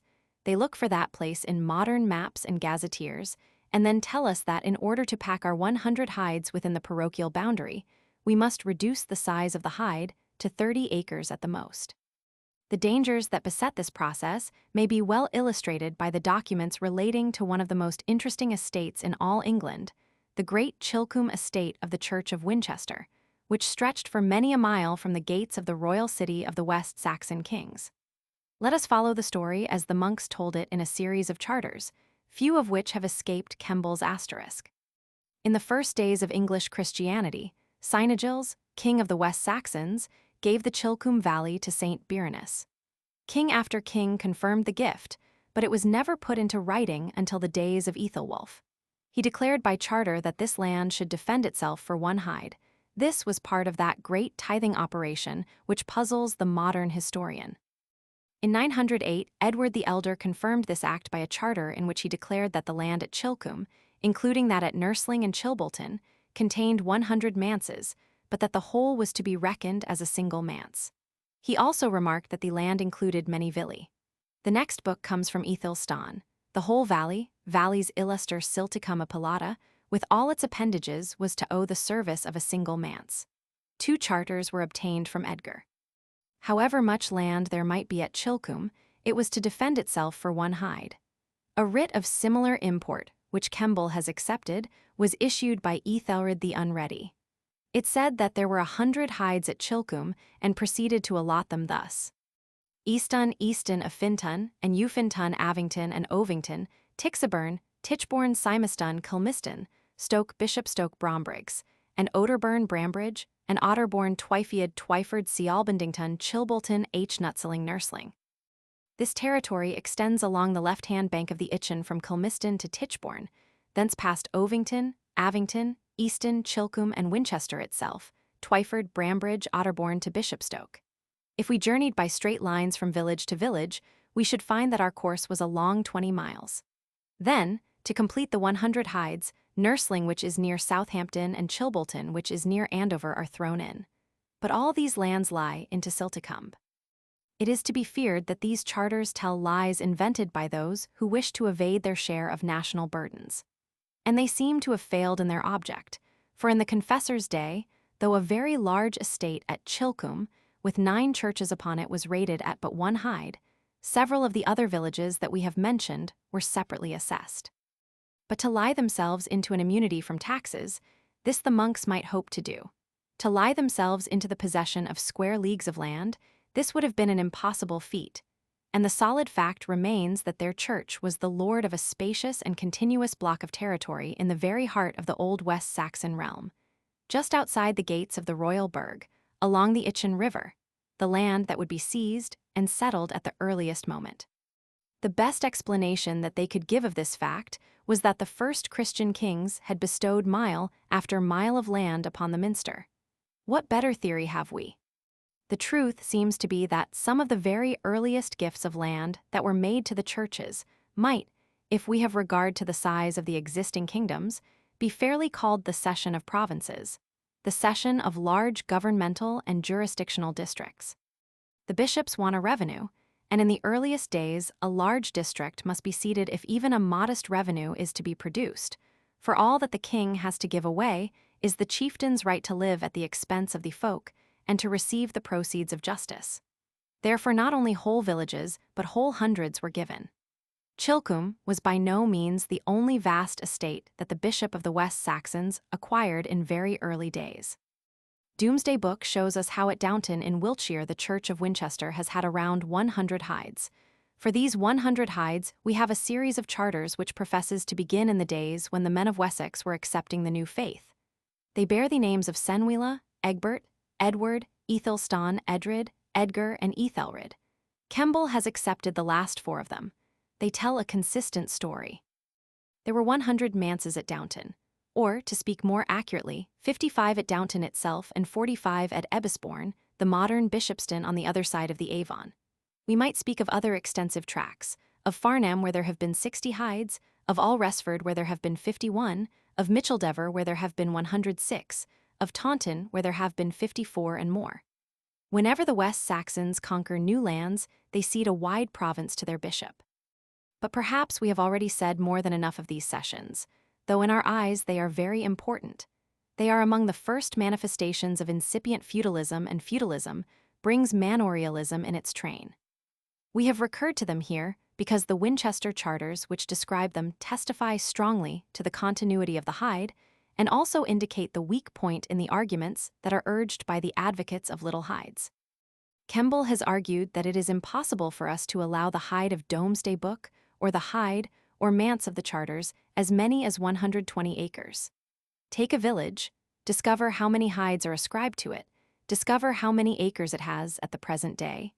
You will often find that the whole territory of the village will not suffice to supply the requisite number of hides if the Hyde is to have 120 or even 60 acres. Kemble illustrates this method by taking 9 villes in Somerset and Devon. One of them is Taunton. Modern Taunton, he says, has 2730 acres. The Tantone of 1086 had 65 hides. Multiply 65 even by so low a figure as 40, and you will nearly exhaust all Taunton's soil. This argument involves the assumption that the limits of modern Taunton include the whole land that is ascribed to Tantone in the Conqueror's Geldbook. Strangely different was the result to which Eton came after a minute examination of the whole survey of Somersetshire. The Tantone of Domesday covers some 13 or 14 villages and is now represented not by 2,730, but by 24,000 acres. The editor of the Anglo-Saxon charters should have guessed that many hides lay in Taunton which, as a matter of physical geography, were far off from the walls of the bishop's burg. There are counties in which the list of the places that are mentioned in Domesday is so nearly identical with the list of our modern parishes that no very great risk would be run if we circumspectly pursued Kemble's method. But just in those counties to which he applied it, the risk is immeasurably great. For it is the land where many villages are often collected into one great manerium, and all their hides are spoken of as lying in one place. Not until we have compared the whole survey of the county with the whole of its modern map are we entitled to make even a guess as to the amount of land that a place name covers. Often enough in those shires where there are large and ancient ecclesiastical estates, those shires in which the feudal and manorial development began earliest and has gone furthest, hides are in law where they are not in fact. They lie into the hall at which they geld or the mootstow to which they render soak, and this may be far distant from their natural bed. As we go backwards, this danger is complicated by another, namely, by the growth of new villages. The village of Hampton has been a large village with 20 hides. Some of its arable land has lain 2 or 3 miles from the clustered steads. A partition of its fields is made, and a new cluster of steads is formed, for house building is not a lengthy or costly process. And so Little Hampton or other Hampton with 5 hides splits off from the old Hampton which has 15. We must not now try to force 20 hides into the territory of either village. And as this danger increases, the other hardly diminishes, for we come to the time when a king will sometimes give a large jurisdictional district and call it all by one name.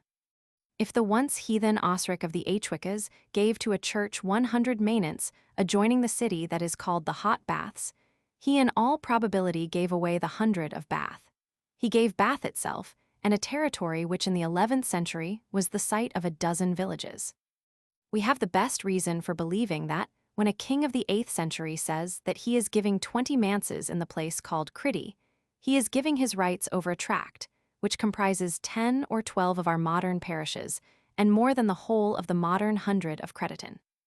We have given above some figures which will enable our readers to compare the hides and the teemlands of a county with its modern acreage. Also, we have confessed to thinking that we can hardly concede to every teemland that Domesday mentions 120 statute acres of arable land. On the other hand, we do not think that there would in general be much difficulty in finding 120 arable acres for every fiscal hide. Though perhaps in the South the average size of the acre would be small, however, we have admitted, or rather contended, that before the middle of the 11th century the hides of the fiscal system had strayed far away from the original type, and the sight of an overhided vill would not disconcert us. But unfortunately, we cannot be content with such results as we have as yet attained. We have already seen that the hides attributed to a district show a tendency to increase their number as we trace them backwards, and there are certain old documents which deal out hides so lavishly that we must seriously face the question whether, notwithstanding the continuity of the land books, we must not suppose that some large change has taken place in the character of the typical tenement. We have said above that we have inherited 3 ancient documents which distribute hides among districts. We call them in order of date: 1. The tribal hidage, 2. The burghal hidage, 3. The county hidage. Of the youngest we have spoken. We must now attend to that which holds the middle place. It states that large round numbers of hides belong to certain places, which seem to be strongholds. The sense in which a large number of hides might belong to a burgh will be clear to those who have read the foregoing pages. This document has only come down to us in a corrupt form, but it has come from a remote time and seems to represent a scheme of West Saxon defense which was antiquated long years before the coming of the Normans. We will give its effect, preserving the most important variants and adding within brackets some guesses of our own. The burghal hidage hides. To Heorpaburen to Hastenjacester or 500 to Lath, Law to Barham to Cissister to Porticester to Hamptona, and to Winchester to Piltone, Pistone, Wiltone to Tysonburing to Soraflesburing, Seftisburig 700 to Thoriham, Twenham to Wareham to Brydian to Exencester to Halganwill, Halganwilla to Leda to Wiltone Wisberstaple, Piltone with Bearstaple with Barnstaple to Wedded, Weast to Orenbredge, Oxenebred. Axenbridge to Lenge, Lengen to Langyard, Langport to Bathen, Badekin, Batterin, to Malmesburinge to Croxagelate, Crockislada or 1,300 to Oxaford, and to Wallingefford to Buckingham, and to Seftiledge, Steeftisedge or 1,500 to Eshingham, and to Suthringa, York, Southwark, and Eashing. These figures having been stated, we are told that they make a total of 27,070 hides. And then we read at Trigenta to Estsexum, and to Wigraisastrum MCC hides, to Warenjuis Fewer and XCI, Hund Haida. Apparently we start at some burgh in the extreme east of Sussex, go through Hastings, Lewes, Burpham, Chichester, Porchester, and then pass through Hampshire, through the south of Wiltshire, through Dorset to Devon, keeping always well to the south. Then in Devon we turn to the north and retrace our steps by moving to the east along a more northerly route than that which we followed in the first instance. In short, we make a round of Wessex and end at Southwark. This done, we cast up the number of hides and find them to be somewhat more than 27,000. Then in what may be a postscript the remark is made that to Essex and Worcester belong 1,200 hides, probably 1,200 apiece, and to Warwick 2,404. The writer seems to know Wessex pretty thoroughly. Of the rest of England, he, if he added the postscript, has little to tell us. We might perhaps imagine him drawing up this statement under Edward the Elder. He hears reports of what has been done to make Essex defensible and of 2 famous burghs built in Mercia, but the military system of Wessex he knows. Of a military system it is that he is telling us. He does not take the counties of Wessex one by one, he visits the burghs, and his tour through them takes him twice through Wiltshire, westwards along a southerly and eastwards along a northerly line. It is an artificial system that he discloses to us. The 324 hides allotted to Heorpaburen, a place that eludes us, may seem insufficiently round until we add it to the 726 given to Barham. The Wiltshire burghs seem to be grouped thus: Wilton Tisbury, 2,800, Shaftesbury 700, Malmesbury 1,500, 2,800, Cricklade 1,300. To compare these figures with those given in Domesday Book and in the county hidage is not a straightforward task, for the military districts of 900 may not have been coincident with the counties of 1086, and, for example, Bath may have been supported partly by Gloucestershire and partly by Somerset. The best comparison that we can make is the following. Burghal hidage, county hidage, Domesday Book, Sussex, Surrey, or 3,600, Hampshire, Berkshire, Wiltshire, Dorset, Somerset, Devon, Oxford, Buckingham, Essex, Worcester, Warwick. There is discord here, but also there is concord. According to our reckoning, The Oxfordshire and Berkshire of Domesday Book have just about 2,400 hides apiece. Then the county hidage gives Oxfordshire 2,400, and the burgle hidage gives 2,400 to Oxford and 2,400 to Wallingford. Both documents give 1,200 to Worcester, and this is very close to the number that Domesday Book assigns. Next we see that, with hardly an exception, all the aberrations of our burgle hidage from Domesday Book lie in one direction. They all point to great reductions of hidage, which seem to have been distributed with a fairly even hand. Further, in the case of Wiltshire, we see a progressive abatement. The hidage is lowered from 5,600 to 4,800, and then to a little over 4,000, and the first reduction seems to have relieved the shire of just 1/7 of its hides. Now it seems to us that, on the one hand, we must reckon with this document as with one which, however much it may have been distorted by copyists, is or once was a truthful and possibly an official record, and that, on the other hand, we can reckon with it and yet retain that notion of the hide which we have been elaborating. In a general way, it both gives support to and receives support from the evidence that has already come before us.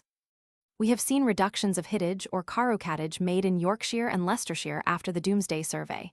We have seen reductions in Sussex, Surrey, Hampshire, Berkshire, Cambridge, Northamptonshire. Here we come upon earlier reductions. They are large, but still they are not of such a kind as to make us think that any great change has taken place in men's idea of a normal and typical hide.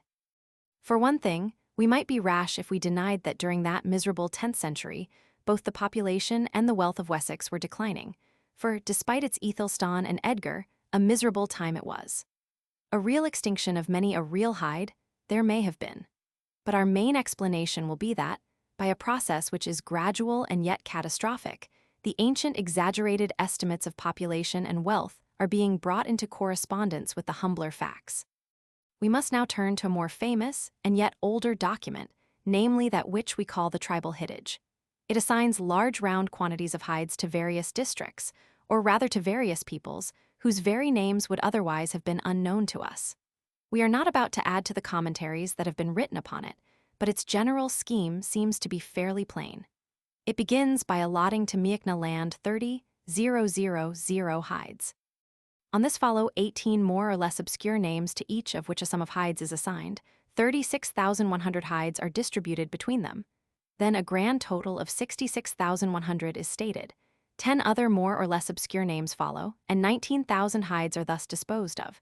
Then we have more intelligible entries. East Ingle 30,000. East Saxena 7,000. Cantwerna 15,000. South Saxena 7,000. West Saxena 100,000. Then we are told that the complete sum is 242,700, a statement which is not true as the figures stand, for they amount to 244,100. The broad features, therefore, of this system seem to be these.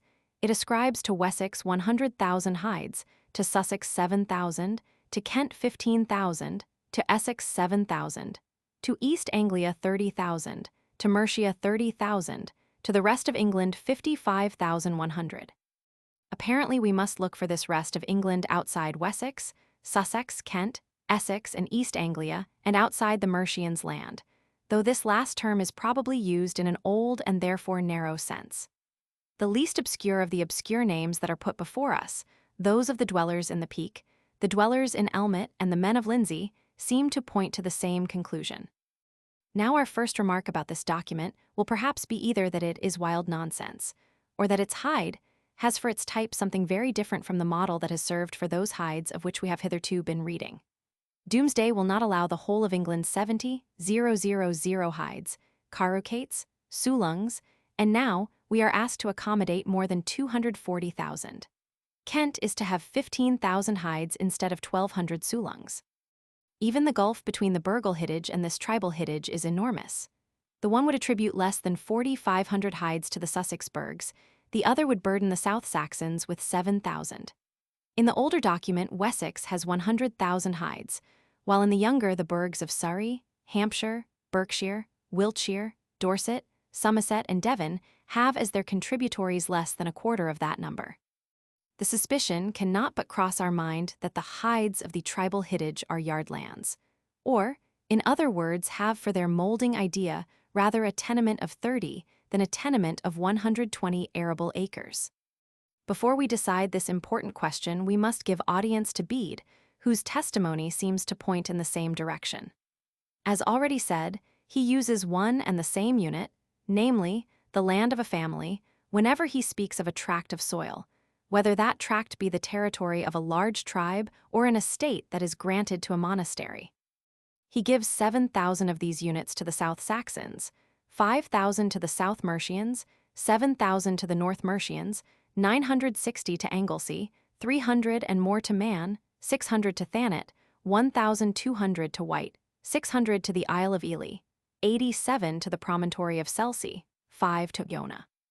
Then he tells how Alchfrid bestowed on Wilfrid the land of 10 families at Stanford and a monastery of 30 families at Ripon. And in various other cases, we hear of a prelate acquiring the land of 20, 12, 10, 8 families, or of 1 family. Now we must notice that in their estimates of one large province, there is a certain agreement between the ecclesiastical history and the tribal hittage. Both give the South Saxons 7,000 hides or families. What are we then to say? If we suppose that Bede is speaking to us of tenements, which tend to conform to the hide of 120 arable acres, his statements must fly far beyond their mark.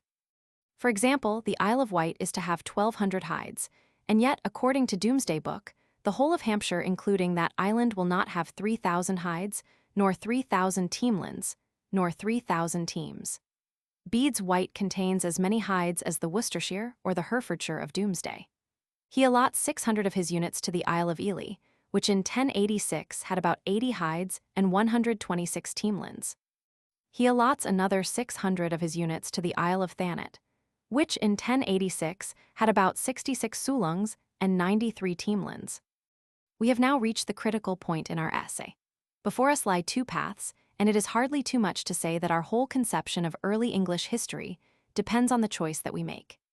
Either as we pursue our retrogressive course through the centuries, there comes a time when the hide of 120 acres gives place to some other and much smaller typical tenement, or the men of Bede's day grossly exaggerated the number of the hides that there were in England and the various parts thereof. We make our choice. We refuse to abandon the large hide. In the first place, we call to mind the continuity of the charters. They have begun to flow in Bede's day. They never cease to flow until they debouch in Domesday Book. They know but one tenemental unit. To describe it, they use Bede's phrase and his translator's phrases. It is the hiwisk, the terra unius familiae, the terra unius maenentes, the manse, the hide. Between this and the acre, they know nothing except the yard of land. Of it they speak but seldom, and it can only be explained as being a yard in every acre of a hide. No moment can we fix when an old mode of reckoning by reference to small tenements is superseded by references to a 4-fold larger model. In the second place, we have been prepared for exaggeration. We have seen the hides steadily increasing in number as we passed from Domesday Book to the county hittage and thence to the burghl hittage, and what may we not expect in the remote age that we have now reached? Even in the days of the burghl hittage, there was a kingdom of England. There was a king of the English who was trying to coordinate his various dominions in one common scheme of national defense. But now we have penetrated to an age when there is no English nation. The gens Anglorum whose ecclesiastical history is being written is but a loose congeries of kindred folks. Rude indeed will be the guesses made at such a time about the strength of tribes and the wealth of countries. The South Mercians are a folk of 5,000 families, so they say that is all that Bede can tell us about them. It is not likely that they have underestimated their numbers. When there is a kingdom of England, when there is a crushing tax called Danegeld, then the day will have come when a county will, if it can, conceal its hides. At an earlier time, the various folks will brag of their strength, and there will be none to mitigate their boasts. Moreover, we cannot put our finger on the spot where the breach of continuity occurs. In 1086, Sussex has about 3,100 teamlands. It has about 3,500 hides. The burghl hittage would burden it with nearly 4,500, and now we are required to give it 7,000.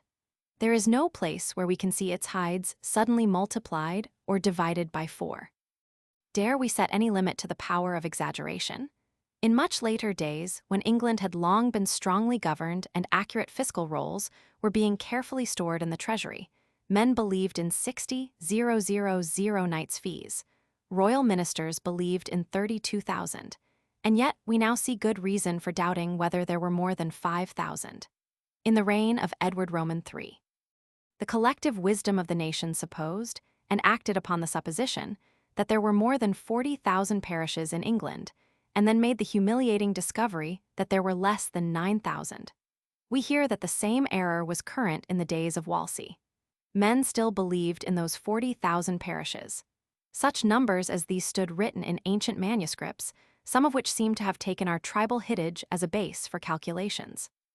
These traditional numbers will not be lightly abandoned, though their falsehood might be proved by a few days' labor spent among the official archives. Counting hides is repulsive work. If then these things happen in an age which is much closer to our own than to Bede's, ought we not to be surprised at the moderation of those current estimates of tribal strength that he reports? Thirdly, when Bede speaks not of a large province, but of an estate acquired by a prelate, then his story seems to require that the land of one family should be that big tenemental unit, the manse or hide of the land books. Let us take by way of example the largest act of liberality that he records. King Oswy, going to battle, promises that if he be victorious he will devote to God his daughter with 12 estates for the endowment of monasteries. He is victorious. He fulfills his vow. He gives 12 estates, 6 in Dara, 6 in Bernicia. Each consists of the possessions of 10 families. His daughter enters Hild's monastery at Hartlepool. 2 years afterwards she acquires an estate of 10 families at Strinischalch and founds a monastery there. According to our reading of the story, Oswy bestows 12 10-hide villes. He gives, that is, his rights, his superiority, over 12 villages of about the average size, some of which are in Dara, some in Bernicia. It is a handsome gift made on a grand occasion and in return for a magnificent victory. But it is on the scale of those gifts, whereof we read in the West Saxon and Mercian land books, where the hides are given away by 5s and 10s, 15s and 20s. We feel no temptation to make 30-acre yard lands of the units that Oswy distributed. Were we to do this, we should see him bestowing not entire villages, for a village of 2.5 hides would, at all events in later days, be abnormally small, but a few of the tenements that lie in one village and a few of those that lie in another, and such a gift would not be like those gifts that the oldest land books record. And so we think that the unit which Bede employs is our large hide. When he speaks of the estates given to those churches with whose affairs he is conversant, he will state the hittage correctly. But when it comes to the hittage of Sussex or Kent, he will report current beliefs which are far from the truth. This is what we see in later days. The officers at the Exchequer know perfectly well that this man has 50 knights' fees and that man 5, but opine that there are 32,000, or, maybe, 60,000 fees in England. Observe how moderate Bede's estimate of hittage is when he speaks of a small parcel of land of which he had heard much, when he speaks of the holy island of Hye or Iona. A Pictish king gave it to Columba, who received it as a site for a monastery. Nec enim magna est, sed quasi familiarum quinque, iuxta aestimationem anglorum, it is not a large island. We might compare its size with that of one of our English 5-hide tons. The comparison would be apt. Iona has 1,300 Scotch acres or thereabouts. Plough 600 acres, there will be ample pasture left. If, however, we interpreted his statement about the 7,000 hides of Sussex in a similar fashion, the result would be ridiculous. The South Saxons had not 840,000 acres of arable. Our Sussex has not 940,000 acres of any kind. Their Sussex was thickly wooded. The contrast, however, is not between two measures. It is between knowledge and ignorance. Bede's name is and ought to be venerated, and to accuse him of talking nonsense may seem to some an act of sacrilege. But about these matters he could only tell what was told him, and we may be sure that his informants were, to say the least, no better provided with statistics than were the statesmen of the 14th century. Also, there is one case in which we have what may be called a very ancient, though not a contemporary, exposition of Bede's words. He tells us that Easil, king of the South Saxons, gave to Wilfrid the land of 87 families called Selsey. Then there comes to us from Chichester the copy of a land book, which professes to tell us more touching the whereabouts of these 87 hides. Sidwila, with the approval of Archbishop Wilfrid, gives to a bishop Wilfrid a little land for the construction of a monastery in the place called Selsey. That is to say 55 tributarii in the places that are called Seolsige, Metaminige, Wittringes, Eikenor, Bridam and Edgesayud, and also Bessenhay, Brimfeston and Seidlesham with the other villi, their two belonging and their appurtenances. Also the land named Aldingburn and Liddesige 6 Cassati, and in Janestedesgate 6, and in Mundam 8, and in Amberla and Houghton 8, and in Ooldam 4, that is 32 tributarii. This instrument bears date 683. Another purporting to come from 957 describes the land in much the same fashion. Where, let us ask, did the makers of these charters propose to locate the 87 hides? Some, though not all, of the places that they mentioned can be easily found on the map. We see Selsey itself, hard by our Medmenny or Medmurray, Wittering, Itchener, Burdam, and Siddlesham. At these and some other places that are not now to be found were 55 hides. Then we go further afield and discover Aldingbourne, Lidsey, Mundam, Amberley, Houghton, and perhaps Upper Waltham, but we have traveled far. At Amberley and Houghton we are 15 miles as the crow flies from Selsey. Apparently then, the 87 hides consist of a solid block of villages at and around Selsey itself, and of more distant villages that are dotted about in the neighborhood. Be it granted that these land books are forgeries, still in all probability they are a good deal older than Domesday Book. Be it granted that the number of 87 hides was suggested to the forgers by the words of Bede. Still, we must ask what meaning they gave to those words. They distributed the 87 hides over a territory which is at least 18 miles in diameter. Now it is by no means unlikely that Ethelwyl's gift really included some villages that were remote from Selsey. We have seen before now that lands in one village may lie into another, and a distant village which is the mootstow of 100. But at any rate, the forgers were not going to attempt the impossible task of cramming the land of 87 families into the Selsey Peninsula. Therefore, in spite of Bede and the tribal hittage, we still remain faithful to the big hide. We have seen reason for believing that in the oldest days the real number of the real hides was largely overestimated.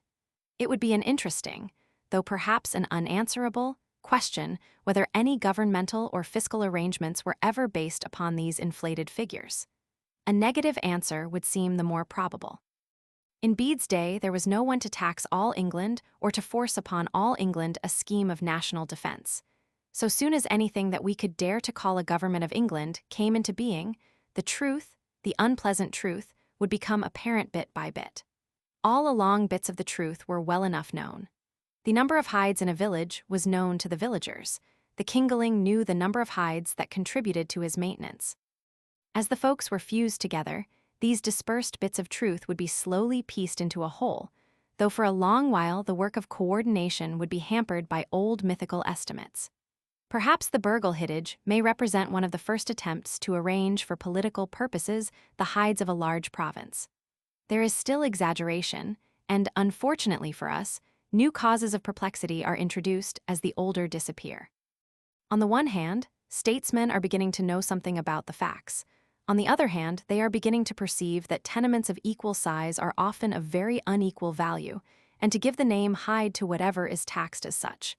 Also, there is privilege to be reckoned with, and there is jobbery. It is a tangled skein, and yet they are holding fast the equation 1h equals 120a. There is, however, another point of view from which the evidence should be examined, though a point to which we cannot climb. How will our big hide assort with the evidence that comes to us from abroad? Only a few words about this question can we hazard. If we look to the villages of Germany, or at any rate of some parts of Germany, we see that the typical fully endowed peasant holds a mass of dispersed acre strips, a heup hoba mansus which, while it falls far short of our hide, closely resembles our virgate. The resemblance is close.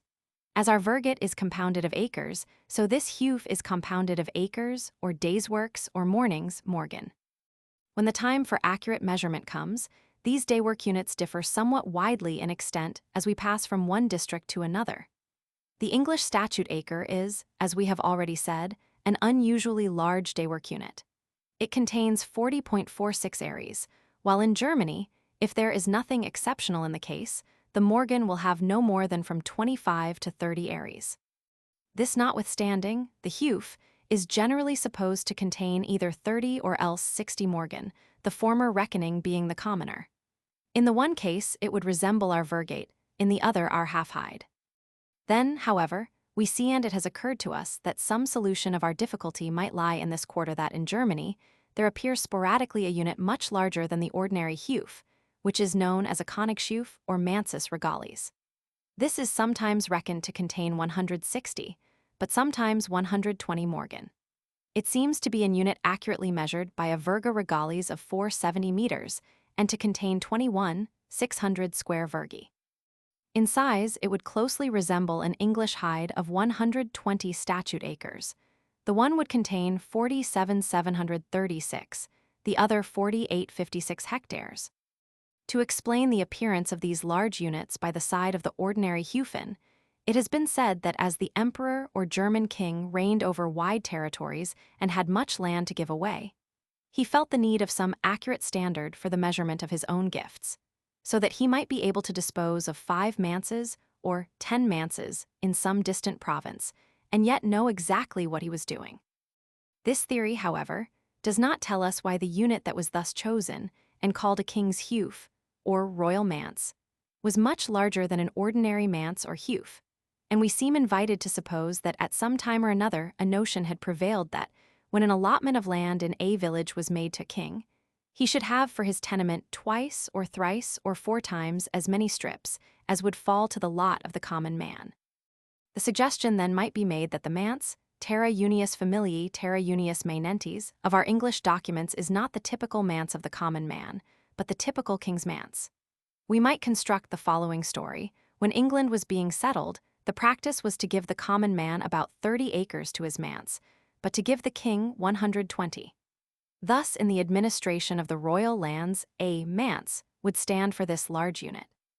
Then this same unit was employed in the computation of the fium, victus, or pastis that was due to the king from other lands. And finally, the royal reckoning got so much the upper hand that when men spoke of a manse, or a family land, they meant thereby, not the typical estate of the common man, but a 4 times larger unit which was thrust upon their notice by fiscal arrangements. Some such suggestion as this may deserve consideration if all simpler theories break down, but it is not easily acceptable. It supposes that in a very early and rude age, a natural use of words was utterly and tracelessly expelled by a highly technical and artificial use. This might happen in a much governed country which was full of royal officials. We can hardly conceive it happening in the England of the 7th and 8th centuries. Moreover, the continental evidence does not lie all on one side. There was, for instance, one district in northern Germany where the term Huf was given to an area that was but a trifle smaller than 120 acres of our statute measure. Also, there are the large Scandinavian allotments to be considered. Even in Gaul on the estates of Saint Germain, the mansus ingenuilis sometimes contained, if Guyrard's calculations are correct, fully as much arable land as we are giving to the hide. Nor, though we may dispute about the degree of difference, can it be doubted that the Germanic conquest of a Britain that the legions had deserted was catastrophic when compared with the slow process by which the Franks and other tribes gained the mastery in Gaul. Just in the matter of agrarian allotment, this difference might show itself in a striking form. The more barbarous a man is, the more land he must have to feed himself withal, if corn is to be his staple food.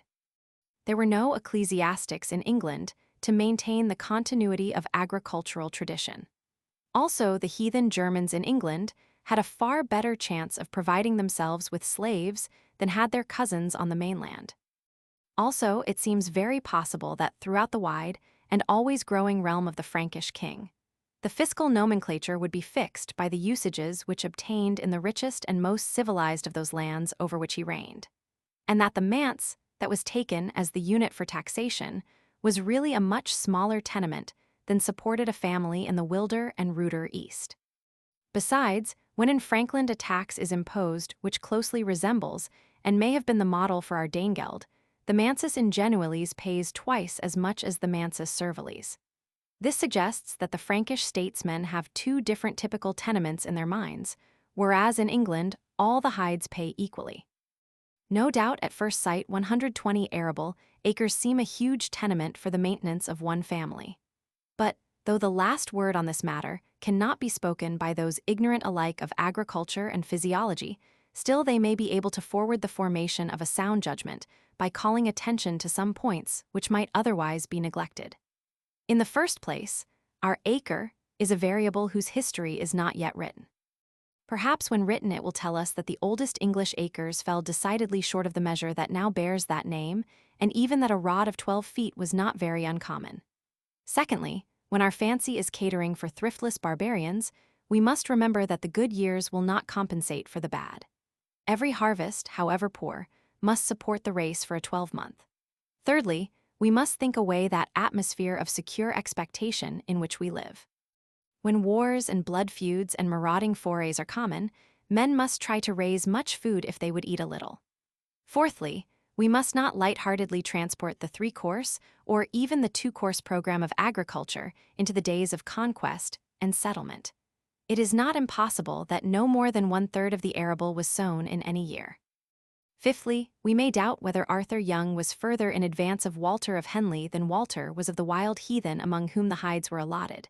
And yet Walter, with all his learned talk of marl and manure, of second fallowing and additional furrows, faced the possibility of garnering but 6 bushels from an acre. Sixthly, we have to provide for men who love to drink themselves drunk with beer. Their fields of barley will be wide, for their thirst is unquenchable. Seventhly, without speaking of house communities, we may reasonably guess that the household was much larger in the 7th than it was in the 11th century. We might expect to find married brothers or even married cousins under one roof. Eighthly, there seems no reason why we should not allow the free family some slaves. Perhaps a couple of huts inhabited by slaves, there had been war enough. Ninthly, the villein of the 13th century will often possess a full virgate of 30 acres, and yet will spend quite half his time in cultivating his lord's domain. Tenthly, in Domesday Book the case of the villainess who holds an integral hide is by no means unknown, nor the case of the villainess who has a full team of oxen. When all this has been thought over, let judgment be given. Meanwhile, we cannot abandon that belief to which the evidence has brought us, namely, that the normal tenement of the German settler was a hide, the type of which had 120 acres of arable, little more or less. If we are right about this matter, then, as already said, some important consequences follow. We may once and for all dismiss as a dream any theory which would teach us that, from the first, the main and normal constitutive cell in the social structure of the English people has been the manor. To call the ceorl's tenement of 120 acres a manor, though it may have a few slaves to till it, would be a grotesque misuse of words, nor, if there is to be clear thinking, shall we call it an embryo manor, for by no gradual process can a manor be developed from it. There must be a coagulation of some 3 or 4 such tenements into a single proprietary unit before that name can be fairly earned.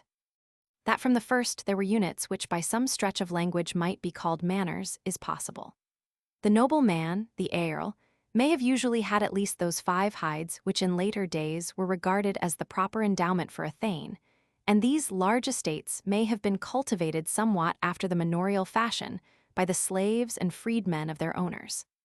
But the language of Bede and of the charters assures us that the arrangement which has been prevalent enough to be typical has been that which gave to each free family, to each housefather, to each taxpayer, tributarius, 1 hide and no more, but no less.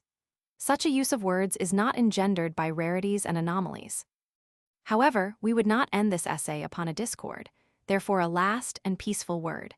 There is every reason why the explorers of ancient English history should be hopeful. We are beginning to learn that there are intricate problems to be solved, and yet that they are not insoluble. A century hence, the student's materials will not be in the shape in which he finds them now. In the first place, the substance of Domesday Book will have been rearranged. Those villages and hundreds which the Norman clerks tore into shreds will have been reconstituted and pictured in maps, for many men from over all England will have come within King William's spell, will have bowed themselves to him, and become that man's men. Then, there will be a critical edition of the Anglo-Saxon charters, in which the philologist and the paleographer, the analyst and the formulist will have winnowed the grain of truth from the chaff of imposture. Instead of a few photographed village maps, there will be many. The history of land measures and of field systems will have been elaborated. Above all, by slow degrees the thoughts of our forefathers, their common thoughts about common things, will have become thinkable once more. There are discoveries to be made, but also there are habits to be formed. Footnotes. See above, p. 389. See above, p. 393. Dr. Stubbs, Const. Hist. I-79, has endeavored to find a via media. To me, it seems that his suggestion is open to almost all the objections that can be urged against our big hide, for he seems prepared to give the normal household of the oldest day its 120 acres. Mr. Seebohm's adhesion to the party of the big hide is of importance, for I cannot but think that a small hide, which afterwards was called a verget, would have assorted better with his general theory. Conversely, it is curious that Kemble, the champion of the free seorals, was also the champion, if not the inventor, of the little hide. See above, p. 385. DB I-32b. K 812, Roman 4, 151. K 986-988 v 1421. B I-55-9, 64. Plummer Bede Roman 2, 217. K 917, Roman 4, 165. DB I-66b, 67. K 355, Roman 2, 179. K 263, Roman 2, 35, accepted by Kemble. K 174, I-209. K 24, I-28. It is fair to say that the instances here given are picked instances, and that the Malmesbury title to some other lands is not so exceedingly neat. See above, p. 112. This is so even in the case of the Kentish churches. See above, p. 466. The Chronicle of Abingdon affords good materials for comparison with D.B. As a general rule, the charters will account for just about the right number of manses, if the manses are to be the hides. There are exceptions, but not more than might be fairly explained by changes such as those recorded in the following words, Cron, Abingd. I-270. Furunt autumn witham, siauicurt henstesi, eton membra decumanora temporibus idgari regis Anglii, habens cassados Roman 25, nunc viro henstase membrum est debertona, withiham et siauicurt militibus data, eton omnimodo oblata. See also an excellent paper by Mr. C.S. Taylor, The Pre-Doomsday Hide of Gloucestershire, trans. Brist and Glauc. Archeol. Soch. Volume XVI. Round, Feudal England, 44 ff. Nass, Agricultural Community, Eccl. Transl, 23-5 Seebohm Village Community, 111. K 552, Roman 3, 35. K 617, Roman 3, 164. Charter of Ethelwulf, K 1057, V 113, TP 115, H and S. We should not be surprised if at least one part of the mysterious decimation turned out to be an early act of beneficial hedation. Charter of Edward, K 342, Roman 2, 153. Charter of Ethelstan, K 1113, V 224. Charters of Edgar, K 512, Roman 2, 401, K 583, Roman 3, 111. Writ of Ethelred, K 642, Roman 3, 203. DB I-4041. Kitchen, Winchester 7. Senwall built the church, the parent of Winchester Cathedral. The monks at once set themselves to a noble toil, to wed tillage with culture, and it is interesting to note that the first endowment of the church in Wessex fell to them in the form of a great grant of all the land for some leagues around the city, given for the building of the church. Did the monks till the land for some leagues around the city? I think not. Was it all occupied by their serfs? I think not. What was given was a superiority. One last question: did the monks really ennoble toil by appropriating its proceeds? DB I-65b. Episcopus Wintoniensis tenet Duntone, tr. E. Geldavit pro 100 hides tribus minus. Dui ex his non sunt episcopi, queer oblati furunt cum aliis tribus de ecclesia et demanu episcopi tempor sinut regis. K 985, V12. K 1036, V80. K 342, Roman 2, 153. K 1108, V211. K 421, Roman 2, 287. K 599, Roman 3, 139. K 698, Roman 3, 299. As to the limits of Downton, see W. H. Jones, Domesday for Wiltshire, 213. DBI 31, K 1058, V 114, 1093, V 176, 605, Roman 3, 149. DBI 40, 40 hides said to have been given by Senwila. K 997, V 39, 1039, V 85, 1086, V 162, 1090, V 162, 601, Roman 3, 144. DBI 42b. This belongs to the New Minster. In K 336, Roman 2, 144, Edward the Elder is made to give quendam fundum quem indigeni miseldefer appellant cum suo hundredo et appendicibus, habens centum cassados et ecclesiam. The territory has 100 hides and is 100. DBI 87b. K 1002, V 44, 1051 V 99, 101, 1084 V, 374 Roman 2, 209, 598 Roman 3, 136. They are hardly the worse witnesses about this matter for having been much improved. They do not look like late forgeries. Those which bear the earliest dates seem to be treated as genuine in charters of the 10th century, which are not, if anything that comes from Winchester is not, suspected. Kemble, Saxons, I 487, DBI 87b. Eighton, Somerset Roman 2, 34. See above P 499, note 1656. Compare, for instance, the account of the estates of the Bishop of Wells, DBI 89, with the charter ascribed to the confessor, K 816, Roman 4, 163. In the former, we read of 50 hides at Wells. In the latter, we see that these hides cover villages or hamlets, each of which has its name. According to Eighton, Somerset, 24, this estate extends over nearly 000 acres. The Malmesbury Charter, K 817, Roman 4, 165 is another good illustration. Kemble's identifications were hasty and have fared ill at the hands of those who have made local researches. A few examples follow: Keynsham, 50H equals A, Kemble, 11,138 A and more Eighton. Dowlish, 9H equals A, Kemble, 1282 Eighton. Road, 9H equals 1010 A, Kemble, Eighton. Portishead, 11H equals 1610 Kemble, 2093 Eighton. The instances that Kemble gives volume IP 106 from the AS. Land books are equally unfortunate. Thus he reads of 50H at Brokenborough, Wilts, and seeks for them all in a modern parish which has 2950A. But the Domesday manor of this name covered at least 6,000 or perhaps 7,000 acres. W. H. Jones, Domesday for Wilts, P. Roman 27. In several instances, Kemble tries to force into a single parish all the hides of 100, which takes its name from that parish. Hanssen, Abhandlungen, I 499. See above, P 229, and Mr. Taylor's paper there mentioned. Napier and Stevenson, Crawford Charters, 43. Compare DBIB in the Confessor's time, Crediton, gelded for 15 hides.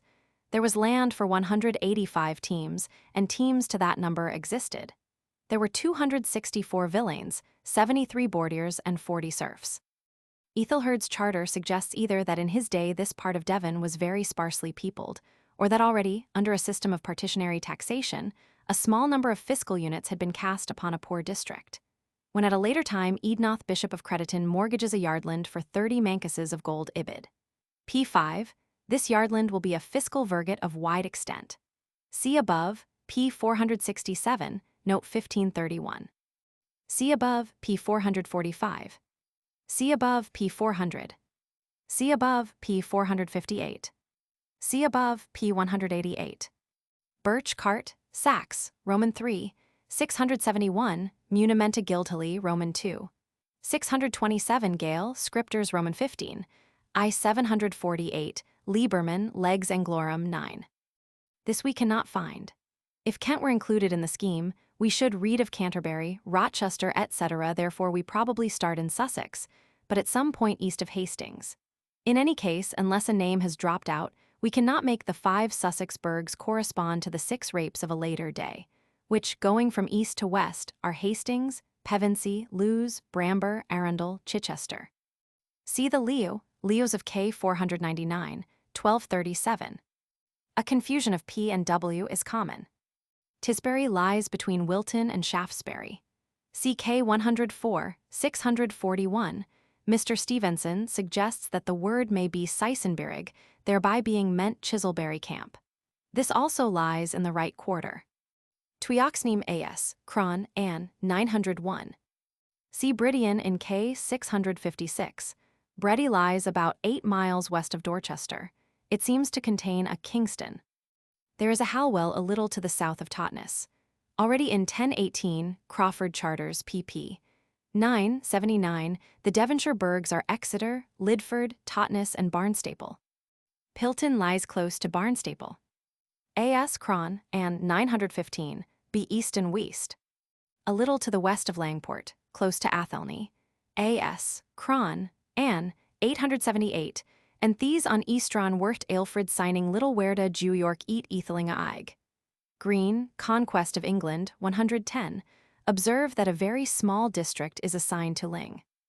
After seeing Oxford and Wallingford together, we should naturally expect Bedford with Buckingham. C.A.S. Cron Ann, 918-9, or we might look for Hertford. Ibid, Ann, 913. Eashing is a tithing in the parish of Godalming. See King Alfred's will K 314, eat Easingam. Eashing may have been supplanted by Guildford. Taking in the particulars the figures which seem the more probable, we make a larger total. If Essex is meant, this figure seems impossibly small. Gale gives Ast Saxham et Wigesistrum 1200 hides. This may give Essex and Worcester 1200 hides apiece. Mr. Stevenson tells me that, though the document is very corrupt, some of the verbal forms seem to speak of this date. Such a document is apt to be tampered with. Some bits of it may be older than other bits, but the reign of Edward the Elder seems the latest to which we could ascribe its core. If we compare it with the list of Domesday boroughs, we shall be struck by the absence of Dorchester, Bridport, Ilchester, Totnes, Hertford, Bedford, and Guildford, as well as by the appearance of Burpham, Tisbury, Breddy, Halwell, Watchet, Ling, and Eashing. See above, p. 189, note 747. Hjorpaburen, Hastings, Lewes, Burpham, Chichester. Eashing, Southwark. Porchester, Southampton, Winchester, Twinningham. Wallingford. Wilton, Tisbury, Shaftesbury, Malmesbury, Cricklade. Wareham, Breddy. Watchet, Axbridge, Ling, Langport, Bath. Exeter, Halwell, Lidford, Barnstaple. A good deal of doubt hangs over the entries touching Buckingham, Essex, and Warwick. Birch, Cartularium, I 414, Birch, Journal Brit, Archeol, Asoc, Eccl. 29 1884, Earl, Land Charters 458, Lieberman Leges Anglorum 8, Stevenson, Engel, Hist. Reverend 1889 354. Unless the mention of Wessex is interpolated, and if it be interpolated then the grand total has been tampered with, it is difficult to suppose that Whitgara 600 points to the Isle of Wight, Gifla 300 to the district round Ilchester, or the like. I owe this observation to Mr. W. J. Corbett. It is a little curious that if we multiply the 244,100 hides by 120, we obtain 29,292,000, a figure which is not very far off from the 32,543,890, which gives the total acreage, tidal water excepted, of modern England. However, it is in the highest degree improbable that the computer of hides was aiming at pure aerial measurement. Nor could his credit be saved in that way, for the area of Kent is to that of Sussex as 975, 932, not as 15, 7. The total of cultivated land in England is less than 25 million acres, that of arable is less than 12 million. Bede Hist, Eccl, Roman 2, 9 ed, Plummer, I-97, Muanias insulas, quarum prior, non gentarum LX, familiarum mensurem eoxta estimationum anglorum, secunda trecentarum et ultraspatium tenet. Ibid, Roman 3, 24 p. 180, Regnum Australium mercerum qui sunt ut dicunt familiarum quinquemillium, Aquilana ribus merciis quorum terra est familiarum Roman 7. Millium. Ibid. I-25, p. 45. Est autumn ad orientalem canci, plagam tenatos insula non modica, id est, magnitudinis iuxta consududinum estimationis anglorum familiarum sexcentarum, Thet is 600 heta missile, efter angel sins eta. Ibid. Roman 4. 13, p. 230. Ad provinciam Australium Saxonum, qui post cantuarios ad Austrum et ad Occidentum usque ad Occidentals Saxons perdingit, habens terram familiarum septem millium, is these lands Siophon thusendo. Ibid. Roman 4. 14, p. 237. Est autem mensura iustum insuli iuxta estimationum anglorum mil ducentarum familiarum. Unda data est episcopo possessio terri trecentarum familiarum, efter angel sins eta 1200 heta, and he tha tham biscop Gesilda on trio hund heta. Ibid. Roman 4. 17, p. 246. Est autem elge in provincia orientalium anglorum regio familiarum sursiter sexcentarum, 600 heta in similitudinem insuli. Ibid. Roman 3. 25 pp. -3. Donaverat monasterium quadragenta familiarum in loco qui dissiter inrepum. Ibid. V19. Mox donavit terram decem familiarum in loco qui dissiter Stanford, et non multo post monasterium trigenta familiarum in loco qui vocatur inrepum, tin Hiwisca lands on Thersto the is sea on Stanford. Minster XXX. Hiwisca. Ibid. Roman 4. 13 p. 232. Donavit, Uilfrido terram LXXXV. Familiarum, Siophon and Hund dig heta lands. Vocabulo Celiciu. Historia Abbatum p. Terram octo familiarum iuxta fluvium fresca ab Aldfrido rege, comparavit, terram Roman 20. Familiarum in loco quincolarum lingua ad villam sambus vocatur, excepit, terram decem familiarum quam ab Aldfrido rege in possessionum assiparat in loco villi qui dalta nuncupater. Hist. Eccl. Roman 4. 21 p. 253. Accepit locum unius familiae ad septentrionalum plagam uiuri fluminis, on feng hio ains husipe sto to northdale wire there Ibid. Roman 3. p. 133. Nec enim magna est sed quasi familiarum quinc, iuxta estimationum anglorum. Ibid. Roman 3. 24 p. Singuli viro possessions ex erant familiarum, id est simul omnes cxx. If the wit gara 600 of the tribal hittage refers to white, we have here a discord, for Bede gives the island 1200. The North and South Mercians have together but 1200 according to Bede. The Mercians have 30,000 according to the tribal hittage, but the territory of the Mercians is a variable. BI4B 12, Elton, Tenures of Kent 135. See above, p. 359. Round, Feudal England 289. Stubbs Const, Hist Roman 2, 422, Rot Parl Roman 2, 302. Bright Hist Engel Roman 2, 386 Hall's Chronicle ed. 1809 p. Some of them seem to start from the tribal hittage and take the number of hides to be 303,201, Lieberman, Leges Anglorum 10. Divide this by 5 to find the knight's fees, you have 60,640. In Ms. Cam, Univ, Roman 2, Roman 6. 25 F108 we find 60,215 knights fees, 45,011 parish churches, 52,080 vills.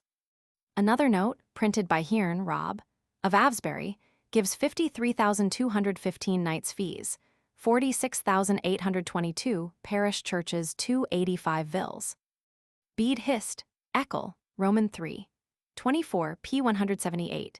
Donatis in super Roman 12. Possessionculis terrarum in quibus oblato studio militiae terrestris ad exercendum militiam caelestum, supplicandum pro pace gentis ius eterna, devotionie seduli monacorum locus facultas sepeterit, singuli viro possessions ex, erant familiarum, id est simul omnes cxx. In these villages there have been men who owed military service. They are not being ousted from their homes, they are being turned over as tenants to the church. Henceforth they will no longer be bound to fight, and in consideration of this precious immunity, they will have to supply the monks with provender. That is how I read this passage. Others can and will read it to mean something very different. But if Bede were speaking of decurii of slaves, how could there be talk of military service? The slaves would not fight, and if the slaves belonged to earls who fought, then how comes it that Oswy can expropriate his nobles? Hist, Eccl Roman 3, 4 p. 133. Keith Johnston, Gazetteer. I do not suggest, nor does Bede suggest, that His was laid out in hides. He is speaking only of size. Bede gives to Anglesey the size of 960 families, to man that of 300 or more. Anglesey has 175,836 acres, man 145,011. Anglesey in 1895 had under all kinds of crops, bare fallow and grass, mountain and heathland excluded, 152,004 acres, man 96,098.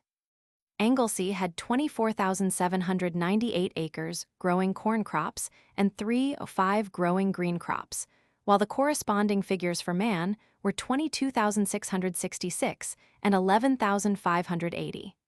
Rationalistic explanation of Bede's statements would be useless. He is reporting vague guesses. Hist, Eccl, Roman 4, 13 p. 232. Quo tempor rex idiluelch donavit reverentissimo antistidi Wilfrido terram elxxxvi familiarum, ubi suus homines, qui exules vagabanter, reciper posset, vocabulo selisu, quod dissiter Latin insula vicili marini.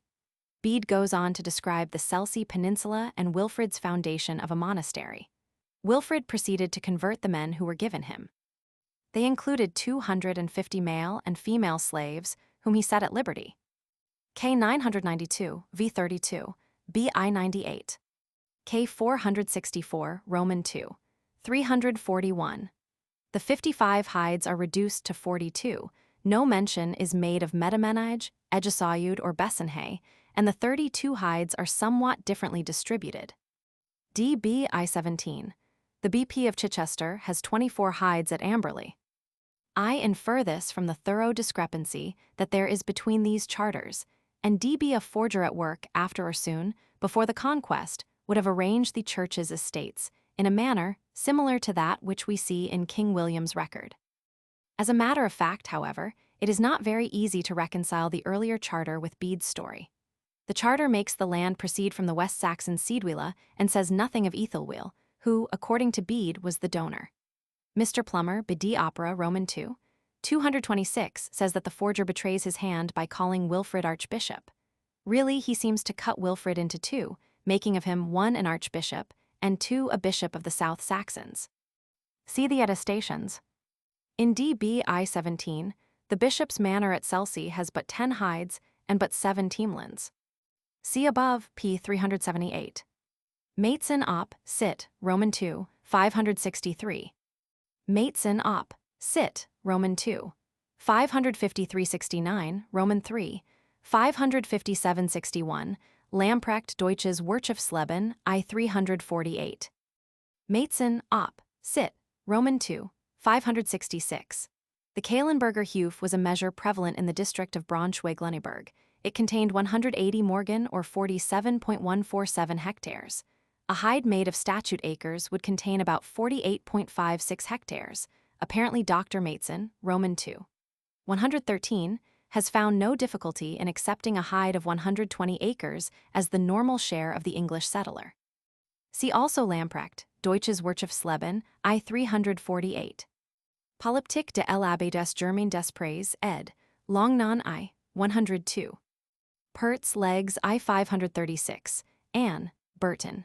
Ed. Waits 81, 135 Richter Annalen Roman 2, 443, Dummler Jesch, D. Ostfrank, Reichs, I 585.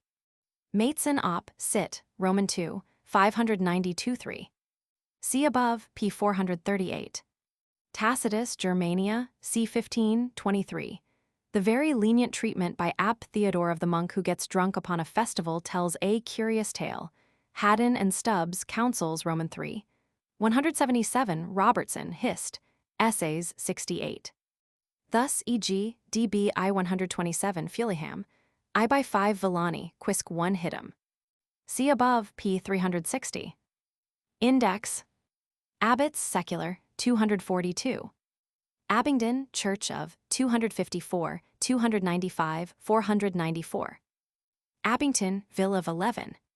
Acre, 369, 373, 386, 518.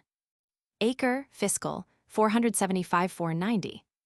Acreage, Medieval Statements of, 392. Acreage of Counties, 407. Adultery, 281. Advocatus of Church, 303. Agrarian Morphology, 15, 16, 222, 362. Aids of Boroughs, 174, 176. Aids of Counties, 473. Alfred's Army, 189. Alfred, Will of Ealdorman, 245. Alfred, Will of King, 254. Alienable Superiority, the King's, 241, 357. Alienation, Lord's Consent to, 296. Aloof Frank, 171. Almend, 348. Allodial Ownership, 154. Allodium, 153, 256. Altatonentes, 268, 452. Amber Measure, 440. Amerciamenta Hominum, 277.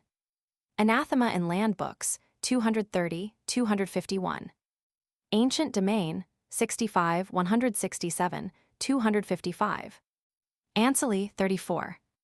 Angled, 274, 282, 290. Anglesey, 513. Anglo-Saxon History, Fundamental Questions of, 221.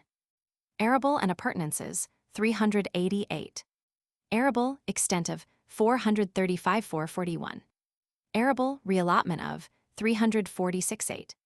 Archiductor, 306. Aringa of A.S., Book, 243. Arapennies, 375, 467. Armingford 100, 11, 12, 451. Army Constitution of the, 156, 7, 308. Arpentum, 375, 467. Ascripticae, 51, 53. Eston and Cote, 354. Asselny Fort at, 188, 503. Attestation and Consent, 240, 7-52. Augustins, St. Canterbury, 466. Automatic Adjustment of Taxes, 207. Avera, 130, 138, 169, 240. Aylesbury, 180. Bulk, 364. Barley, 439. Barley corns, 369. Bath, 229, 501. Battle Abbey, 97, 281. Beasts, number of, 441. Bede, 228, 233, 242, 251, 358, 509, 515. Beds or Cellions, 379, 383. Beer consumption of, 439, 519. Benefice, ecclesiastical, 152. Beneficial hedation, 264, 448. Beneficium, 152, 301. Beneficium oblatum, 75. Berwick's, 114, 333. Burgalt, 90. Berkeley, 113. Berkshire, 79, 156, 505. Bishop, soldiers of a 306. Bishop's Cross, 251. Bishop's Land, 286. Blithburg, 96. Blithing, 100 of 96. Bodenregal, 240. Bookland, 154, 242, 244 to 58, 293. Boondays, 77. Bordare, 2325, 3841, 107, 363. Borough, 172 to 19. Boundaries in Charters, 495. Bourg the French, 214. Bovate, 395. Bracton on Villenage, 61. Brewing, 440. Bridgework, 187. Broughton Court at 99. Brunger's Case, 104. Buckingham, 176, 180, 196. Burbium 214. Burgage tenure 198. Burgesses 179, 190. Burgle hittage the 187, 455, 526, 515. Bar 183.6. Burbot 186.8. Burbryce 183.4. Burjeet 184, 190. Burgemot 185. Burgrith 88, 184. Burrit 214. Burjuarez 190. Barry 36, 329. Barry and Barrow 183. Cambridge 181, 187, 191, 211. Cambridgeshire 10, 12, 13, 62, 129, 139, 445, 468, 476. Cambridgeshire Inquest 110. Campus 380. Canterbury 89, 184, 191, 201. Canterbury Church of 87, 97, 228, 466. Carew Cage of 1198, 127. Carrowcate 395, 404, 483. Casati 335, 359. Castle Guard 151. Casa of Gifts 293. Celtic Rural Economy 338. Celtic Villages 15, 222, 467. Censarii 57. Sioral the 30, 44, 58. Servisarii 57. Charter and Writ 262 4. Chattels of the Boar 38. Chertsey Church of 492. Cheshire 458.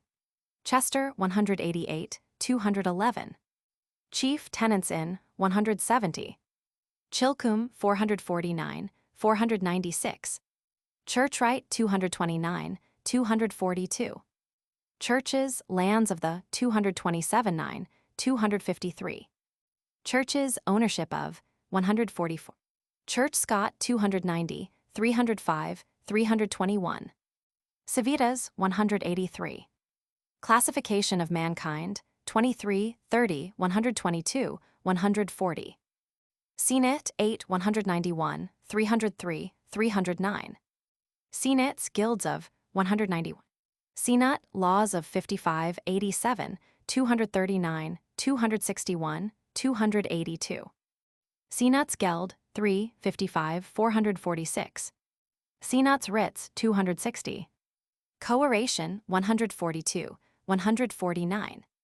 Cognizance Claims of 93, 97, 282 93. Colchester 198, 201. Colness 100 of 355. Coliberty 28, 33, 36, 329. Collective Liability 208. Colony 51. Colonization of Villages 365, 501. Colonization under an E 238, 367. Comes 8. Comital Manors 167. Commendation 6775, 102, 104, 326. Common Fields 15, 379. Common Property of Burgesses 200. Common Rights of 143, 202, 348, 352. Communalism 149, 203, 341. Community the Borough 198, 200. Community the Village 140, 150, 340, 356. Compound Householders 125. Confessor C. Edward. Conqueror Writs of the 266. Conquest Norman Effects of 60, 135, 172. Consent of Witton 240, 7-52. Consuetudines 67, 8, 76, 9. Continuity of Hedation 491, 509.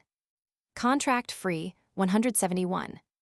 Convertible Husbandry 366, 425. Conveyance in Court 323. Co-ownership 143, 4, 341. Cornage, 147. Cornwall, 410, 425, 428, 463, 467. Corporation, 204-209, 253, 341, 349, 351. Corroboration of land books, 251. Cottare, 2325, 3841. Cotliff, 334. Katsetti, 39. Kotzetla, 328. Counties, detached pieces of 9. Counties, farms of, 169. Counties, geld of, incent, Xi 448-475. Counties, geld of, incent, Roman 12, 7 474. Counties, populousness of 1920. County hittage, the 455. County towns, 176. Court borough, 185, 210. Court seigneurial, 91, 94, 275-8. Court suit of 85, 95, 140, 322. Crediton, 113, 228, 501. Criminal and civil, 83. Criminal law and revenue, 79. Criminal law and serfage, 2932. Crosses on charters, 251, 262-5. Crown pleas of the 82, 261, 282. Cultura, 380. Curia, 94, 110, 125. Cursing clause, 230, 262. Customary acres, 373-6. Customary land, 78. Dairy farming, 115. Danegeld Seageld. Danelaw, the 139. Danish influence, 139, 339, 395, 397.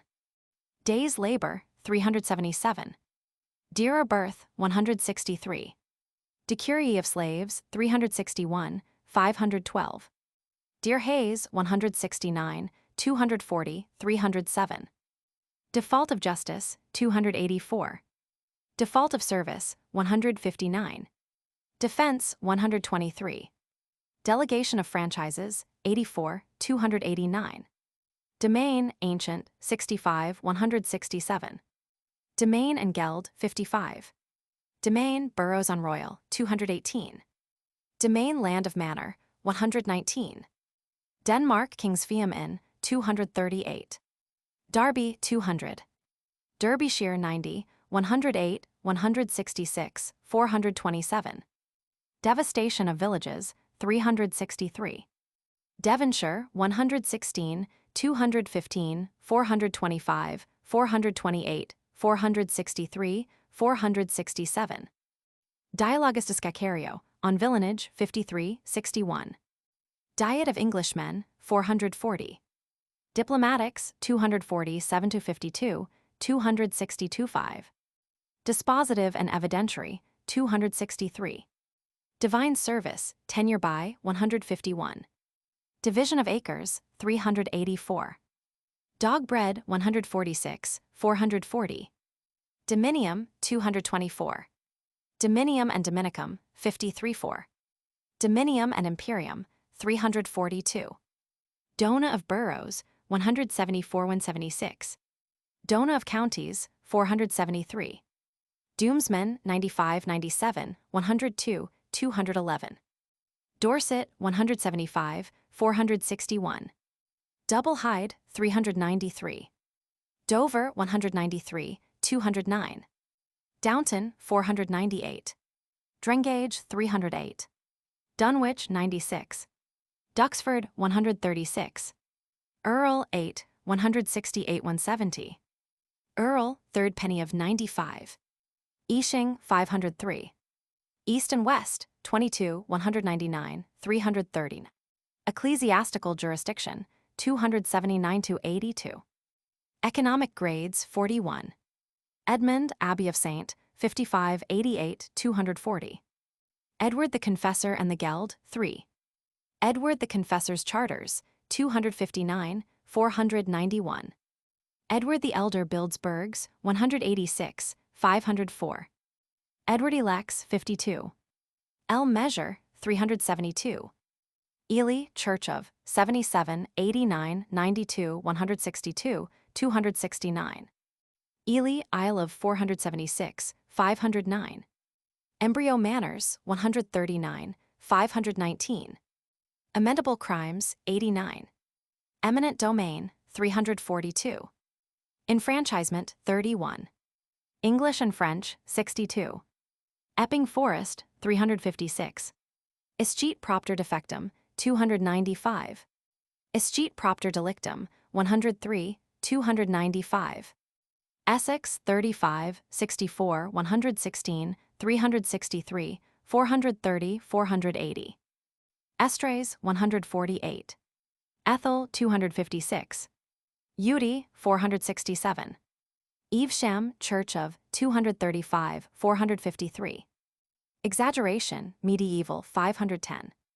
Exchequer Domesday, 2. Exeter, 156, 201. Exon Domesday, 2. Extrahundredal Places, 9. Fallowing, 399. Familiae Terra Unius, 358. Family, size of 437, 519. Famine, 364, 518. Fareham, 449. Farm of Manors, 62, 146. Farthingland, 479. Fealty, 59, 293.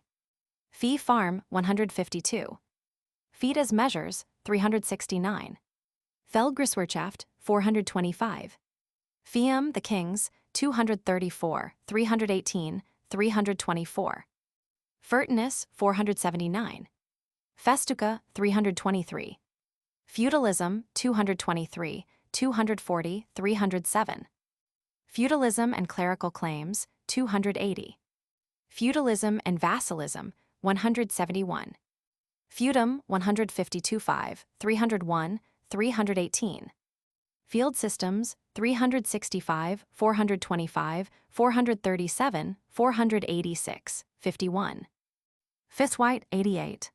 Firmabergi, 204. Fission of Vills, 14, 365, 367. 5 Hyde Unit, 121, 156, 164. Fleta, 397. Flerswang, 347. Foldsoak, 76, 91, 442. Foldworthiness, 77, 91. Folkland, 244, 258. Food of Beasts, 441. Food of the Nation, 436, 518.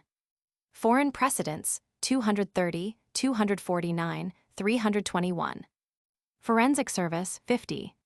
Forest Measures, 372, 376. Forfeiture of Land, 103, 295.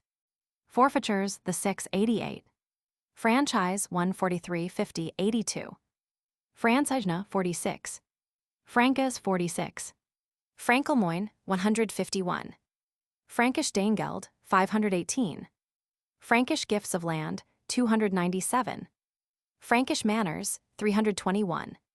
Frankish Military Service, 161. Frida, 278. Freedom, see Liberty. Freeholding, 4650. Free Men, see Liberi Homines. Free Villages, 129, 339, 352. Freezujicate, 42, 51. French Diplomatics, 265. French Law of Seigneurial Justice, 82, 94, 284. Frialsbach, 270. Freidsoka, 93. Furlong, 372, 379. Fiat White, 159, 161. Fiatworthiness, 160. Gablolters, 57. Gaffa Land, 44. Geber, 28, 36, 59, 328. Geld, 38, 24, 54, 121, 29, 268, 324, 391, 408, 446, 490. Geld in Cent, Roman 12, 6, 460, 474. Geld Inquests, 478. Geniat, 59, 327. Genesenschaft, 342. Geography of DB, 9, 407. Geographa, the 327, 392. German Bergs, 189. Gersuma, 57, 147. Gift and Loan, 299, 317. Gifts of Land, 293. Guilds, 191, 201. Gloucester, 182, 205. Gloucestershire, 205, 395, 412. Goad Measure, 372, 377. Goats, 442. Godwin House of, 168. Grantham, 213. Grass Swine, 57. Halamat, 82, 86, 91. Hall the, 109, 110, 125. Ham, 332. Hamlets, 1516. Hampton, the Suitabout, 85, 124, 158. Hampshire, 153, 155. Harold Rapacity of, 168. Harrow Middlesex, 112. Hogeville, 204. Hawks Prices of, 169. Hawes in Burrows, 114, 182, 196. Headpenny, 33. Hearthpenny, 38. Airland, 257. Hemmings Cartulary, 227. Henley Walter of, 378, 397, 438, 441, 488, 519. Henry the Fowler, 189. Herdwicks, 333. Hereford, 199, 209. Harriet, 73, 155, 199, 298. Hertfordshire, 137, 8. Hayford, map of, 382. Hyde the, 336, 357, 520. Hyde the of Leicestershire, 468, 470. Highways Royal, 87. Hiwisk, 358. Hillsype, 358. Holting, 355. Homage, 69. Homines Day, 275. Honor and Manor, 81. Horses, 442. Hospites, 60. House Communities, 349. Housepiece and Soak, 99. Huf German, 387, 515. Hundred Elder of the, 147. Hundredel Soak, 90, 94. Hundredmoot, 93, 97. Hundreds, 90, 148, 259, 267, 287, 451, 5, 459. Huntingdon, 204. Husting, 211. Hildath, 69. Idealism, Archaic, 389. Ideas, Legal 9, 224. Identification of Parcels, 493. Immunists, 277. Immunity, the English, 270, 292. Immunity, the Frankish, 278. Enclosure of Common Fields, 16, 436. Inese Foster, 237. Inese Laws, 237, 320, 332. Infangenethef, 82, 276. Ingeldable Carucates, 409. Inheritance, 145. Inheritance, Precarious, 309. Inland, 55, 121, 331. Inquisitio Comitatus Cantabrigui, 1. Inquisitio Alliancis, 1. Intercommoning of Vills, 355. Intermixed Manors, 136. Intermixed Strips, 337.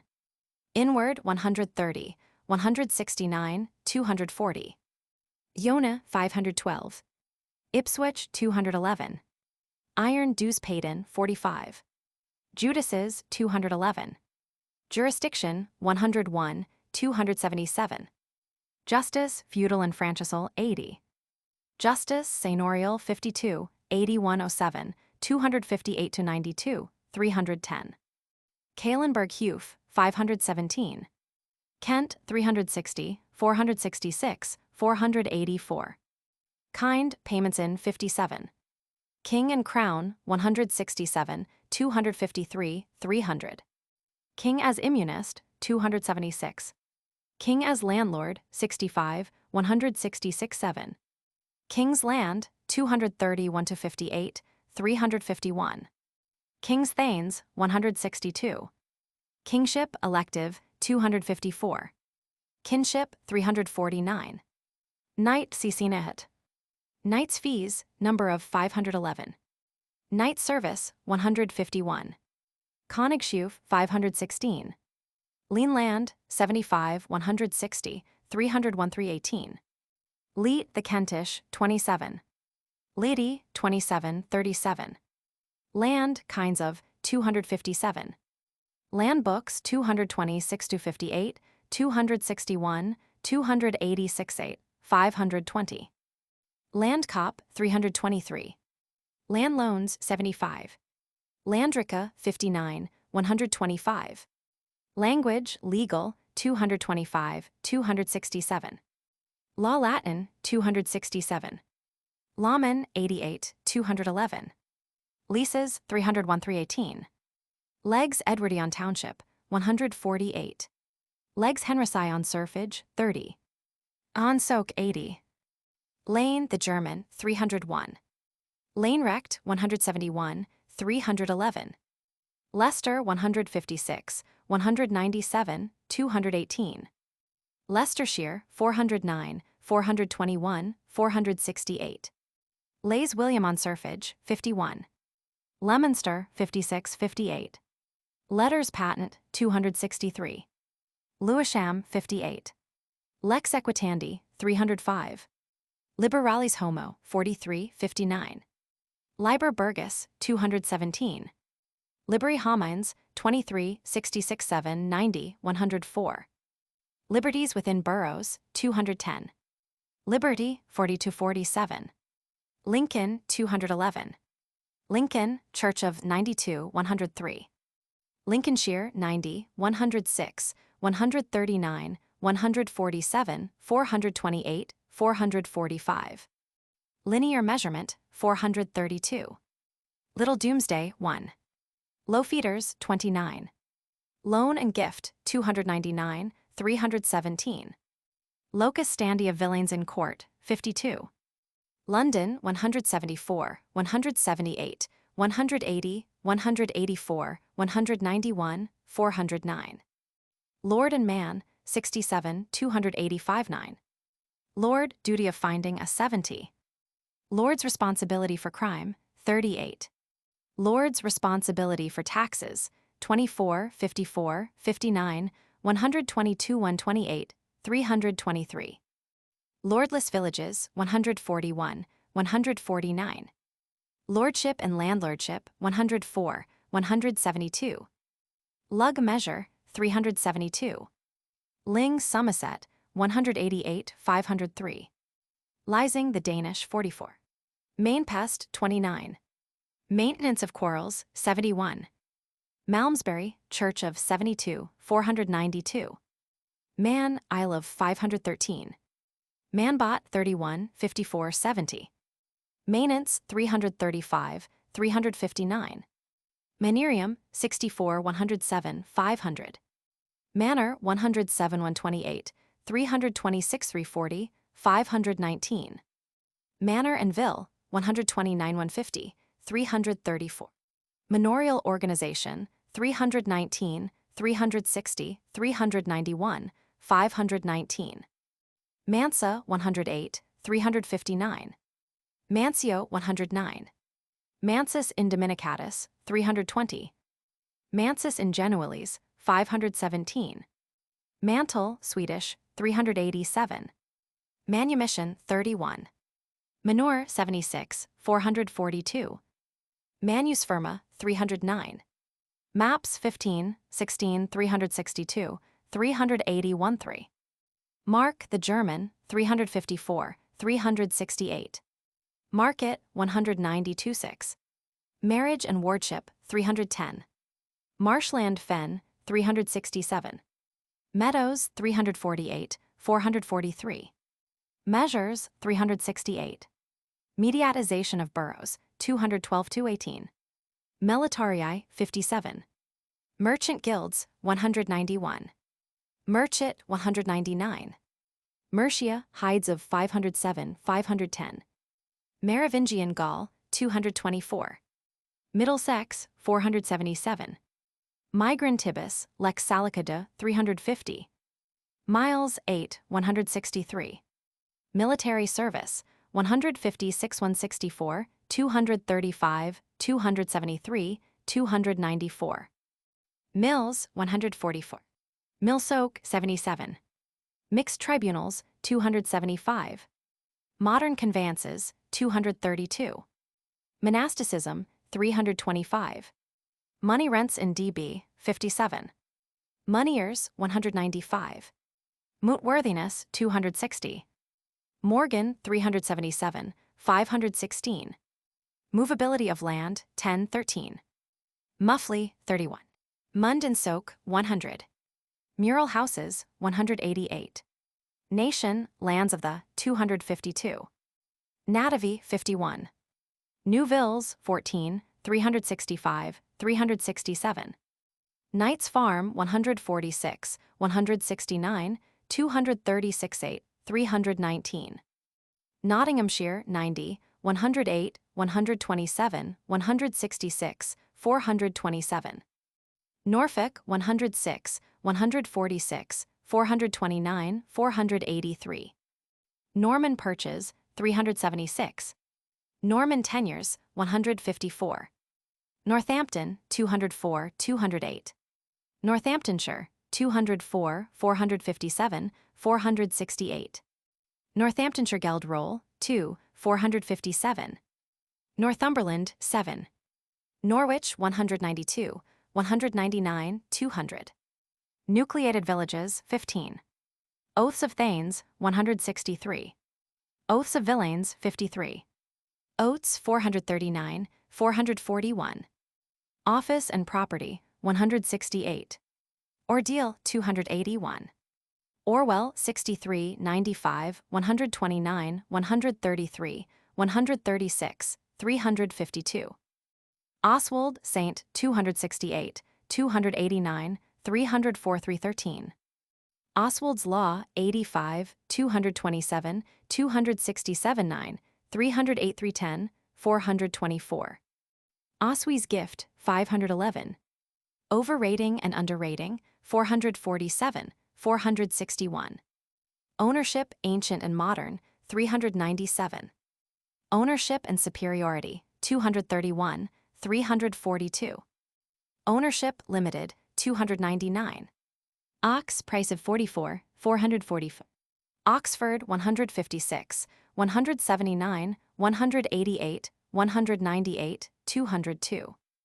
Oxfordshire, 92, 169, 445, 505. Oxgang, 395. Pannage, 57, 307. Parage, 143.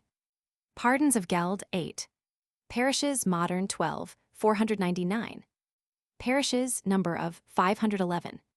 Parliamentary boroughs, 173. Partible inheritance, 145. Partitionary taxation, 120, 206, 391, 450, 480. Pasture, 143, 170, 203, 348, 442, 446. Pastus, the Kings, 234, 272. Patria potestas, 349. Patronage of Church, 303. Peace of Borough, 184, 193. Peculium, 28. Penal stipulation, 230. Pennenden, the Sudat, 87. Perch measure, 372–9, 518. Pershore, Church of, 290, 452. Persona ficta, 353, 356. Perdica, 274. Peter Pence, 59, 125, 288. Petrock, Church of Saint, 55. Pipe rolls, Geldin, 400, 460. Placida et Forest Factory, 84, 94. Plan of DB, 9. Plow 142, 373. Plowgang 395. Plowing a days 378. Plowing a years 398, 435. Polham 485. Police of Villes 147. Population 1722, 408, 437. Port and Bar 195. Portman 195, 212. Portreeve 202. Pound and Hide 465. Precarium 300. Predility of Serfage 28. Prices 44, 169, 365, 444. Priest of Village 148, 437. Protection and Commendation 70. Provender Rents 146, 236, 316, 440. Pursuit of Fugitive Serfs 42, 51. Purveyance 239. Quasi-Hides 409. Radchenisters 44, 56, 66, 305. Radmany 57, 305. Ramsey Church of 260, 319, 393. Rapes of Sussex 409. Recetier 47, 68, 152, 162. Rectitudines 37, 327. Reductions of Hittage 410, 506, 510. Redemption of Land 60. Reeve of Borough 209. Regio 167. Relief 153, 155, 310. Rents Money in DB 57. Restraint on Alienation 296. Reveland 169. Ribble and Mersey, Land Between 458. Ridding Men 305, 307. Rochester, Church of 466. Rod or Perch 372-9. Regatio Testium 250. Roman Law 224, 303. Roman Taxation 470. Roman Villa 327, 337. Romney 89. Rude Measure 372, 382. Rothley 114. Roundseys 442. Royal Boroughs 182. Rutland 471. Sake 84. Sale of Chattels 147, 194. Sale of Land 47, 100, 105, 144. Sale of Slaves 33. Salica Ownership in Lex 347, 350. Salisbury the Oath at 172. Sanford 100 of 90. Sawston 136, 387, 443. Scattered Steads Einzelhof 15, 16, 140. Seal 265. Secularizations 301. Sedgeborough 227. Seigneury over Commended Men 74. Sellians 383. Selsey 228, 234, 513. Semibos 142. Senior and Vachus 283, 300. Serfage see Servy. Serfage transmission of 31. Sargenty 151, 162. Servy 2325, 2636, 325, 519. Servy price of 44. Services due from Bookland 294. Services of Geniat 328, 332. Services of Oswald's tenants 306. Services of Soakmen 76. Services of Villains 56. Sextarius 365. Sheep 442. Sheriff 8, 205, 255. Sheriff revenues of 169. Shots and Fields 380. Shrewsbury 199, 207. Singulare Pretium 274. Sinuous Furrows 379. Slavery see Servy. Sockage tenure in 66. Sockamany 2325, 62, 6679, 95, 104, 125 6, 134 5, 213. Soak 6769, 8107, 115, 258-92. Soltat per solta, 290. Somerset 116, 166, 177, 215, 367, 479. Southwark 98. Square measure 370, 432. Staffordshire 426. Stages theory of normal 345. Stamford 199, 200, 211. Staines 111, 181. Stanninghaugh 181. Statistical tables 403. Statistics Domesday 399. Stipulation 250. Stock on Manors 116, 422. Stoke by Hisseburn 330. Strip holding 337, 346. Subcommendation 74. Subinfeudation 155. Subsidiary liability 126. Suburbium 214. Suffolk 62, 77, 106, 117, 125 6, 147, 429, 483. Suit of Court 85, 95, 140, 322. Suitors borrowed 95, 102. Sulung 360, 395, 466, 484. Sunbury 111. Superficial measurement 370, 432. Surnames of vills 14, 365, 367. Sussex 510, 513. Swine 419, 442. Tacitus on land tenure 347. Tackley map of 381. Tagwork 377. Taylor 57, 147. Taunton 87, 102, 113, 158, 214, 272, 276, 499. Team Plough 142, 372, 416. Teamland 404, 418, 446. Tenure Dependent 46, 73, 151, 154, 171, 317. Tenure in boroughs 178. Tenure kinds of 151. Terminology of DB 8.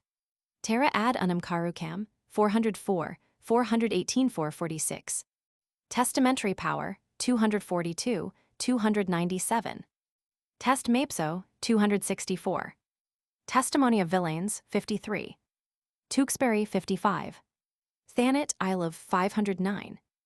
Thane 64-5, 166. Thanage 308. Theo 2636. Thing in person 27. Third Penny 95, 170. Three Field System 365, 486. Three Life Leases 303. Thumbs as Measures 369. Titanam 330. Tithe 322. Torksey 177. Township Seville. Township Moot 21, 350. Townsmen 59, 140, 288. Treves Celtic 15, 340. Tribal Hittage the 455, 568. Tributarii 335, 359. Tributum 234, 239, 272. Trinota Necessitas 240, 274. Ton 59, 110. 12 Hindi 44. 12 Fold Bot 290, 322. 2 Field System 365, 486. Ulna the Kings 370. Undersettles 41. Unhitated Estates 448. Uniformity of Villages 390. Usufruct 299. Utware 158. Values Domesday 411, 444, 463, 473. Vassalis 293. Vavasors 81. Vendible Soak 100. Verge of the Palace, 184. Viscoms 8. Victus, the Kings, 234. Vicus, 333. Ville and Borough, 173, 185, 216. Ville and Village, 1121, 129 150, 346 356. Villa and Vicus, 333. Villa, the Roman, 221, 327, 337. Villages, detached portions of, 367. Villani, 23, 3666, 125 6, 172, 324. Villani, teams of 416. Villani and Servi, 26 30, 172. Vineyards, 375. Virga Regalis, 375, 516. Virgit, 384 7, 391. Wallingford, 98, 176, 179, 193. Walwork, 188. Wara, 123. Wardship and Marriage, 310. Warnode, 123. Warranty of Man by Lord, 71. Warwick, 98, 156, 209, 218. Warwickshire, 169, 459. Washingwell, the grant of 245, 255. Weekwork, 77. Well Wapentake of, 103. Wergild of Seorl, 45. Wergild of Surf, 31. Wergild of Thane, 16. Wessex, Hides of, 507. Westminster, Church of 111, 290, 452. Westminster Hall, 192. Weatherly, 100 of 95, 131. Wheat yield of 437. Whittlesford, 444 5. Wicks, 115, 333. White Isle of 233, 509. Wigan Hall, 367. Wihtred, privilege of 271. Wickare, 115. Wiltshire, 175, 215, 475, 479. Winchcombe, 174, 180.